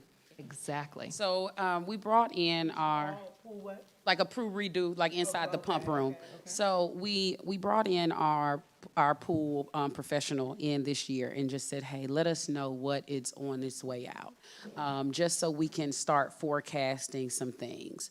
Our pool pump, actually our pump and our splash pad pump are in good condition. What the major cost is coming from is our sand. Our sand needs to be redone. So they have to go in, take all the sand out, put sand back in. That's to both of the sand filters that we have. Our VFDs, so our VFDs, those are our controllers that cut on the slides and all of the features. All of those, we've had to do some maneuvering around this year, some different ways to cut them on. That is why we need those repairs. We were able to do we're on a pulsar system, which are little pulsar PEBs that we utilize. So we've had to get that pulsar pump repaired because that's constantly running. Even when the pool is not open, we have sensors and controllers on the inside that automatically feed chlorine and acid and balance our pool. Of course, that may, get out of whack sometimes, and we manually kind of get everything back. So we've had to replace our controller. We did that last year for our main pool. We have to replace the splash pad controller on this pool. And we're looking at a different way to feed acid into the pool. So that's kind of our major things. Now, some things just happen with the power outages and things that take place within Fairburn. We've had to make some on-the-spot replacements. We just had to make some cords will burn up, some things will just take place. Luckily, having our pool maintenance contract that we have currently, we're able to get those repaired with limited downtime. Awesome. They come out 3 days a week, which is great. Okay. Yes. How many pool pumps? Did you just mention one? So one for the one for the splash pad and one for the main pool and slides. The slide and the a slide and the main pool are on one, and the splash pad's on another one. And that's sufficient? Yes. Mm-hmm. Yeah. These are major. If you come in, this is not a small. Industrial. Okay. It's a small pump. Okay. Yeah, the pump probably goes from here to Councilwoman Davis. Yeah, they're huge. Yeah, these are big. These are big season. big pumps, big pipes going through there. So, and we may identify more, but right now we're trying to do a phased approach, and I know these are some things that they just identified that are dire. This is not something that, things may pop up, but we always work on what's more urgent, and if we need to restructure what we do first, we'll prioritize those tasks. And then the facilities for your storage, for example, like pool covers, So we don't have equipment, pool things like covers. that. Do you, and with you not having pool covers, then let's talk about the security of the pool outside of pool season and everything else. I'm sure risk management has already taken a look at that, but where does that fall, and is there a plan later on for things? A pool cover. Yes, while I was gone, I was gone. We had a pool cover.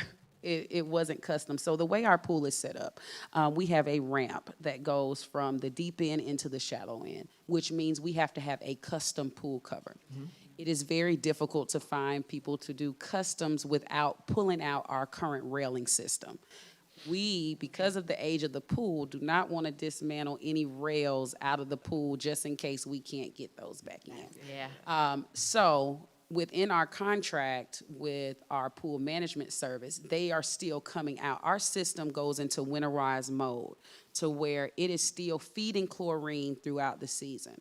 We're working with building operations this year, as well as our management, our pool management company and our service management, to see is there a way to help with not shutting off the water to the pool, so we make sure we're continuously funneling chlorine in the pool in the off season. Okay. That way, we do not have to completely drain it and acid wash it. Now, in the case we do have to drain it and acid wash it, which is what we've done the past 2 years, it's a very simple process. So it just doesn't look that nice to anybody coming to the pool in those down months, January, February. The pool's green. Yeah. Okay. So it doesn't look aesthetically pleasing, but getting it back ready is a very easy process that we've been able to do. But what we're hoping with our service agreement that we have this year, that they'll be able to work with building operations so we don't have to cut the water off. Some of the past freezes that we've had has cost us some money because the pipes have burst. I don't know if you remember 2 or 3 years ago, may have been 3 years ago to this point, we had that hard freeze and the complete, we walked in and the complete ceiling was down and water was everywhere. So that was a rush deal that we had to get done. So we're trying to, our goal is just to protect the facility, one. Aesthetics is always nice, but number one is to protect the facility, protect the pumps, protect everything, because it's very expensive if a pipe in a pump room burst. I don't mind plumbing pipes bursting, but a pipe in the pump room busting is a very expensive repair that we don't necessarily want. So to your point, yes, we have a plan. Security-wise, we have 15 cameras within that facility. That's within our contract services when we get down there. Our pool is monitored overnight between the hours of 10 p.m. and 4 a.m.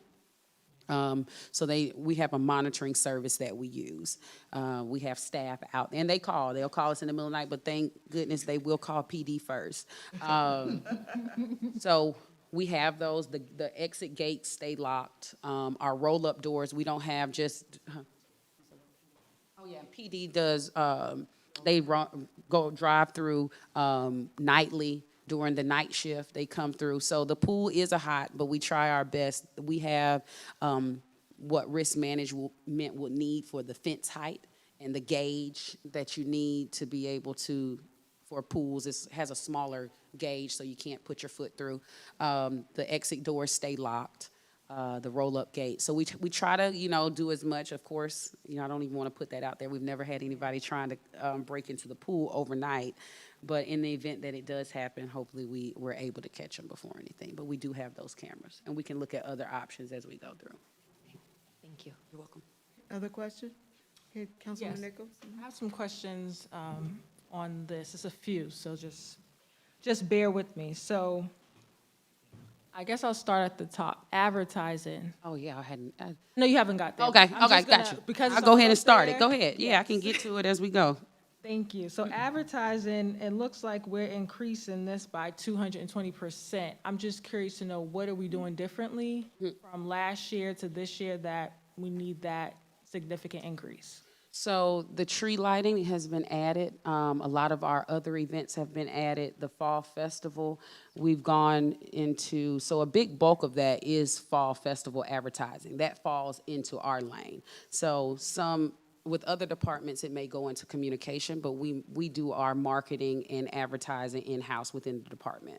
So a big is radio ads, newspaper ads, live broadcasting, and then the remaining is we added an event last year, our ice skating event, so that was added, and we want to make sure as we go down to our special events, you'll see that's an increase there, because if you were there, we tested it with a very small rink. It was a huge hit, and we've been asked by the community as well as some members on the dais to expand that event.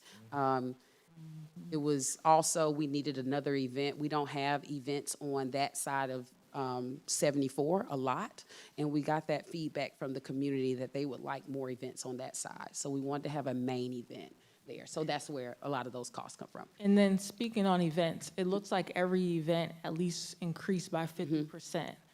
One, is it possible to get a full breakdown of the Fairburn Festival? But also, can you explain to me what goes into the special events and programs and recreation programs? Like what? Yep, what's the difference? Yeah. Yeah. So I'm just gonna do a high just to get down to it, so we go all the way down. Just with travel expenses, that's just our conferences and some of our travel for our national teams, our state teams, and some things like that. We don't pay for full travel. We pay for an item within. So when they went to Indiana, we covered hotel costs, not any cost to get there. When our seniors, they made it to the National Bowling Championship, when they go, we're trying to cover travel if we can't get a sponsor. So that's kind of in there, as well as training dues and subscriptions. But recreation programs. So within recreation programs is all of our youth athletics. So that's football, that's flag football, basketball, track, cheer, baseball. That's all in there. Also in that bucket is still senior programs, our wellness initiative, our youth council, our break camps, and our summer camps. Okay. So that's any recreation program that our program coordinators and my athletic coordinators coordinate throughout the year. So special events, once you go down to special events, that's the tree lighting. That's our father, daughter, mother, son dance, which is our annual event. That is ice skating event. That's our She-Roll brunch. Hold on, I got it. I have a budget prep sheet. I just want to make sure I am. Yes, so that's our ice skating, that's our Tot Olympics that we're adding. We want to do adaptive events this year as well. That's in there, and also our trunk or treat. Okay. And are you able to give us a breakdown of the Fairburn Festival? Like a high level? Yeah, well, I mean, not now, just I would like to see what the actual budget is for the Fairburn Festival. Okay. Like Yeah, I it think is we can all- get kind of close to it on, we keep it very itemized. A lot with the Fall Festival, I just want to kind of just go over, because you kind of see kind of the expense change over the years. Right. We've gone from 5,000 people to 17,000 people. We've gone from being kind of a local event to a destination event to last year, we had multiple people that came from out of town to come to the event, out of town, out of state, to come to the event. With that cost increase, that's barricades because of the amount of people that we have. We started out with just barricades on one side of the street. It's a safety issue when you have kids running out into the street. So now we've had to add barricades to the other side of the street. We've used a lot of the bartering system as far as favors. I have, for years, we've been on a favor system of just off of the favors of myself and Jada, and the connections that we've made, we've been able to get a lot of these artists that people that want and love and won't necessarily be able to see them unless they come to this event. We're kind of running out of favors. Okay. So with that, What about, I'm not gonna step on, but let me just, so if we're running up expenses, sponsorship, Yes. is that a big, that's what I want. are we, You still got Right, the floor. I got my whole. city administration right over there, they should be helping you. Okay, well, you know, and they do, because I asked about 30 days ago, I came to them and I said, hey, before I come in front of council, I would like to take over sponsorships. That was not in my wheelhouse. We've asked to take over sponsorships. Now, as you know, a lot of budgets have already been confirmed. So we are working with a lot of businesses. We have a lot of bites out there. And Jada spent about 3 days going to almost every business in Fairburn, kind of in the industrial corridor. Ms. Chris is giving us connects. I'll let her go ahead and expand.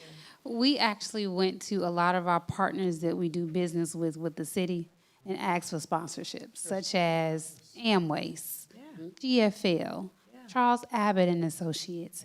And so we are expanding our reach to try to bring in those sponsorship dollars. And so I just want to say kudos to Parks and Recreation for the effort that they've done over the last few weeks, because we have gotten some companies that's saying, okay, yes, I'm going to pledge this amount. I think they're just waiting on some of those funds to come in.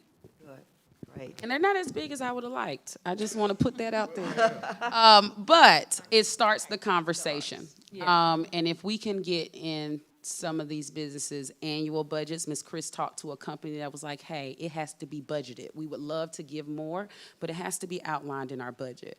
We start these conversations now, it could help for next year. Not saying we can get to the complete 200,000 or what that cost is, but I just want to let you know and reassure you that the funds that we are receiving, we are trying our best to leverage those and get more next year. So thank you, Councilman Perry, because, that was gonna be my thing around, like, all of these events are increasing almost by 50%. How are we getting sponsorships. Do we have a sponsorship packet that we can share to as well? You can send it to like me and I will can. send you kind of our so we blurb, our letter. Yes. That we have. If this Pack, legal. yeah, because a pack like that, different levels. Because that will be, I mean, we can definitely want to help support, because I know that event is, massive and, is helping us build a name for us. So want to help with sponsorships where you. If I could just add, and Shape, and I'll ask you to jump in. As it relates to the recreation programs, everyone has to sign up, especially for our MOUs with Kids with Goals and the ones that we do. We get some of that money back, especially if I'm not mistaken, football registers, but we get a portion of the registration flag fee. football, Flag yes. football, yes. So the recreation, although it's 278 budget, we do get some of those funds back based on the fees of each participant. Yes, because we do charge for all our athletics. Our athletics are not free. The only thing currently right now that we do not charge for is our senior programs. That's right. Okay, so our senior programs do not have a cost associated except for water aerobics. But everything else does have a cost. And within the Parks and Recreation, just to kind of let you know some of the revenue, we do all the recreation facility rentals. So when they were talking about the annex and that kind of being offline, Mayor Portis Jones was correct. That is a highly requested space, still to this day, but we're unable right now to utilize it. Once that is back, because we don't rent out our gym currently because we just got those brand new floors, all right? So the annex will be a space because there is no space, there's not a space in Fairburn that people can rent out for parties and for special events. So just to piggyback on what Dana was saying, that annex and getting it up to par, it does produce a revenue. And just so you know, to date, our recreation programs revenue is $95,250. And so we are bringing in dollars from that program. Yeah. I love it. I love it. One other Oh, go thought when we talk about rental revenue, anytime a facility becomes a public rental space, it automatically increases the maintenance cost significantly. There's a lot more wear and tear on the building, a lot more repairs. So when we are able to put the annex back online for people to do family reunions, whatever it is, you will likely see a requisite increase in the maintenance request for that facility because rentals are difficult on buildings. Most of us know that how you rent something is different than how you own something. Right. And so when you start renting it out on a regular basis, I just wanted to connect those dots. It will bring in revenue, but it will also increase to some degree the maintenance of those facilities. You can add that to Right, the a cleaning fee. contract. Yeah, that's part of So it's the, a So deposit. I'm not talking about damages. So hear me clearly. When someone rents it, if they damage it, they got to pay for the damages. So that's in there. So then wear and tear is what I'm talking about. More use on the bathroom. Admin fee or something that is added in, I think that's what you're saying. So we're going to talk about the fee schedule. We talked about that earlier. Right. And if we want to add some additional fees, we will have that discussion, and you can give us your direction on that. But damages are already covered. If you damage it, you got to pay for it, right? But I'm simply talking about volume of wear and tear. The more people are in and out of the building, there's just naturally more maintenance. And my last question, and you kind of touched on it about sorry, I thought I heard something.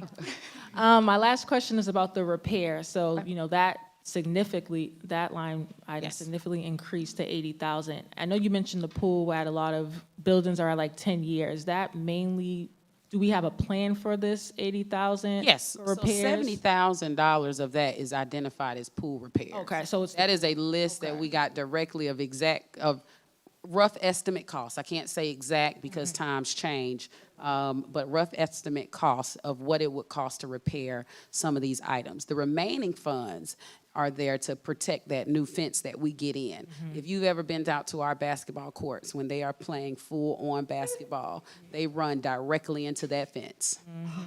Okay? So we have to put in some padding and some things onto that fence once it's done to be able to make sure that we keep that fence as long, because I can only kind of come to the well once. So I'm trying not, once we get it done, I know it's going to be some time before I can get it back.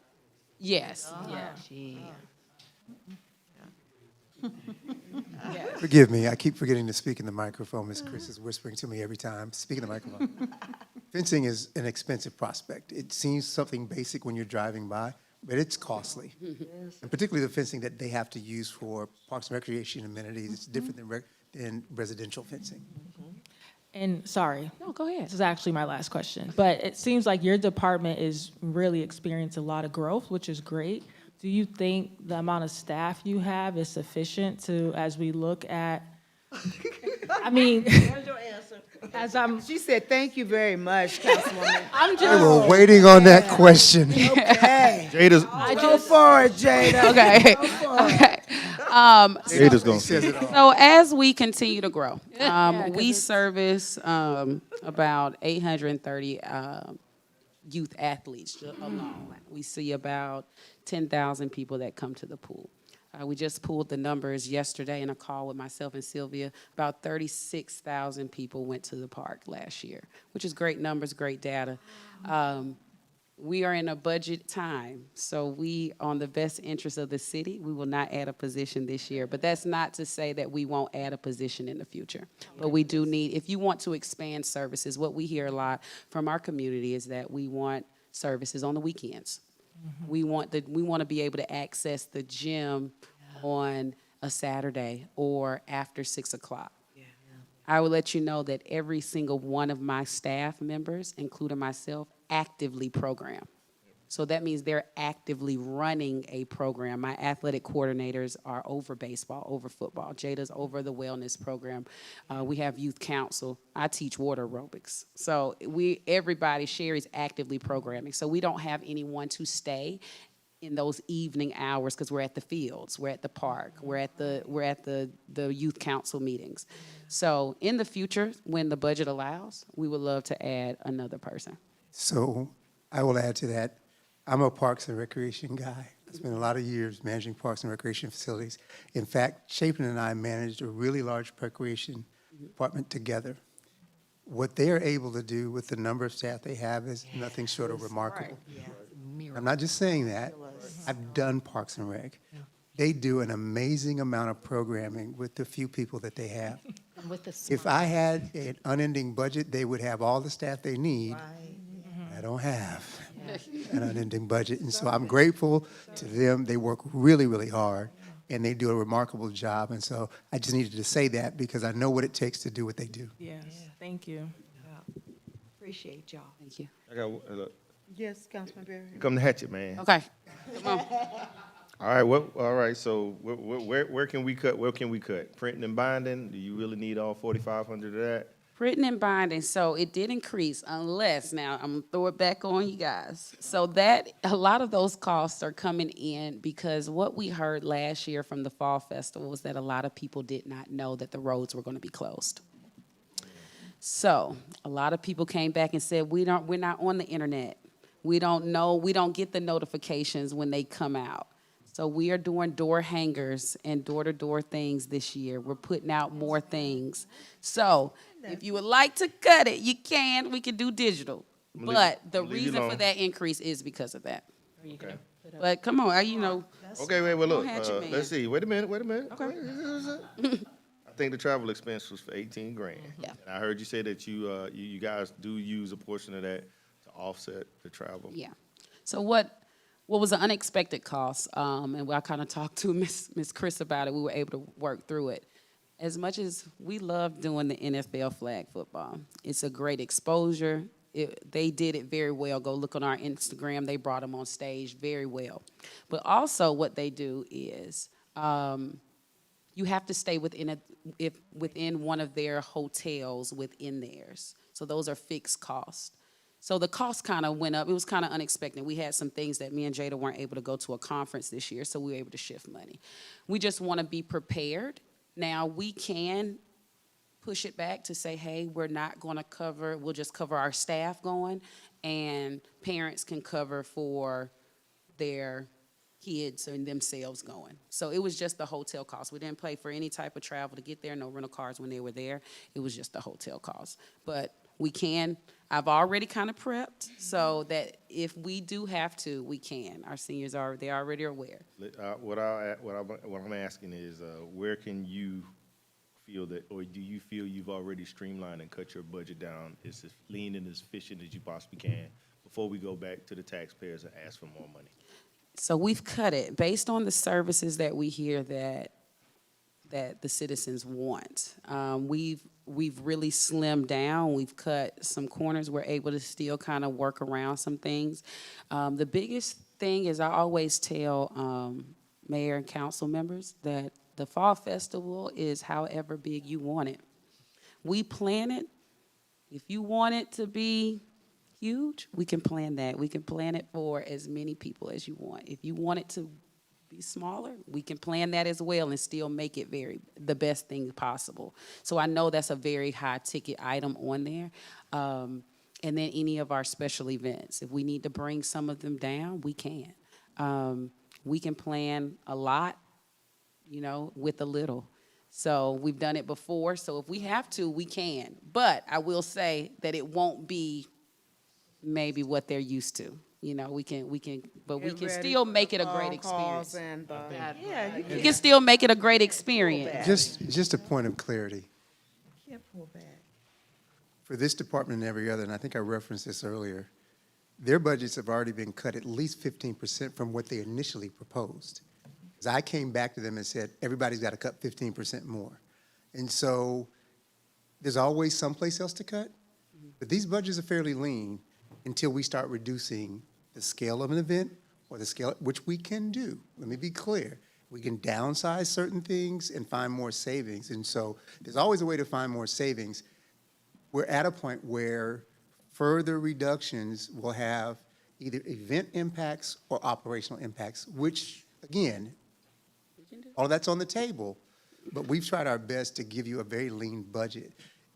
So every budget coming before you has already had at least a 15% cut, and I will tell you, we cut additionally beyond their 15%. So some of them are probably close to 20% from what they initially proposed for 27. So they've been cut down pretty significantly, but we may have to do more. And so I always want to be clear that at some point those cuts have operational impacts. The mayor just made a reference. Chapin's right. We could make the Fall Festival whatever we want it to be, but there will be phone calls because over the years, it has become a signature event for the city. Residents look forward to it. And so, again, we'll live with whatever reality we need to live with, but we are at a point where likely there will be event and or service and or operational impacts as we look to reduce further. Yeah, I think the best thing in reference to the festival, once you're out there like that, on that level, and being consistent, you can't pull back. Yeah. I remember the mayor telling me when she was running, that one resident said, "Don't you touch that festival." I was threatened. I was threatened at Creekside football game. Yes, I was. Okay, I mean, people are serious about it. Absolutely, but you're right. But what this says to me, first of all, thank you for embarking upon the sponsorship effort. This is something that I've talked about early on, and I thought our communications department developed a sponsorship package and program. Yes. To do that. So, and we had a discussion about that. And what was said to me was that we needed a dedicated person to do the sponsorship development because it requires that kind of dedication. And I agree with that wholeheartedly. So what I will say, though, is I think because a lot of what you're doing, Chapin, are really public relations, economic development oriented things. People come to Fairburn because of this fall festival or because of the youth sports programming. Because one of the visions I have is that Fairburn can become that youth sports destination. Okay? And there are a lot of opportunities for us to do that, but we've got some foundational things that we need to do to get there. But nonetheless, what we have right now are economic drivers. Okay, so we need a better coordination between what you're doing in Parks and Recs with what's being done in economic development and what's being done under communication. Because we have this bifurcation, this split of these economic drivers that are going on between these three departments. And all of them need grants, need sponsorships, needs better coordination in this. So I think we need to have a conversation about that, and let's see how we can better coordinate, because we can be more efficient in delivering these services, but we absolutely must do that. And you guys been using the word creative all night? I mean, that's the word of the day. Absolutely. So we can do this. And that's what our hotel motel tax is supposed to be doing. Oh, yes. So where's that conversation Yeah, here in this? So we just need to talk about that a lot more, okay? On the revenue side for FY27, there is an anticipated transfer of, I believe, $131,000 to the general fund from hotel motel tax. And that's split how, to whom? So that just went to our revenue, is to fund our overall budget. It did not go per se to a specific department, but that's the transfer we anticipate based on revenues we've collected to date and the breakdown of the 8%. Okay? I know, so part of, so we'll continue, we'll come back to you with Impact that. fees? Because part of it, we've got to, is dedicated to the, what do you call that? The tourist DMO. So that's- Direct market, yes, so. So, yes, A so the. percent of that is dedicated to that, but then the balance, we need to talk about that. So the way the hotel motel fact Yeah, here, I'm is, gonna bring it down. the way that the hotel motel tax is set up, you get the DMO, and I'm trying to find that budget now. Okay, I think it's 3%. That's about,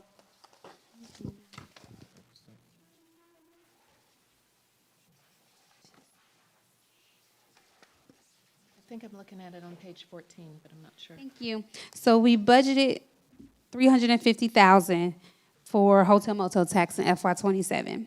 The breakdown for that is $65,625. That goes to what is listed as special projects, but that's for the upgrades of existing infrastructure. So if we wanted to put wayfinding signage, or if we needed to make upgrades to the youth center to host a karate tournament, we could use the funds to do so.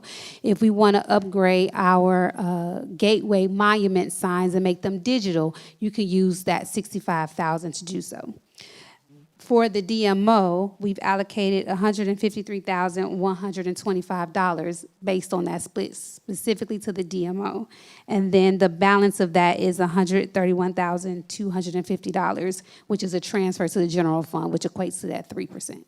Okay, which is just in the general fund, but how it's split between Parks and Recs and Economic Development and, the event that communication is doing, we don't do it like that. We don't allocate it like that. So maybe that's part of the conversation. But what I will say, though, is, again, we need to have a discussion about the coordination of all of these and how we can be more efficient in maximizing the dollars received for sponsorship, because everybody's going to the same well, asking the same people for, okay? So that's not good that doesn't look good on our side. So we need to do, a better job about that and be a lot more coordinated about that. And we also need to maximize grant activities because there may be cutting grants everywhere else, but in sports, there is plenty of money. We just need to find the right folks who are willing to do that. And I'm hearing over and over again, certain people getting grant dollars from various sports institutions. Part of it is relationships. Part of it is they know who to ask, when to ask, all of that. So we've got to develop that as well. Okay, Anyway, we will come back to have a discussion about just the better coordination of these, because we will be hearing from Communications tomorrow, and she will be presenting something similar because of the events that she's responsible for. So there just needs to be a better coordination on all three. So just a point But of- I absolutely agree that this is what Fairburn has become known for. And this is one of the things we don't want to cut, because that's the activity that helps us with all of the other things that we are wanting to do. So, yes, Tony? I just wanted Okay, to yes. add a little bit Dan. of clarity. Communications has done a really wonderful job. Councilwoman Nichols, you asked earlier, is there a sponsorship package? Absolutely. They've done a great job putting that together. We can distribute that to everyone, and would appreciate any help getting that to anyone that's interested. I want to be clear, when Chapin talked about earlier about she asked, could she lead that effort? We don't have multiple people all going to the same business asking for sponsorships. Right now, that's. No, you don't, but I know that we have done that. We In the have past, done that may have that. happened, but currently Chapin is leading that. It may be a consideration, and the prior discussion we had was about sponsorship being an effort to itself, because the package is wonderful, but it's the relationships and the ability to go out and cultivate those relationships over time. Raising money is a skill unto itself. So we can figure out how best to do that, but we're trying best to not have overlapping requests where economic development's going to company A, and then the next thing they know, here comes Parks and Recreation, and then the next thing you know, here comes communication. So that doesn't work well, and so we're trying to coordinate. As it relates to Fall Festival, Parks and Rec leads that effort. They do a great job, but it really is an all-hands-on-deck effort. So you've got economic development involved and communications involved. Just to add, we just had a great conversation. I know Sylvia Abernathy tomorrow, she will share some information from a platform that we got from last year that you guys helped fund, that myself and Economic Development split because of this. We both needed the numbers. So what we looked at just as early as yesterday is, because the data can kind of drill down, is where are people going once they leave this event? Where are they coming from?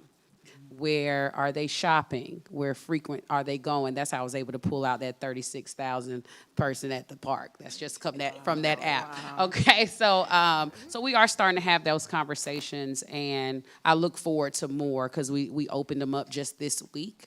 But we'll continue to have those and work with communications on how we can all get together and put the best package out there. Councilwoman Davis? Yeah, I just came up with a great idea. Just hit me. Yeah, I was gonna say, Jacob. Okay, we could get a promoter at a discount that could promote the Fall Festival like nobody I know of. Oh, Mayor Avery. I knew that. Let me tell you something.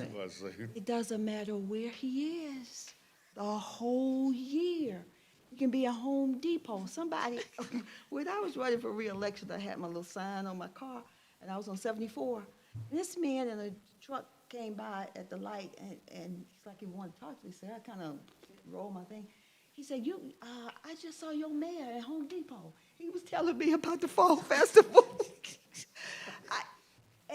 And it's the whole year. It doesn't matter if it's January, February, March, but he promotes that Fall Festival. So I just want to throw that out there. Well, and I agree with, we don't want, not this year. It's all cutting We already- year, but not under the first But we'll year, continue to okay? look at that. Please. Yeah, I know, I understand, I understand that, Mayor. But We working hard, we working hard. I was saying he promotes that from January to October. Yeah. And Now, then November and December. okay, who had a question? Yes, Hauser? I just wanted to reinforce about the Fall Festival because, of course, Lady Fannie Mae's is out there. And my God, we have to open up around sometime 5:30, 6 a.m. in the morning just to get everything ready because they're coming for breakfast. That fish and grits for breakfast. But I just want to just reinforce about the communication as far as the roads are closed very early in the morning time.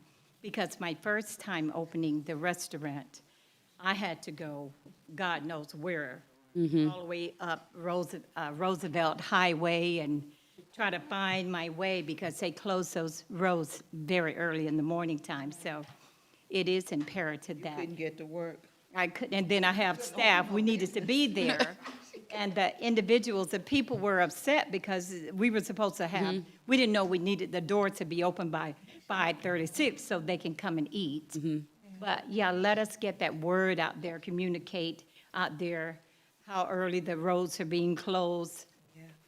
And last year, I think, thank God for the police department, they, let me through and some of my staff through so we can go and get everything ready. But it is imperative that we communicate, in different ways, that those roads are going to be closed early and how to get. Yeah, and we realized out. we had a shortfall. We did a lot through the internet.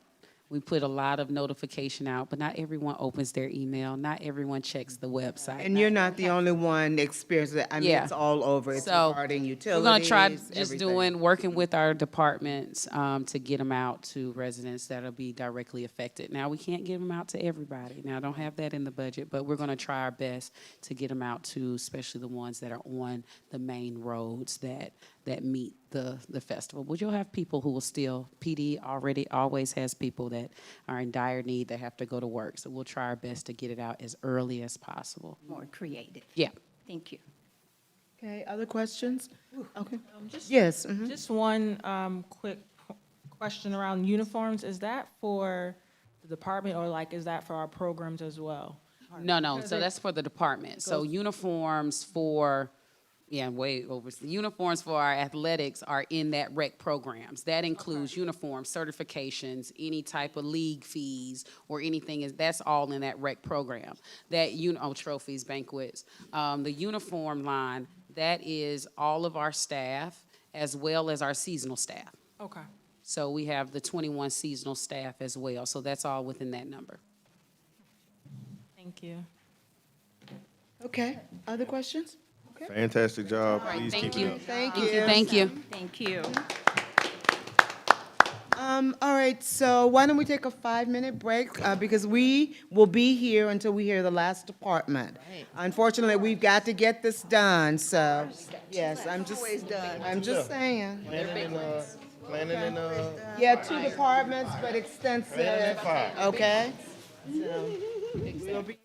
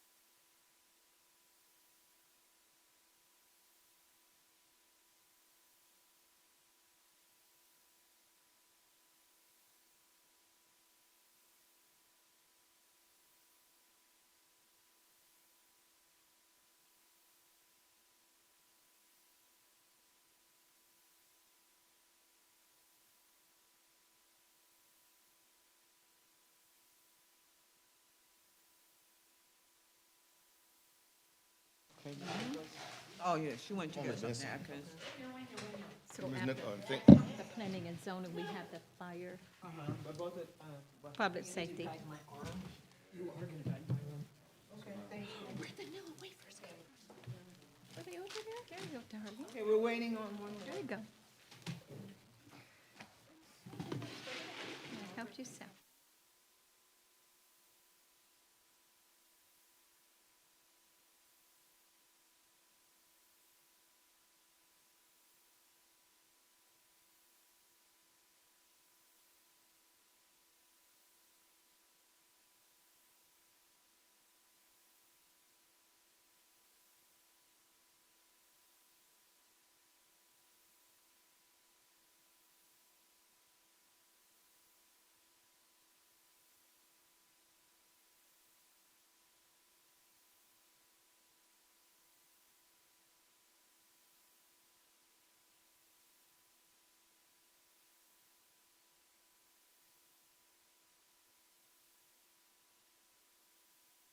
Okay.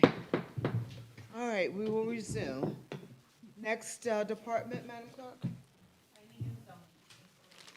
All right, Ms. Brookins? Good evening. Good evening. Evening. So I'll start with some of the highlights. I am thrilled that the city of Fairburn has a impact fee program. It is operational. All new development is being charged a fee that goes directly to the approved capital improvement element that was reviewed by the DCA. It provides additional funding for public safety, parks, and rec. To date, we have received just under $200,000 in additional funding. And we have upwards of just under $800,000 that's supposed to be coming in from some of our mixed-use developments.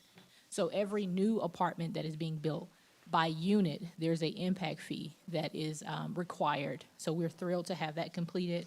We also had the Public Art Initiative, the Flags Over Fairburn. We typically worked with Parks and Rec in terms of just looking at potential artists, and work very heavily with Dash to make sure that we get somebody who has a very creative outlook and work with the community. They work with the Girl Scouts, the seniors, Black Girls Run, and they all create this community art project that goes up in the alley every year. We're very thrilled about that. In terms of development, this has been one of our busiest years in terms of rezonings, use permits, building permits. At one point, we had 96 building permits in 1 month. So our comprehensive plan was adopted last year, along with the impact fee program, and those were both reviewed by DCA and other agencies. And I was thrilled when the city of Fairburn was recognized in the American Planning Association's magazine for our unique way of engaging. We decided not to use dots, which in the planning world is somewhat unheard of. So they used a creative way to engage our residents to figure out what they wanted to see.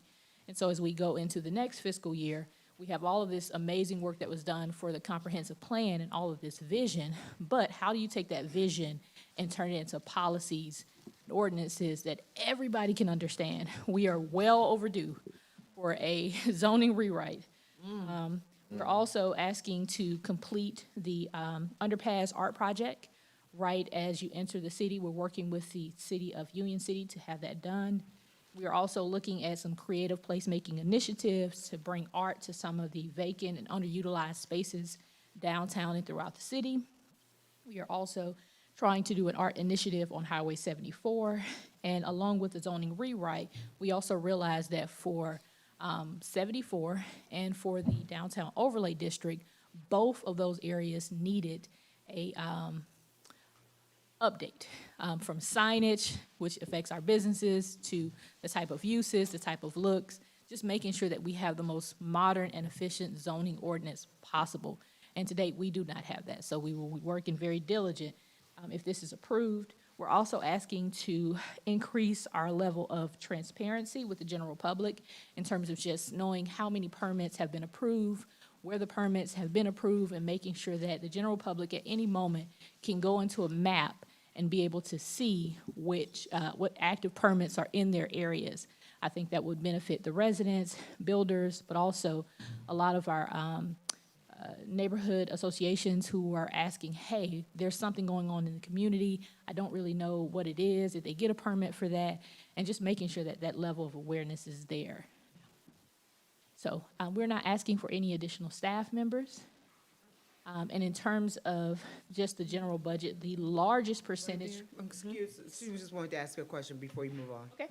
I really want you to repeat what you said about being recognized in a national magazine. I don't think a lot of people heard that. So the American Planning the mic. Association, oh, am I go? Here we go. Shaben's a little bit taller than me. Make sure that my mic is right. So the American Planning Association has a quarterly magazine. When we partnered with TSW to complete our comprehensive plan, because we used a different kind of community engagement that had not really been done anywhere else in the U.S., the article was highlighted. We were very proud to have the flags and the alley where we have our art all showcased at once. So it was a combination of all the fantastic things that our department is doing to make sure that engagement is top-notch. Awesome. Congratulations. Well, I will just add to that, actually, a fellow planner who's also a resident brought it to my attention. I had asked you for a copy of that article, Denise, because it was my plan to recognize her regarding that. 'Cause that is a huge deal, so thank you. Yes, proceed. Mhm. So in terms of our request this fiscal year in the planning and zoning, the majority of the funds will be dedicated to the zoning rewrite. That is a very heavy lift. Doing the comprehensive plan is always best practice to get that done and then start your zoning rewrite, because if you don't know what your vision is, your rewrite kind of misses the mark.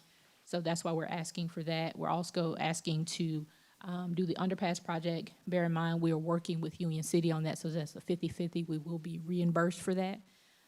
We're also asking for funds to continue the Civic Gov online permitting process. We were probably one of the last local governments in the area that did not have online permitting. So we were thrilled to be able to go online and be able to make sure that people can submit their applications, have everything reviewed, go completely paperless, and also pay online, which increases efficiency. We will be transitioning to the BSNA platform, and we're happy about that. But until that actually completes itself, we have to have a way to get those payments online. It just helps with bringing in additional revenue. Is there any particular question or concern with some of the items that are listed there? When do you anticipate bringing that online? The system that we have now, it's already online. No, the other one that will allow for, what do you say, online payment? It's live now, yes. Okay, what was the other one then? The other one was the zoning rewrite. Okay, So we have that, we've received bids, and we're reviewing those right now. okay, all right. Excuse me. Yes, When was the last time that the zoning ordinance were rewritten? Complete transparency, we've done a lot of patchwork. Okay. But I think the last major rewrite was 2012. Okay, and so during that time, Fairburn's grown tremendously, lots of businesses, commercials, developments. So yeah, I can understand why that would indeed be a heavy lift. But Mr. Administrator, I think I mentioned something last week about potentially the Renaissance. You make sure that gets discussed and, you know. We are looking at that to see what the opportunities could be there. Thank you very much. Yes, sir. what was your question? I just asked him, so last week, made a discussion with him with regards to the Renaissance Festival. What about it? Potentially adding a parking tax or something Oh, whereby. yes, Since we got expensive. 250,000 people. Okay. The actual vehicle for that would likely be what is referred to as a special use permit, but we need to kind of coordinate with the city attorney's office. There's precedent for that in other local governments, and so we'll coordinate with the city attorney's office to see what would be the best way to possibly look at doing that for the city of Fairburn. Thank you. I have a few questions on that slide. Can you explain again what entails the professional 280 services? Yes, so the professional services is for the zoning rewrite. For a community of our size, we think that's more than sufficient to be able to get the complete rewrite done. That would be done with an outside consultant. That's a one-time fee. That's a consultant. Okay, so looks like we're consultant heavy in this department. Okay, so that's just the professional, the 280 is just for the zoning rewrite. The special projects, can you explain what that 190 is? Yes, actually, that professional services is for two things. Okay. Typically, our department partners with two organizations, that's Dashboard, and a part of that professional services, probably less than 10%, is for the Art in the Alley initiatives and also for the Hispanic Heritage Month, but the majority is for the zoning rewrite. And we typically only have one consultant. We had one last year and one this year for the rewrite, if the contract is awarded. In terms of, did you have a question about the 280 or? Well, I was just trying to see what the details of the 280 and then the details of the 190, like what all went into that. Gotcha. So the Dashboard partnership, that's usually about. It's 30,000 in the budget. Yes, 30,000, but the development with Dashboard is typically about 24,000 or somewhere in there, and that includes both the training, the events, going out, working with the different seniors to do educational art classes, things of that nature. And then we also was able to kind of, previously it was a little bit higher, but we figured out a way to work with local artists to do some kind of things that were a little bit unorthodox, but we had a public art project at the Hispanic Heritage Month where we had an artist come in and the community painted things, so that was a lot more reasonable. So we were able to decrease that. Okay. And that's special projects? Yes. Okay. And then, do we know what the year-to-date on that for special projects? So to provide a little bit of clarity, for the special projects, there's 150,000 allocated for the Gateway Mural project with the City of Union City. I think the City of Fairburn entered into an agreement with Union City either in 25 or late 2024 for this mural. And so we pledged to have our portion of those funds allocated. Okay. Since that agreement, we have issued an RFP twice for artwork for the mural. And so I believe the most recent RFP is currently being evaluated. So the special projects budget is 190 with 150,000 for that Gateway mural project and 40,000 allocated for special projects. And then to answer your previous question about professional services, 250,000 of that is for the zone and rewrite, with the difference being for the art consulting services with Dashboard for the Hispanic Heritage Month event, as well as the Flags Over Fairburn event. And then what is the other contracted services? What entails that 24,000? The 24,000 other contracted services, that is for the Civic Gov system, so that's for our online payments. Okay. And then the retirement line item kind of jumped, just if you can background around that, just because I don't. Again, that goes back to it not being properly budgeted in FY26. And so we had to correct that in FY27. Okay. That's the retirement. And you're going to see it for every Every department? department, yes, Okay, ma'am. okay. Okay. No, now, yes, this was just a bigger jump, so I was just like, if anything different happened, right.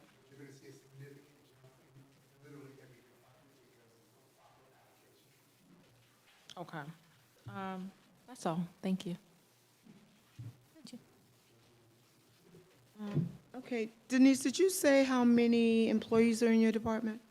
In this portion, the So planning? there are 3 total. Okay. Myself, the city planner, and the planning and permitting coordinator. And so the day-to-day items, staff reports, the mail that goes out to the various residents, the notices that are placed on the property, our staff does all of that. So if there are 300 notices that are mailed out, we are stuffing those 300. We do all the staff reports. We have no in-house consultants for the day-to-day activities of planning and zoning.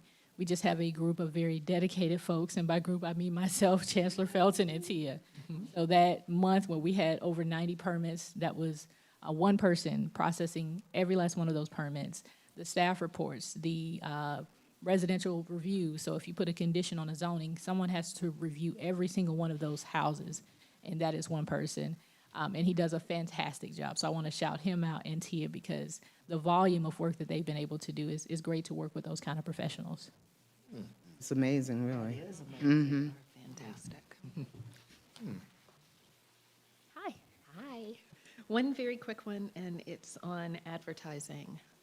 The 7,000. I know Dash does advertising or handles the advertising for those specific projects outside, or they do a part of it. Outside of that, where does the rest of So the advertising budget is required by the zoning procedures law. That has no involvement with art whatsoever. So Gotcha. that is whenever we put out a legal ad, so whenever we have a use permit or rezoning, we have to advertise in the legal organ. And that cost, it just goes up every year. That's what I And was there's no, if something, so when we counsel a meeting, that means we have to re-advertise for all of that. So we have to make sure that that is covered. There's no wiggle room with that number. But that is specifically for legal ads. Well, and you're talking about the no wiggle room. Is it an adequate amount? Because given, I believe so. Typically, I think we don't necessarily go over that. If there is a specific request for a council to do a text amendment or something of that nature, because we're doing the zoning rewrite, I don't anticipate that going up. okay, thanks. Okay, any other questions? Okay. Okay. Next up, any questions regarding supplies, books, uniforms? So next up, I am joined with one of the best code enforcement managers in all of the state, All right. if not the region. Best. And I say that because the numbers match the energy, very much so. Just to highlight some of the amazing things that the code enforcement manager and the entire team have done. So business licenses, they've been able to, every time a business doesn't renew their license, code enforcement has to go out and have a conversation with them and make sure that they come into compliance. And they had a 88.6% close and resolve within 7 to 14 business days. Wow. They were able to resolve 1,433 code enforcement violations. So that is 90%. I would love for that to be 95%, but hey, it's a work in progress. The majority of those are related to high grass, improper trash storage, abandoned and inoperable vehicles. Our code enforcement officers, because of the funding provided by mayor and city council, all have GACE training. One have earned a level 2 certification, and all officers have completed a comprehensive safety awareness training. All of that was done by none other than Alondale, who was able to do that training in-house. So a lot of times we try to make sure there's an opportunity to get a conference room and provide code enforcement with a little bit more hands-on training. We try to do that. We also have launched the Community Toolkit program, which means there are free tools available to any resident in the city of Fairburn to be able to go cut their grass. So we have it available now. We're working with communications to roll that out so people know that it's available and can help resolve some of those code enforcement issues. Also want to shout out our code enforcement manager, who's also gotten some statewide recognition. He was appointed to the Georgia Association Code Enforcement Nomination Committee, reflecting a good professional standing. And what we're doing in terms of going into the next fiscal year, we want to launch a rental property registration and inspection program. We have a lot of multifamily that's coming on board, so we have to make sure for the existing and the new areas that are coming on board that we can have some sort of registration to make sure we're monitoring, doing property maintenance, making sure everything is up to code. We're also diligently always working on blight and vacant properties. That is one of the issues that we're very, very passionate about. We've seen some good projects turn into homes. We have permits that are under review. 94 Vickery, they just submitted their plans, and they have put out the survey pins because they're beginning the process of building a home where there was a blighted property. We will be expanding the Love Thy Neighbor Community Toolkit program, again, just raising awareness and letting people know the resources are there. We also want to launch some community cleanup days, and then also work with our city attorneys to look at being able to more effectively do rapid response for like low-cost enforcement issues. So we'll be working on tweaking our ordinances and things of that nature. So those are the highlights and goals. We're not asking for any additional staff members this year.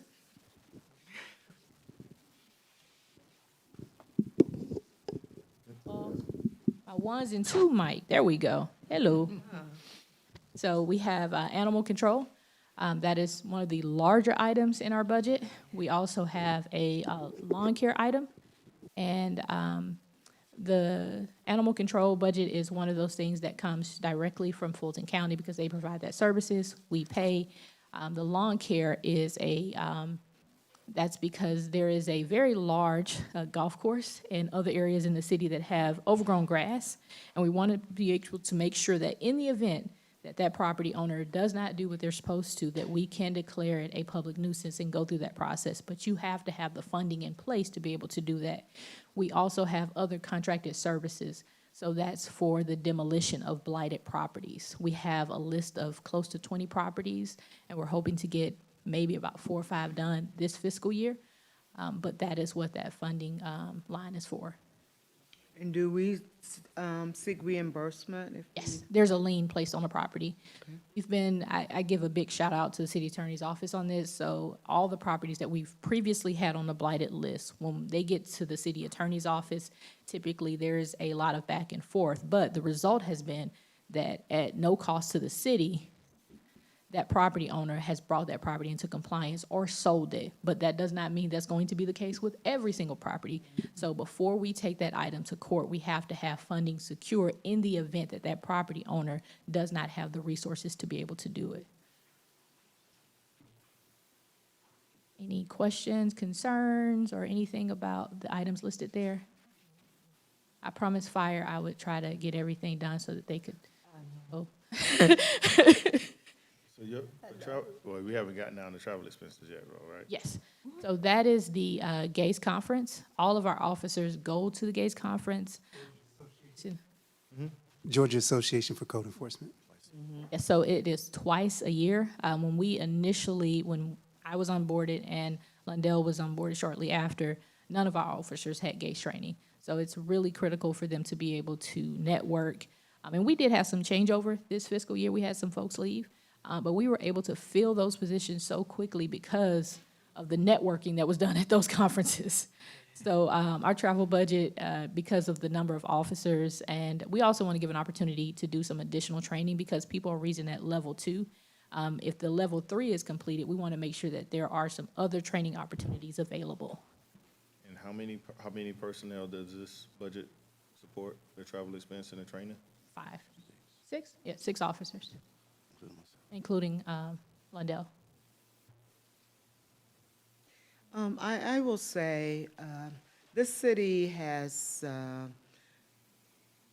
our code enforcement has suffered over the years. We've had ups and a lot more downs. Code enforcement was shifted from one department to the next. Huge turnover. But code enforcement is one of those quality of life issues. When people talk about a community and the way it looks and feels, it's because of code enforcement. So it was just very, very important to this city and to us that, we stabilize code enforcement and that we house it in the right department. And it has the right director. And you can see it is thriving as a result of that. Absolutely. Yes, please. Mm-hmm. Ms. Brookins, in reference to your supplies and the gasoline, my goodness gracious. Code enforcement, right? 20,000. Yes. So they're, They drive all over the city. Yeah, code enforcement officer office is a vehicle. They don't sit behind a desk. They literally drive almost the entire day. You get some, So it's in terms of gas use, it's not dissimilar from a police officer Right. who rides the city all day. True. Code enforcement does a very similar function differently. They're doing code enforcement, but their office isn't in a building, it's in a vehicle. So they're driving a significant portion of time. Well, speaking of which, what is the equipment that you use to do your job in code enforcement? Is that, and that's under the small equipment, right? Yes. Mm-hmm. Those are two items, and I'm helping Lundell out because I have glasses and he forgot his glasses. Okay. You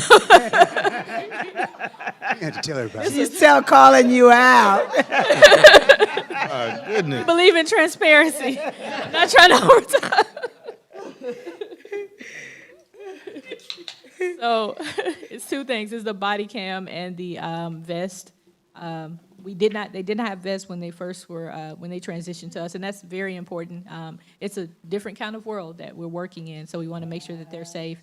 And then the body cam also ensures that there's transparency on both sides. So if someone says, hey, I had a conversation with code enforcement, and they did not agree on something, we can all see exactly what happened with that conversation. That is in our SOPs and required, so they have to have that. And a portion of our budget is to make sure that we work with the police department in terms of the types of cameras and things like that that we use, but we pay for our portion of that. And if I may add to that, Mayor, not often discussed or recognized is there's a very serious safety aspect to what code enforcement Absolutely. officers do. They are going to private property, and they have no idea who will answer the door, and this is 2026. And so those body cameras are absolutely essential. We are very fortunate in that they have a good working relationship with the police department, and at the moment's notice, the police department is there to support them, but I don't think that's often thought of, that there is a significant safety element to what they do. I believe we have vests for those officers as well, and so it's just something to take note of, because their work requires them to encounter citizens in a number of different ways. Earlier, when Denise was talking about the work they do with business license, prior to Denise joining our team, she had code enforcement experience. She had managed that function before. Then we made an amazing hire when we got Lundell. No one was doing that business license collection. When I got here in Fairburn, no one was doing that. And so it not only has it changed dramatically to the mayor's point, we're now collecting revenue that the city just was not. There were business licenses that hadn't been renewed in eons. And so their impact is significant. The mayor kind of mentioned earlier that code enforcement has been here, there, and everywhere. Even when I got here, it didn't functionally exist. And so I want to credit Denise and Lundell because they've gone from square one to building a highly functional code enforcement team that's contributing a lot to the city. And then I also will say that because of what code enforcement does and the result of that, there are legal issues that have to be dealt with as well. And so we have legal fees that, are generated by the code enforcement activity. And so that's why that budget was increased as well. And one last thing, as we're talking about fees and costs and budgets, one of the highly sought-after things that Denise talked about was our blighted property ordinance, which she worked hard with the city attorney's office to get that in place. And so when we go through that process, and we've done so with a couple of properties, I think we have one in the process now. At the end of that, if a court gives us a legal court order to remediate the blight, then we got to come back for money, depending on the property.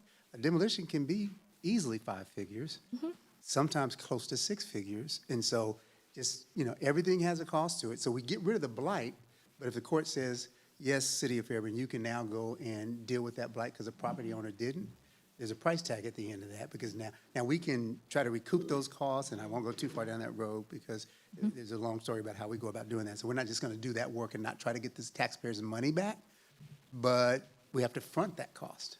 And so getting rid of an ugly property may cost us 5 or 6 figures. Okay. Okay. Any other questions, comments? Okay.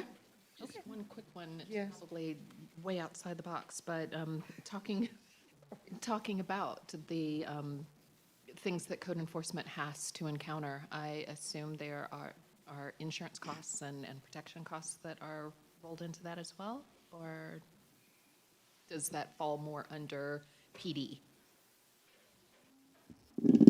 When you, excuse me, when you say insurance costs, are you speaking towards? I'm speaking towards hypotheticals. So say you do encounter those risky conflict resolution sort of scenarios. Is that something that, risk management has already looked into? Is that something that's folded in there? Is it something that, PD looks at? Because I'm sure you all, let me not assume, do you all carry No. protection? And so Well, they don't with carry that- weapons. Right. They don't carry weapons, but holistically, when risk management is working with our insurance brokers to determine insurance coverage and costs, they literally consider what is the function of that operating department. As you might imagine, there's a different cost structure for insurance for public safety or code enforcement than there would be for parks and recreation. Right. Well, they all have costs because each of them have significant things to be insured. But to your question, yes, that is factored into the risk management coverage for the city and the various functions that each operating department undertakes as part of their regular day-to-day business, and what are the risks associated with that. And that does vary. You make a very good point, depending on what the operating functions of that department may be. So then bringing in additional personnel, and I know you're saying you're not asking for it, but bringing that in, that is something that is thought out when, okay. Yes, ma'am. If I may, back to the Fulton County piece for the animal control, this is about an $80,000 increase. Yes. What we're projecting for this year? Why is that? So there's an IGA between Fairburn and Fulton County, as there is for the other 14 cities in the county. And the county, it's a county-level service. They provide that service. They track every call for service by jurisdiction, right?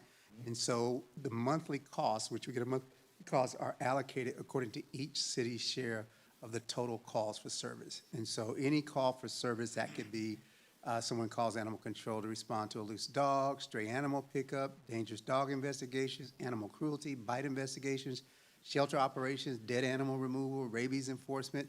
Any of those calls generate a call. And so they track that by city, and then they apportion the cost, the total cost for animal services that the county provides to all 15 cities. Atlanta's different, but to all 14 cities remaining based on your calls for service. So it's based on what you use. So we projected to use more calls in 2027. So it's gonna cost us more money. Yes. We Because don't we're growing, that. more calls. Yeah, there are There's more calls.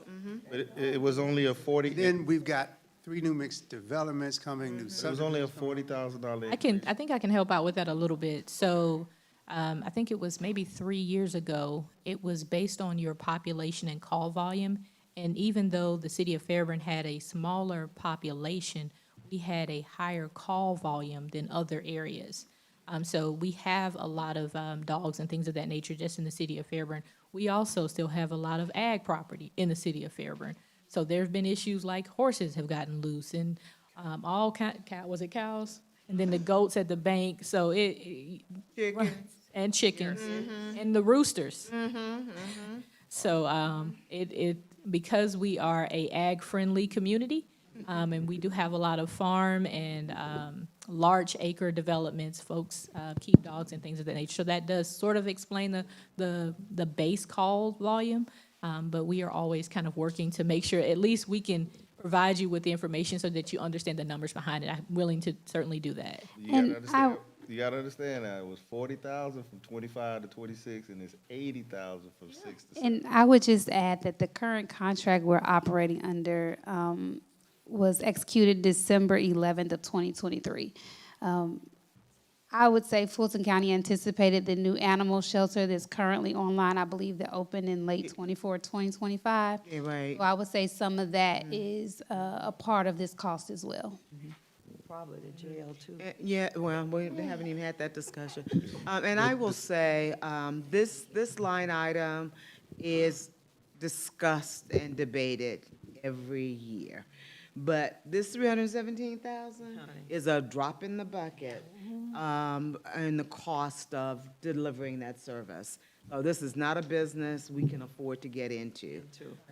So When the new we facility just pay opened, it. and I was with the county when they had the old facility. The new facility, which is on Fulton Industrial Boulevard, was a $40 million Yes. project. So those costs were also apportioned to the cities under the current IGAs. And I will say stay tuned, because the county is going to hit us with a lot more cost increases, so, stay tuned for that. The new facility is nice, but it's already over capacity. And so, yeah. I would just add in the presentations that's coming, I know with fire and police tomorrow, I think the contract that we have for E911 is set to expire, if not the end of this year, next year. And so right now, we pay $400,000 split between police and fire. I'll also share that we have to, for our radios to connect to their network, that cost in FY26 was, I believe, $420 a radio. It has now jumped to $600 per radio in FY27. And so the cost for these services is increasing, and you'll see that in fire's presentation as well as police. And so it's just one of those, hopefully when they expire, that's some negotiation room, but we're starting to see those costs increase. And part of it is new technology as well. Yeah, so. Right. Is that it? That's all I have. All right, thank you so much. Thank you, Ms. Brookins. Okay. Great job. Uh-huh. Congratulations on our national.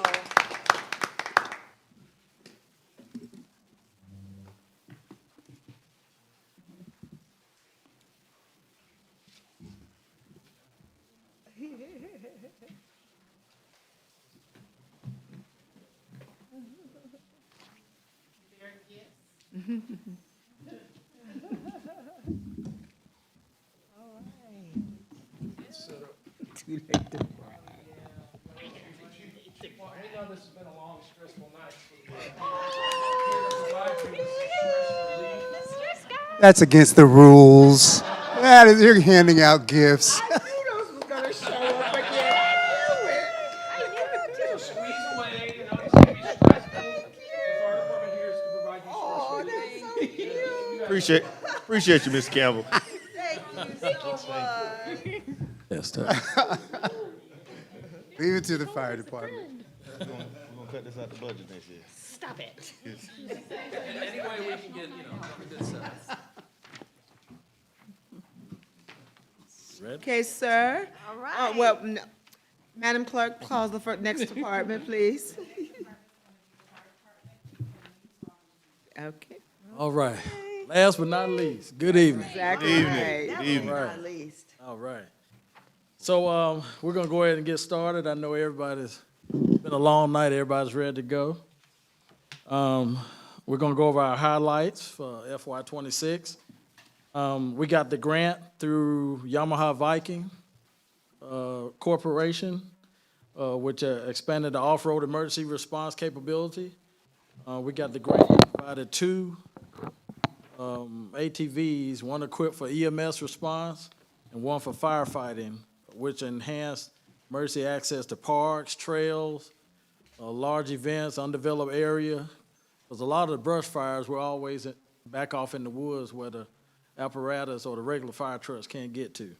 So that was a big deal for us to get that grant. Awesome. The second grant we got was to enhance our cardiac arrest response by securing nearly $20,000 from Firehouse Subs for a new Lucas device, which assists us in CPR, definitely assists us with obese patients, but it gives us that high quality of chest compressions for our patients. My phone hadn't ringed all night till I got up here. Strengthening department staffing. Definitely want to thank you all for allowing us to hire. That's going to be a misprint. It's going to be 7 new firefighter recruits. We're expanding the workforce capacity, improving operational readiness, and supporting the city's growth service demands. Also, we expanded the technical rescue capabilities with the addition of the heavy rescue unit, enhancing our department's ability to respond to vehicle extrication, technical rescues, and other complex emergency incidents with specialized equipment and personnel. Before we got that vehicle, going to a tractor-trailer wreck was very difficult. We had to wait for surrounding agencies to help us with the major equipment. But thanks to Mr. Phillip, Ms. Chris, we worked it out over a few budget years, and now we have our own heavy rescue. And it's at Station 23 if you all like to see it one day. If y'all want to come by the station, I'll be glad to show it to you. FY27 goals, and this is a big one for us. Developing a hazardous material response unit. Taking the existing truck that we have, because we still have older trucks, but taking the existing truck we have to respond to hazardous material incidents that we have in the city. You all know we recently had a bad train wreck where a tractor trailer got stuck on the train tracks and the train hit it, exploded. Luckily, the tractor trailer wasn't carrying hazardous materials. But if they had done that, almost, 80% of our department are hazmat technicians. So if we were to have to go in and rescue someone or try to identify the hazardous material, our staff would put on the level A and level B suits to act as a recon team. And if the patient is exposed, the decon team will try to sterilize the chemical, and then we transport them by grade EMS. I happened to be on Roosevelt Highway and literally witnessed that train accident when it hit the tractor trailer. It was horrific. Fortunately, the driver got out seconds before he was stuck on the track, and he got out, ran out of the vehicle seconds before it hit. But to the chief's point, had that had hazardous material in it, most people probably haven't, I've never seen a train accident. It literally destroys everything it hits. And had there been hazardous material in there, all of the training he's talking about, it was, Dodged the bullet, for sure. yeah, it shakes you to see that. I was just grateful that the driver got out, literally seconds before. And with that being said, we have another grant coming that's going to supply this hazmat unit for us and the heavy rescue. Amen. It'll be fully funded grant, what we said, almost 80,000 maybe, for hazmat material. When is it coming? Any day now. We don't know for sure, but any day now. But that's gonna house the equipment for the hazmat unit and the heavy rescue. Outstanding. Well, I will say nationally, this is a huge issue because of the Palisade, Ohio incident. I mean, they're still have not recovered from that. And because we are in an active railroad town, that could happen to us at any point in time. At any point in time, so we really do need to focus on that. So thank you. Yes, ma'am. The opening of Fire Station 22 in the Public Safety Complex, we're very excited about that. That's gonna help enhance our emergency operations, strengthen it with training, administration, and community risk reduction efforts while positioning the department to meet the needs of Fairburn's continued growth. I'm very excited about the training room. Even though Dana's gone, they've widened the training facility for us where we can host classes and the state can come here where, police and fire could potentially be regional places for training. Replace the 2008 should be engine with the tanker pumper to improve fleet reliability, reduce maintenance costs, ensure firefighters have safe, dependable apparatus capable of meeting the city's increasing emergency response demands. So out at Station 24, and when the ISO report comes, whenever it comes, he told us with the growth of the city, that was the best move we ever did, was putting up that fourth engine so we could have the pumping capacity for the city. Without that fourth station, we would have dropped significantly. Wow. So, we're still waiting on the, report back. I feel pretty strong about it. Thank you all for putting up that fourth inch, because when we built Station 23, you know, things were kind of skeptical, but our call volume has increased so much. Absolutely.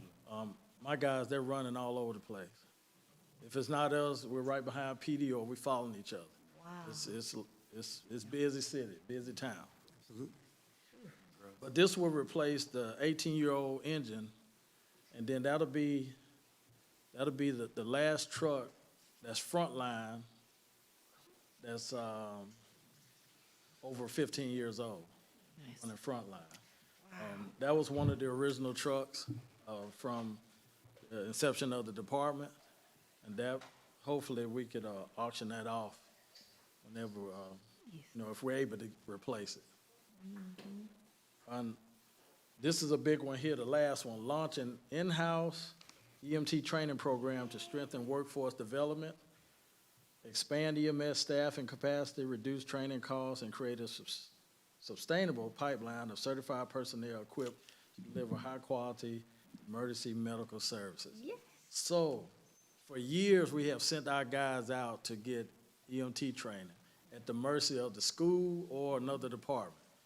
Well, now, we're gonna be able to teach it in-house right here in Fairburn. Teach our own people, certify them here, and then, of course, they have to travel to take the EMT test. But a lot of my staff have gotten their EMT paramedic certifications, be instructors. All the command staff are CPR instructors now. So we are very excited about this. This is a big deal for us. So speaking of which,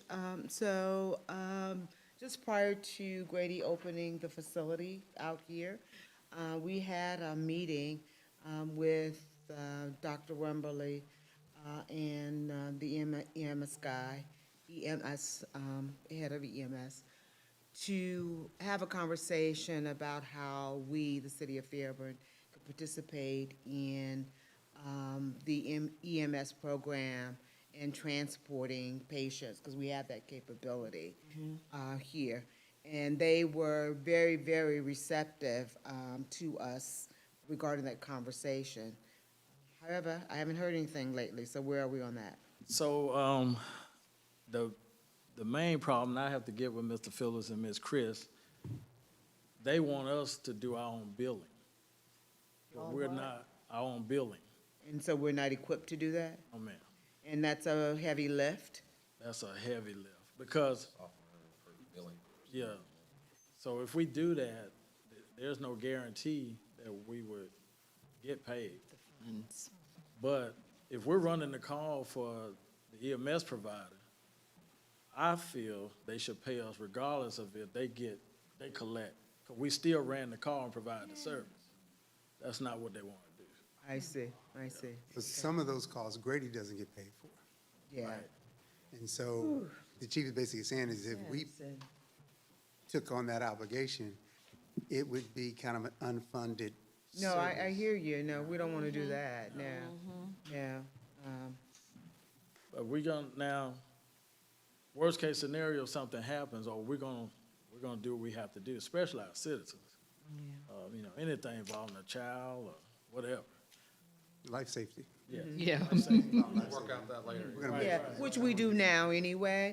Absolutely, but we thought there might be an opportunity to assist them, because the volume is going to increase substantially, and Grady's ability to respond, so. Okay, well, thank you for that update.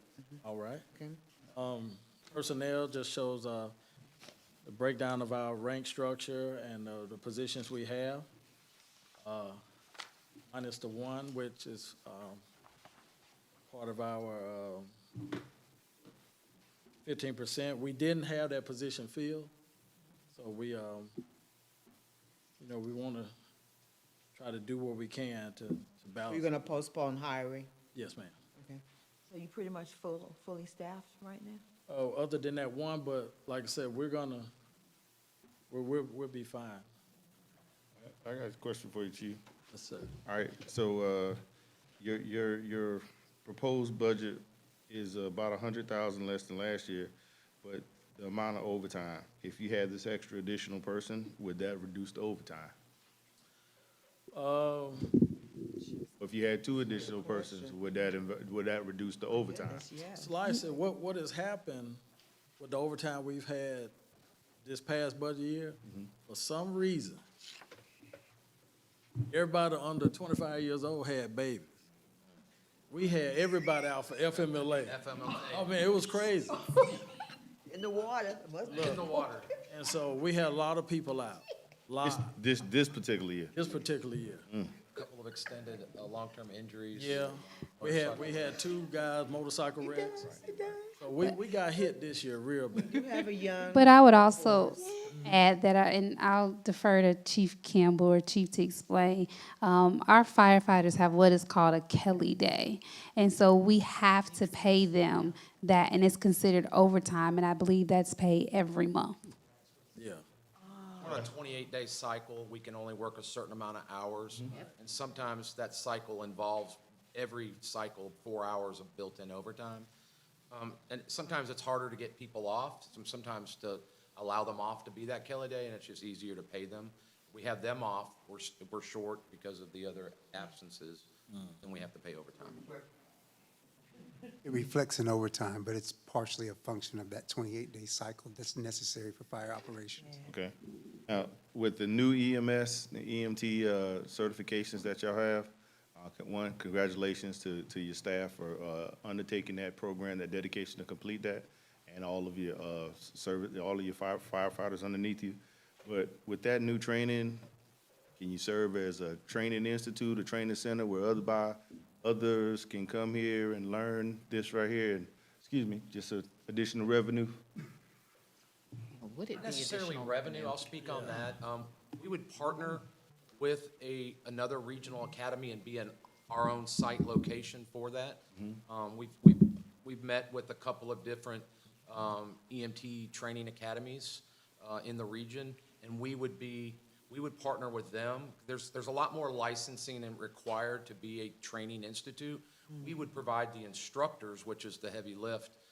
There's a couple of us that have gotten our instructor rating for teach EMT, paramedic, and then we would be the off-site.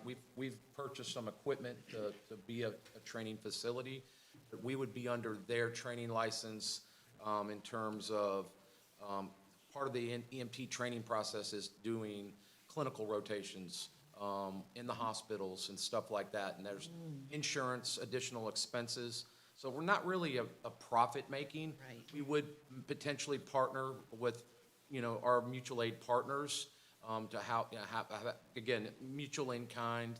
We have a couple of their students would come here for training, like they do for us in reciprocal trainings. Okay, thank you.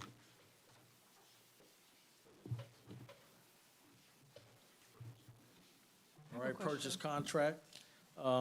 Professional, that's pretty much our medical director. Yeah, but you can keep going because, keep going. Okay. We'll go after. Employment screening for our, drug screens, psychological exams. E91 Fulton County, like Ms. Chris talked about earlier, it's at 200,000, but we anticipate next budget year for that to increase by Fulton County. Motorola is their provider, and Motorola is the only radio service in this area other than Kenwood. But because Fulton County bid it out and went with Motorola, that's who we trunk off. R&M equipment, that takes care of maintenance on saws, chainsaws, rescue saws, et cetera. R&M vehicle is every fire apparatus we have is the maintenance for that. And I tell you what, we've been hitting it in the head these last 2 years, especially after we doubled in size. But So yes, right there. So that's the R&M vehicle. You just mentioned that you just had a vehicle refurbished that was 15, 18 years old? yeah, the heavy. So what's the life cycle, or is there upcoming anything that's due for life cycle in this upcoming year?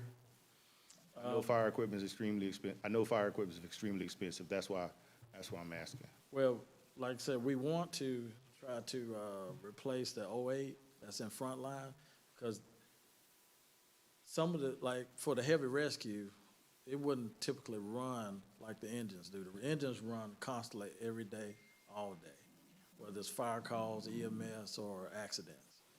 And right now, that '08 runs constantly every day. The heavy that we just got would be a specialty call. You know, if we have a dump truck rollover like we've had here recently, what, maybe 4 in the last month? Yeah.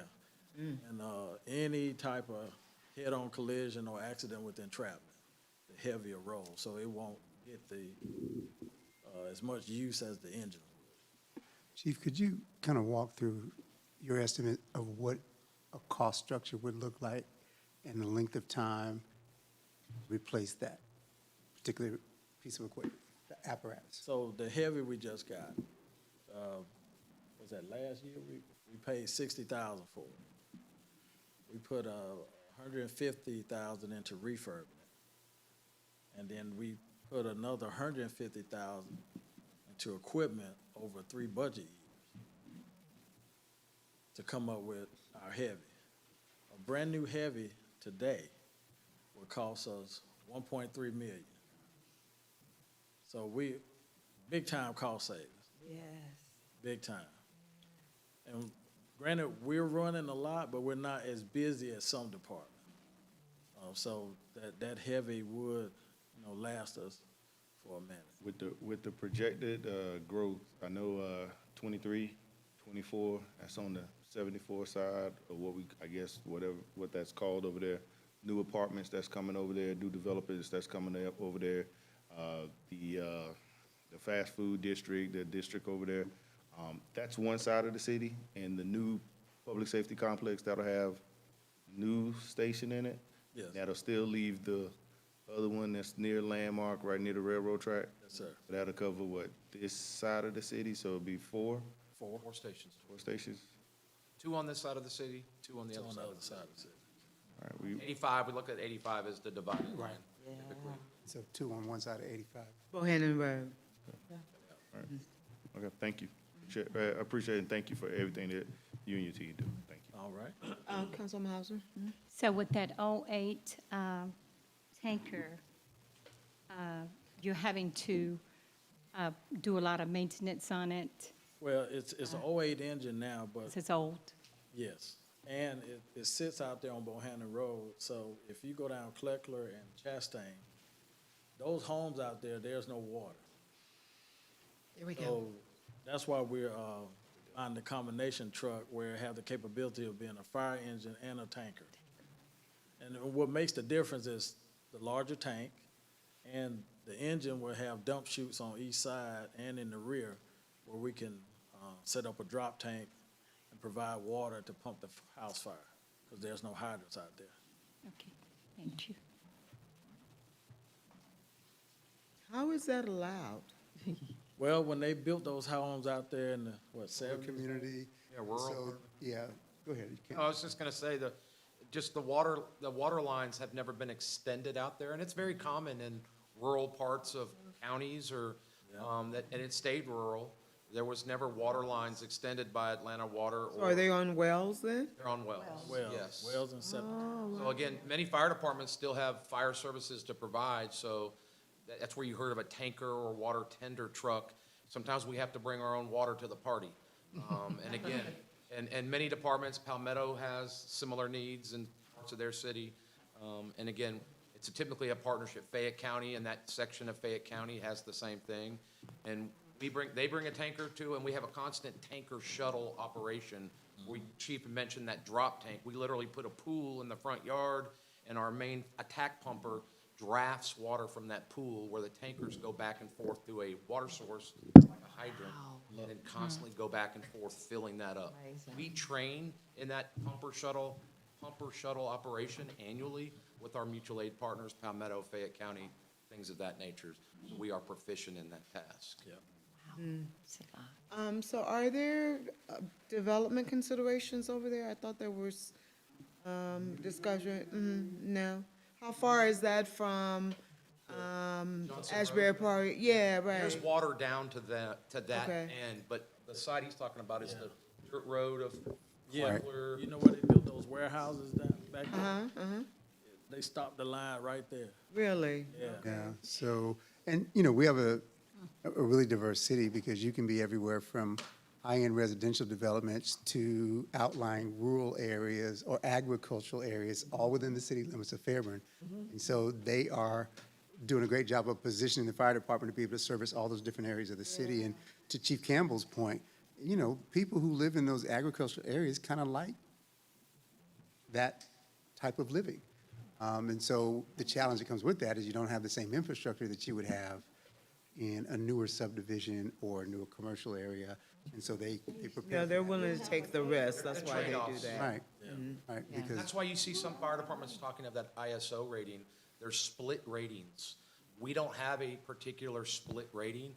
Because of that training that we do with our mutual aid partners, we're able to show that we can continue a water shuttle operation to continue. That's one of the main things that the ISO looks at. Not only the fire department, they look at the water system and our water delivery capabilities, as well as the 911 system. Those components are out of our hands, but that's part of the ISO evaluation are those elements. They look at Atlanta water, Fairburn water, and then those unhydrated areas, and the fact that we show that proficiency annually in that training aspect. They don't give us a split rating. We hold a 1 all throughout the city. For everything. Fantastic, Awesome. fantastic, yes. Mm-hmm. Continue, mm-hmm. Communications, you see where it's 0, so that is part of, the communications now. Yes, IT, mhm. Printing and binding, 150, postage 100. Travel expense is 12,000, but that's for the entire department, when we send guys to training. Housing allowance increase. Our employees love to stay in the city limits. We're constantly increasing the area, they want to move to the city. So, that increased, I think we added 2 this year. Dues and subscriptions, $49.50, that's for the whole department. Training, business meetings.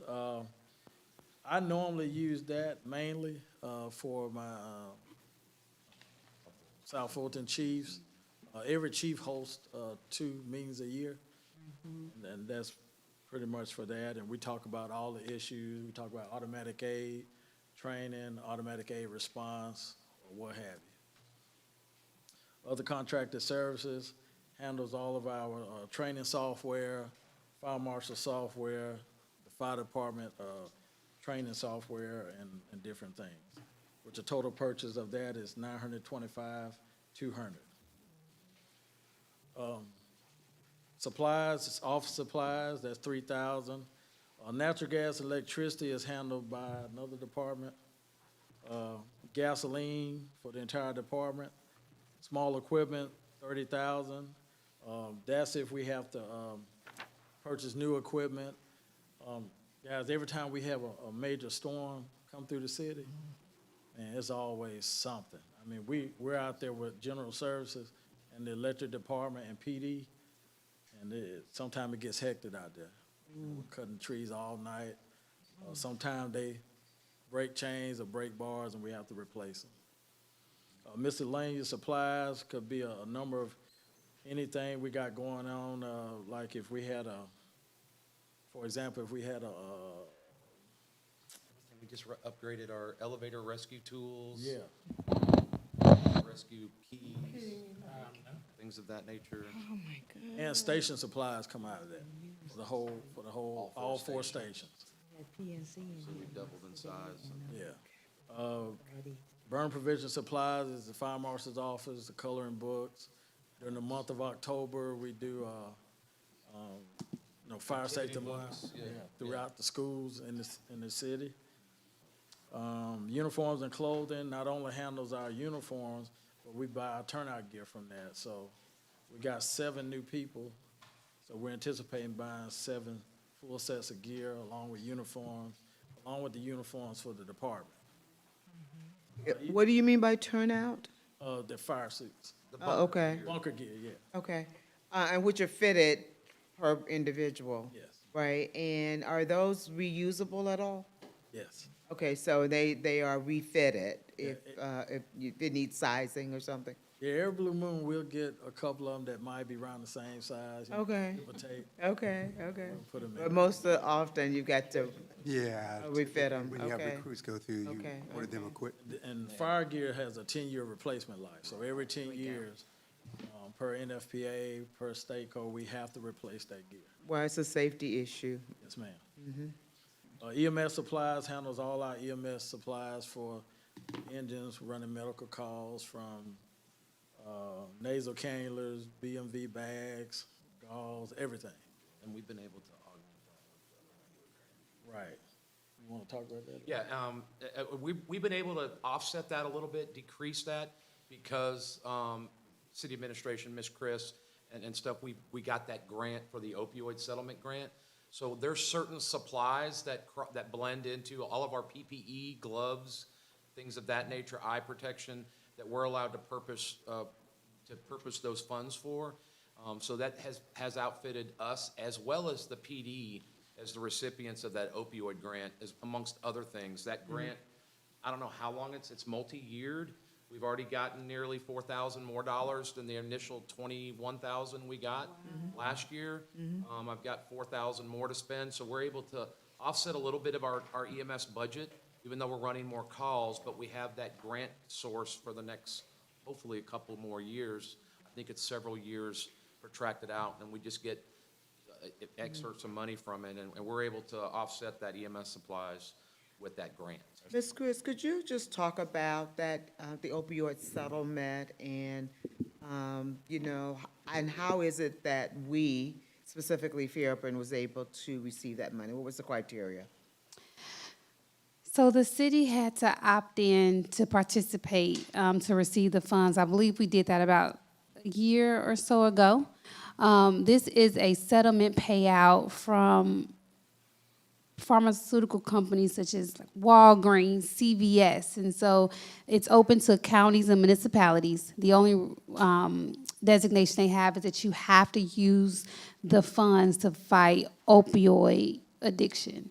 And so in working with our grant consultants and working very closely with Chief Campbell, we were able to outline some of the purchases that they need, not only in fire, but in PD as well and in the city, so that we can offset the funds in our budget by utilizing those funds. I think last week or the last 2 weeks, I think I may have sent like 3 emails, and we've received recently up to $4,000. And so it's typically quarterly, but I think it's for the next 2 or 3 years that every quarter we get a portion of that allocation directly to the city for opioid use. Okay, so how are we, so what's our incident rate for fighting opioid addictions? So the opioid epidemic in the last 20 years has skyrocketed, both intentional in terms of prescribed medications as well as illicit. A lot of people think of it as just an illicit drug problem, tainted other medicines that are tainted with fentanyl, as we hear a lot of. But most commonly is abused prescribed medications as well. And it could be even accidental. We see that commonly in terms of, today you're prescribed an opioid from your dentist for a tooth procedure or something like that, or your back or your knee, whatever. And we see accidental overdoses all the time. A lot of times we're not privy to the actual statistics of, we get called to the emergency, we recognize it as a potential opioid. We don't get into whether it was intentional, accidental, or whatever, we're just treating the patient. And later on, as those chemistries, those labs are done in a hospital, it's determined, but we're not privy to that information after the fact. After we transport the patient to a final medical destination, that's when they figure out this was an actual opioid overdose. Sometimes it's apparently obvious, we've gotten there, needle still in the arm, drug paraphernalia sitting around the patient. A family member or bystander said they just took this, so we know what it is. But But again, a lot of times we don't know. We just treat with that. But Some of what's our volume with that? Just roughly speaking. I mean, percentage of EMS calls, I would have to look at statistically our calls. Obviously, 68% of the calls we run are EMS related, and a fraction of those are, again, opioid related, accidental or intentional. But I just wanted to highlight what the main part of the grant that we purchased. It wasn't just for the fire or police departments. We also outfitted Dana and his team, risk management, all the city properties that have an AED. We added Narcan everywhere in the city. Every place we have an AED, we added Narcan. We gave the police department, because of their risk of accidental exposure, we made sure safety of our employees was paramount. We outfitted the police department with 80 doses. Each officer basically has 2 to 4 doses that is usually for their self-administration first, or if they get on scene before we do, they could administer it to a patient before even we get there. The quicker, the better. So we've expanded that. We've added more AEDs. We've added more Narcan. So we're going to look to expand that. Another big purchase other than PPE for police and fire to risk our accidental exposure to fentanyl and other opioids. We've also outfitted the police department with AED devices. They used to have them throughout the years, wear and tear on those. It's a big budget item expense. We gave them 6 AEDs out of that budget to all the districts that they respond to, all the zones they have. There's an AED in all those police cars. Because, again, the more AEDs, it's a force multiplier. Sometimes they beat us to a call, and if they can deliver, they're all CPR trained as required. If they can deliver a shock even a minute before we get there, that's sometimes obviously detrimental in that patient's outcome. We increased our AEDs to all of our apparatus carry them, but now all of our command staff carries them as well as a force multiplier. Sometimes we're around the corner when these calls come out.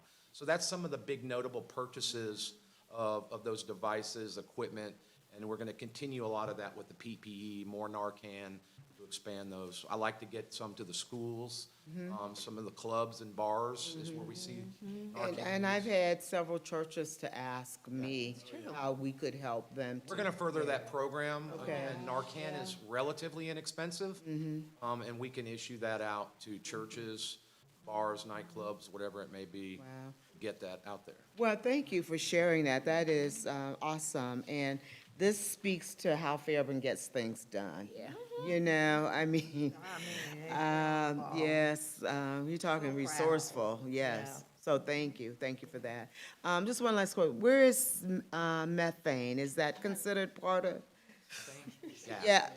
Methane's usually natural gas or. No, well, okay, all right, obviously I'm saying the wrong thing. What's that drug? Methadone? Yes, exactly, okay. Methadone is considered an opioid, but it's used for the treatment to wean people off of opioid addictions. Okay, but the big tanks and stuff that's in the fields that have exploded. Oh, meth labs. Yes. Meth lab, you talking about? Oh, yeah, meth labs. Okay. Yeah, so the actual intake of meth labs were huge 10 years ago. Okay. There's been a downtick in meth labs. There's still the risk out there. There has been known meth labs here over the years. I think the last one we had was the big fire at Camel Crossing. Right, and I know because we still have a lot of wooded areas, there have been some discoveries. I haven't heard of it lately, but I know that was a problem for a while. That actually wasn't actual, I mean, it was a new thing on the market. They were taking a bark from a mimosa trees. It's now being seen. And they soak it in ether, and this bark will literally, after you soak it and heat up the ether, then you put it in the refrigerator, and these crystals form in this pan or dish from the bark of these mimosa trees, and these crystals are then smoked, and it's called dirty meth. We have seen one incident in our city where we had that fatal fire where, again, messing with ether is highly flammable. It exploded on the individual, burned him and killed him. But that's what caused that fire last year at Campbell Crossing. Dangerous job, yes, Yeah, it was Councilwoman just the Nichols? spark from opening the refrigerator. Set off. That's how those volatile fumes built up, and it flashed on him. And he Oh, my burned, word. subsequently succumbed to his injuries. Yeah, we found his body. He ran off. Right. Yeah, and we found him the next day. We searched extensively with drones and personnel looking for him in the woods. He was way on the other side, over on the Fairburn industrial side in the wood line, yeah. That's what that, okay. Okay, so do you have a drone? No, we utilized the police department. Okay. And a resource. I know. We didn't use ours, though. No, we didn't use ours. I know that's a vision. Yeah. FY28. I got one. Uh-huh. Yeah, we just got one. Councilwoman Nichols? Mm-hmm. Yes. Over here. So, yeah, my question kind of got, it's back for a couple of slides regarding, well, it's regarding a comment you said about some of our staff having children. But I had a question on the budget. I don't see it accounted for in the parental leave. I don't know if this amended budget for FY26 shows the year-to-date, and it's not in HR's budget. So I just was curious to know, where does the parental leave live? Salaries. It still comes from a salary and wages. So You it's see in the the- parental leave budget line because that's how we allocate it, so we know how much of the salary went towards parental leave, but it still comes out of the salary and wages. So then, do we need this line item for parental leave if we're not gonna? We do need it, because if we have an employee that takes parental leave, the hours and their pay will be allocated to that line. And so we can't predict when someone will take parental leave. At the end of year cleanup, we would just move that from their salary and wages line. We're not adding any additional funding from the budget, we're just reallocating their salaries and wages. So for FY, it's zero right now. So Yes, and so all of them will be zero, because we can't predict if someone will utilize the parental leave. No, but I understand that. What I'm trying to understand is we had fire staff on parental leave. Correct. FY26. And at the end of, when we do the audit closeout, Oh, that's we'll one see of it the at the things. end. We're not gonna That's see one it. of the things Okay. that they typically will clean up, is the personnel, by moving those funds from salary or wages to So parental. right now, it's in salary and wages. So this is why, Mr. Phillips, why I asked, it's important for us, if we need a line here that shows us FY26 actuals, because I can see what was amended, what was budgeted for FY26, but I can't determine or make an informed decision based on what was actually spent. It's just helpful to kind of see what was actually spent, even though I understand we can't budget for that, and it's gonna come out the salaries, but for us to see what that number is, just so we're telling the full story, because if we had a bunch of fire staff take parental leave and it says zero, it's not on HR's budget, that's zero. So for me, I'm just questioning, where does that live? But now I understand the salary and wages, but it'll be good to just see the actuals or the year-to-date, even if it's not, the end of the fiscal year, we can still see year-to-date. Make it easier. Yeah, we usually do that. What happened this time? That's usually what we do. That column, to show actuals. We do that. Year-to-date parental leave for fire is $22,825.21. And we get that, but we don't see it. Provide you with a year-to-date update on each of the budget lines. Thank you. Thank you. Another? Okay, yes? So, dumb question time. You're talking about the equipment that does the heavy lifting for, any 18-wheelers, dump trucks, what have you, that turn over, et cetera. Does that also cover those trucks that keep running into the underpass over, on Broad? Yes. Yeah, yes, it would, if it came to that, yes. And are they billed afterwards? Because this seems to be a running thing with companies or et cetera. Are we charging them? Because, of course, our taxpayers are paying for you guys to come and pull and everything else. Are we recouping that in any sort of way? So in talking with the municipal court judge, if I'm not mistaken, police just cites them for striking a fixed object, which I believe is a state code. And speaking with Judge Ewan, who will be here tomorrow, she's going to look to bring an ordinance that Palmetto recently passed in reference to individuals striking their underpasses, where I believe the first offense, it's a local ordinance, where the first offense is like $500, and then the second offense is like $750. As of right now, when it happens, PD will come out, issue a citation, and then either PD or Public Works will contact CSX so that they can have someone come out and inspect their bridge. And so that's pretty much our process right now. But there are no funds that's recouped from the city for them striking that underpass. Or services coming and taking care of something that, okay. Chief Campbell or Chief Robinson or Chief Sapp knows something different. I don't know that there's a lot of precedent for cities charging someone for a emergency response. So if we did that equitably, it wouldn't just be when you hit the bridge, right? And that may become a slippery slope to say, okay, well, what other emergency responses are we going to charge for? In that instance, as Ms. Chris explained, if there's a citation, there could be fines that the city recoups.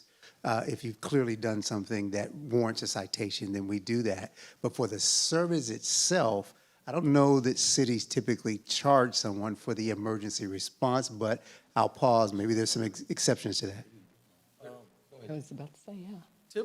Typically not, like Chief Campbell was saying, cost recovery, like say if we did have to respond there and did up under that underpad that turned into a bigger incident than normal, we probably could then. Only thing that the federal government and the state really backs us on is if we charge for a major hazmat incident. Okay. So there is a cost recovery tool that some fire departments have gone and employed, but that is, it takes another resource to manage that. We can bill insurance. We typically, we looked at this for another municipality that I worked in. They typically exempted city citizens of the city. But they went after the tractor trailers, the large transportation companies, interstate accidents, things of that nature. They're all insured, and it's an insurable. It's a cost recovery. So there's hourly cost for our emergency personnel, our equipment on a technical rescue to use that hazardous material supplies or heavy rescue equipment. There is some agencies will do a cost recovery to recoup some of those costs. Some of them, it's a slippery slope. Some cities don't like it. This is what taxpayers pay for. It's typically shelters them in terms of taxpayers, but we go after, again, people on the interstate, the CSX, the trucking companies that are constantly getting in vehicle accidents and things of that nature. And I think Chief Campbell's phrase, it becomes a slippery slope, is something we would really need to think about, because public safety liberally tells citizens, when in doubt, dial 911. Right. Don't ever hesitate, dial 911. When you start attaching cost recovery to that, I will tell you this, we've had ambulance service discussions before. And some citizens literally have to think twice before they call 911 because they may end up with a $3,000 ambulance bill. Right. And so when you start adding cost to 911 response, I would just be concerned that it may signal the wrong message.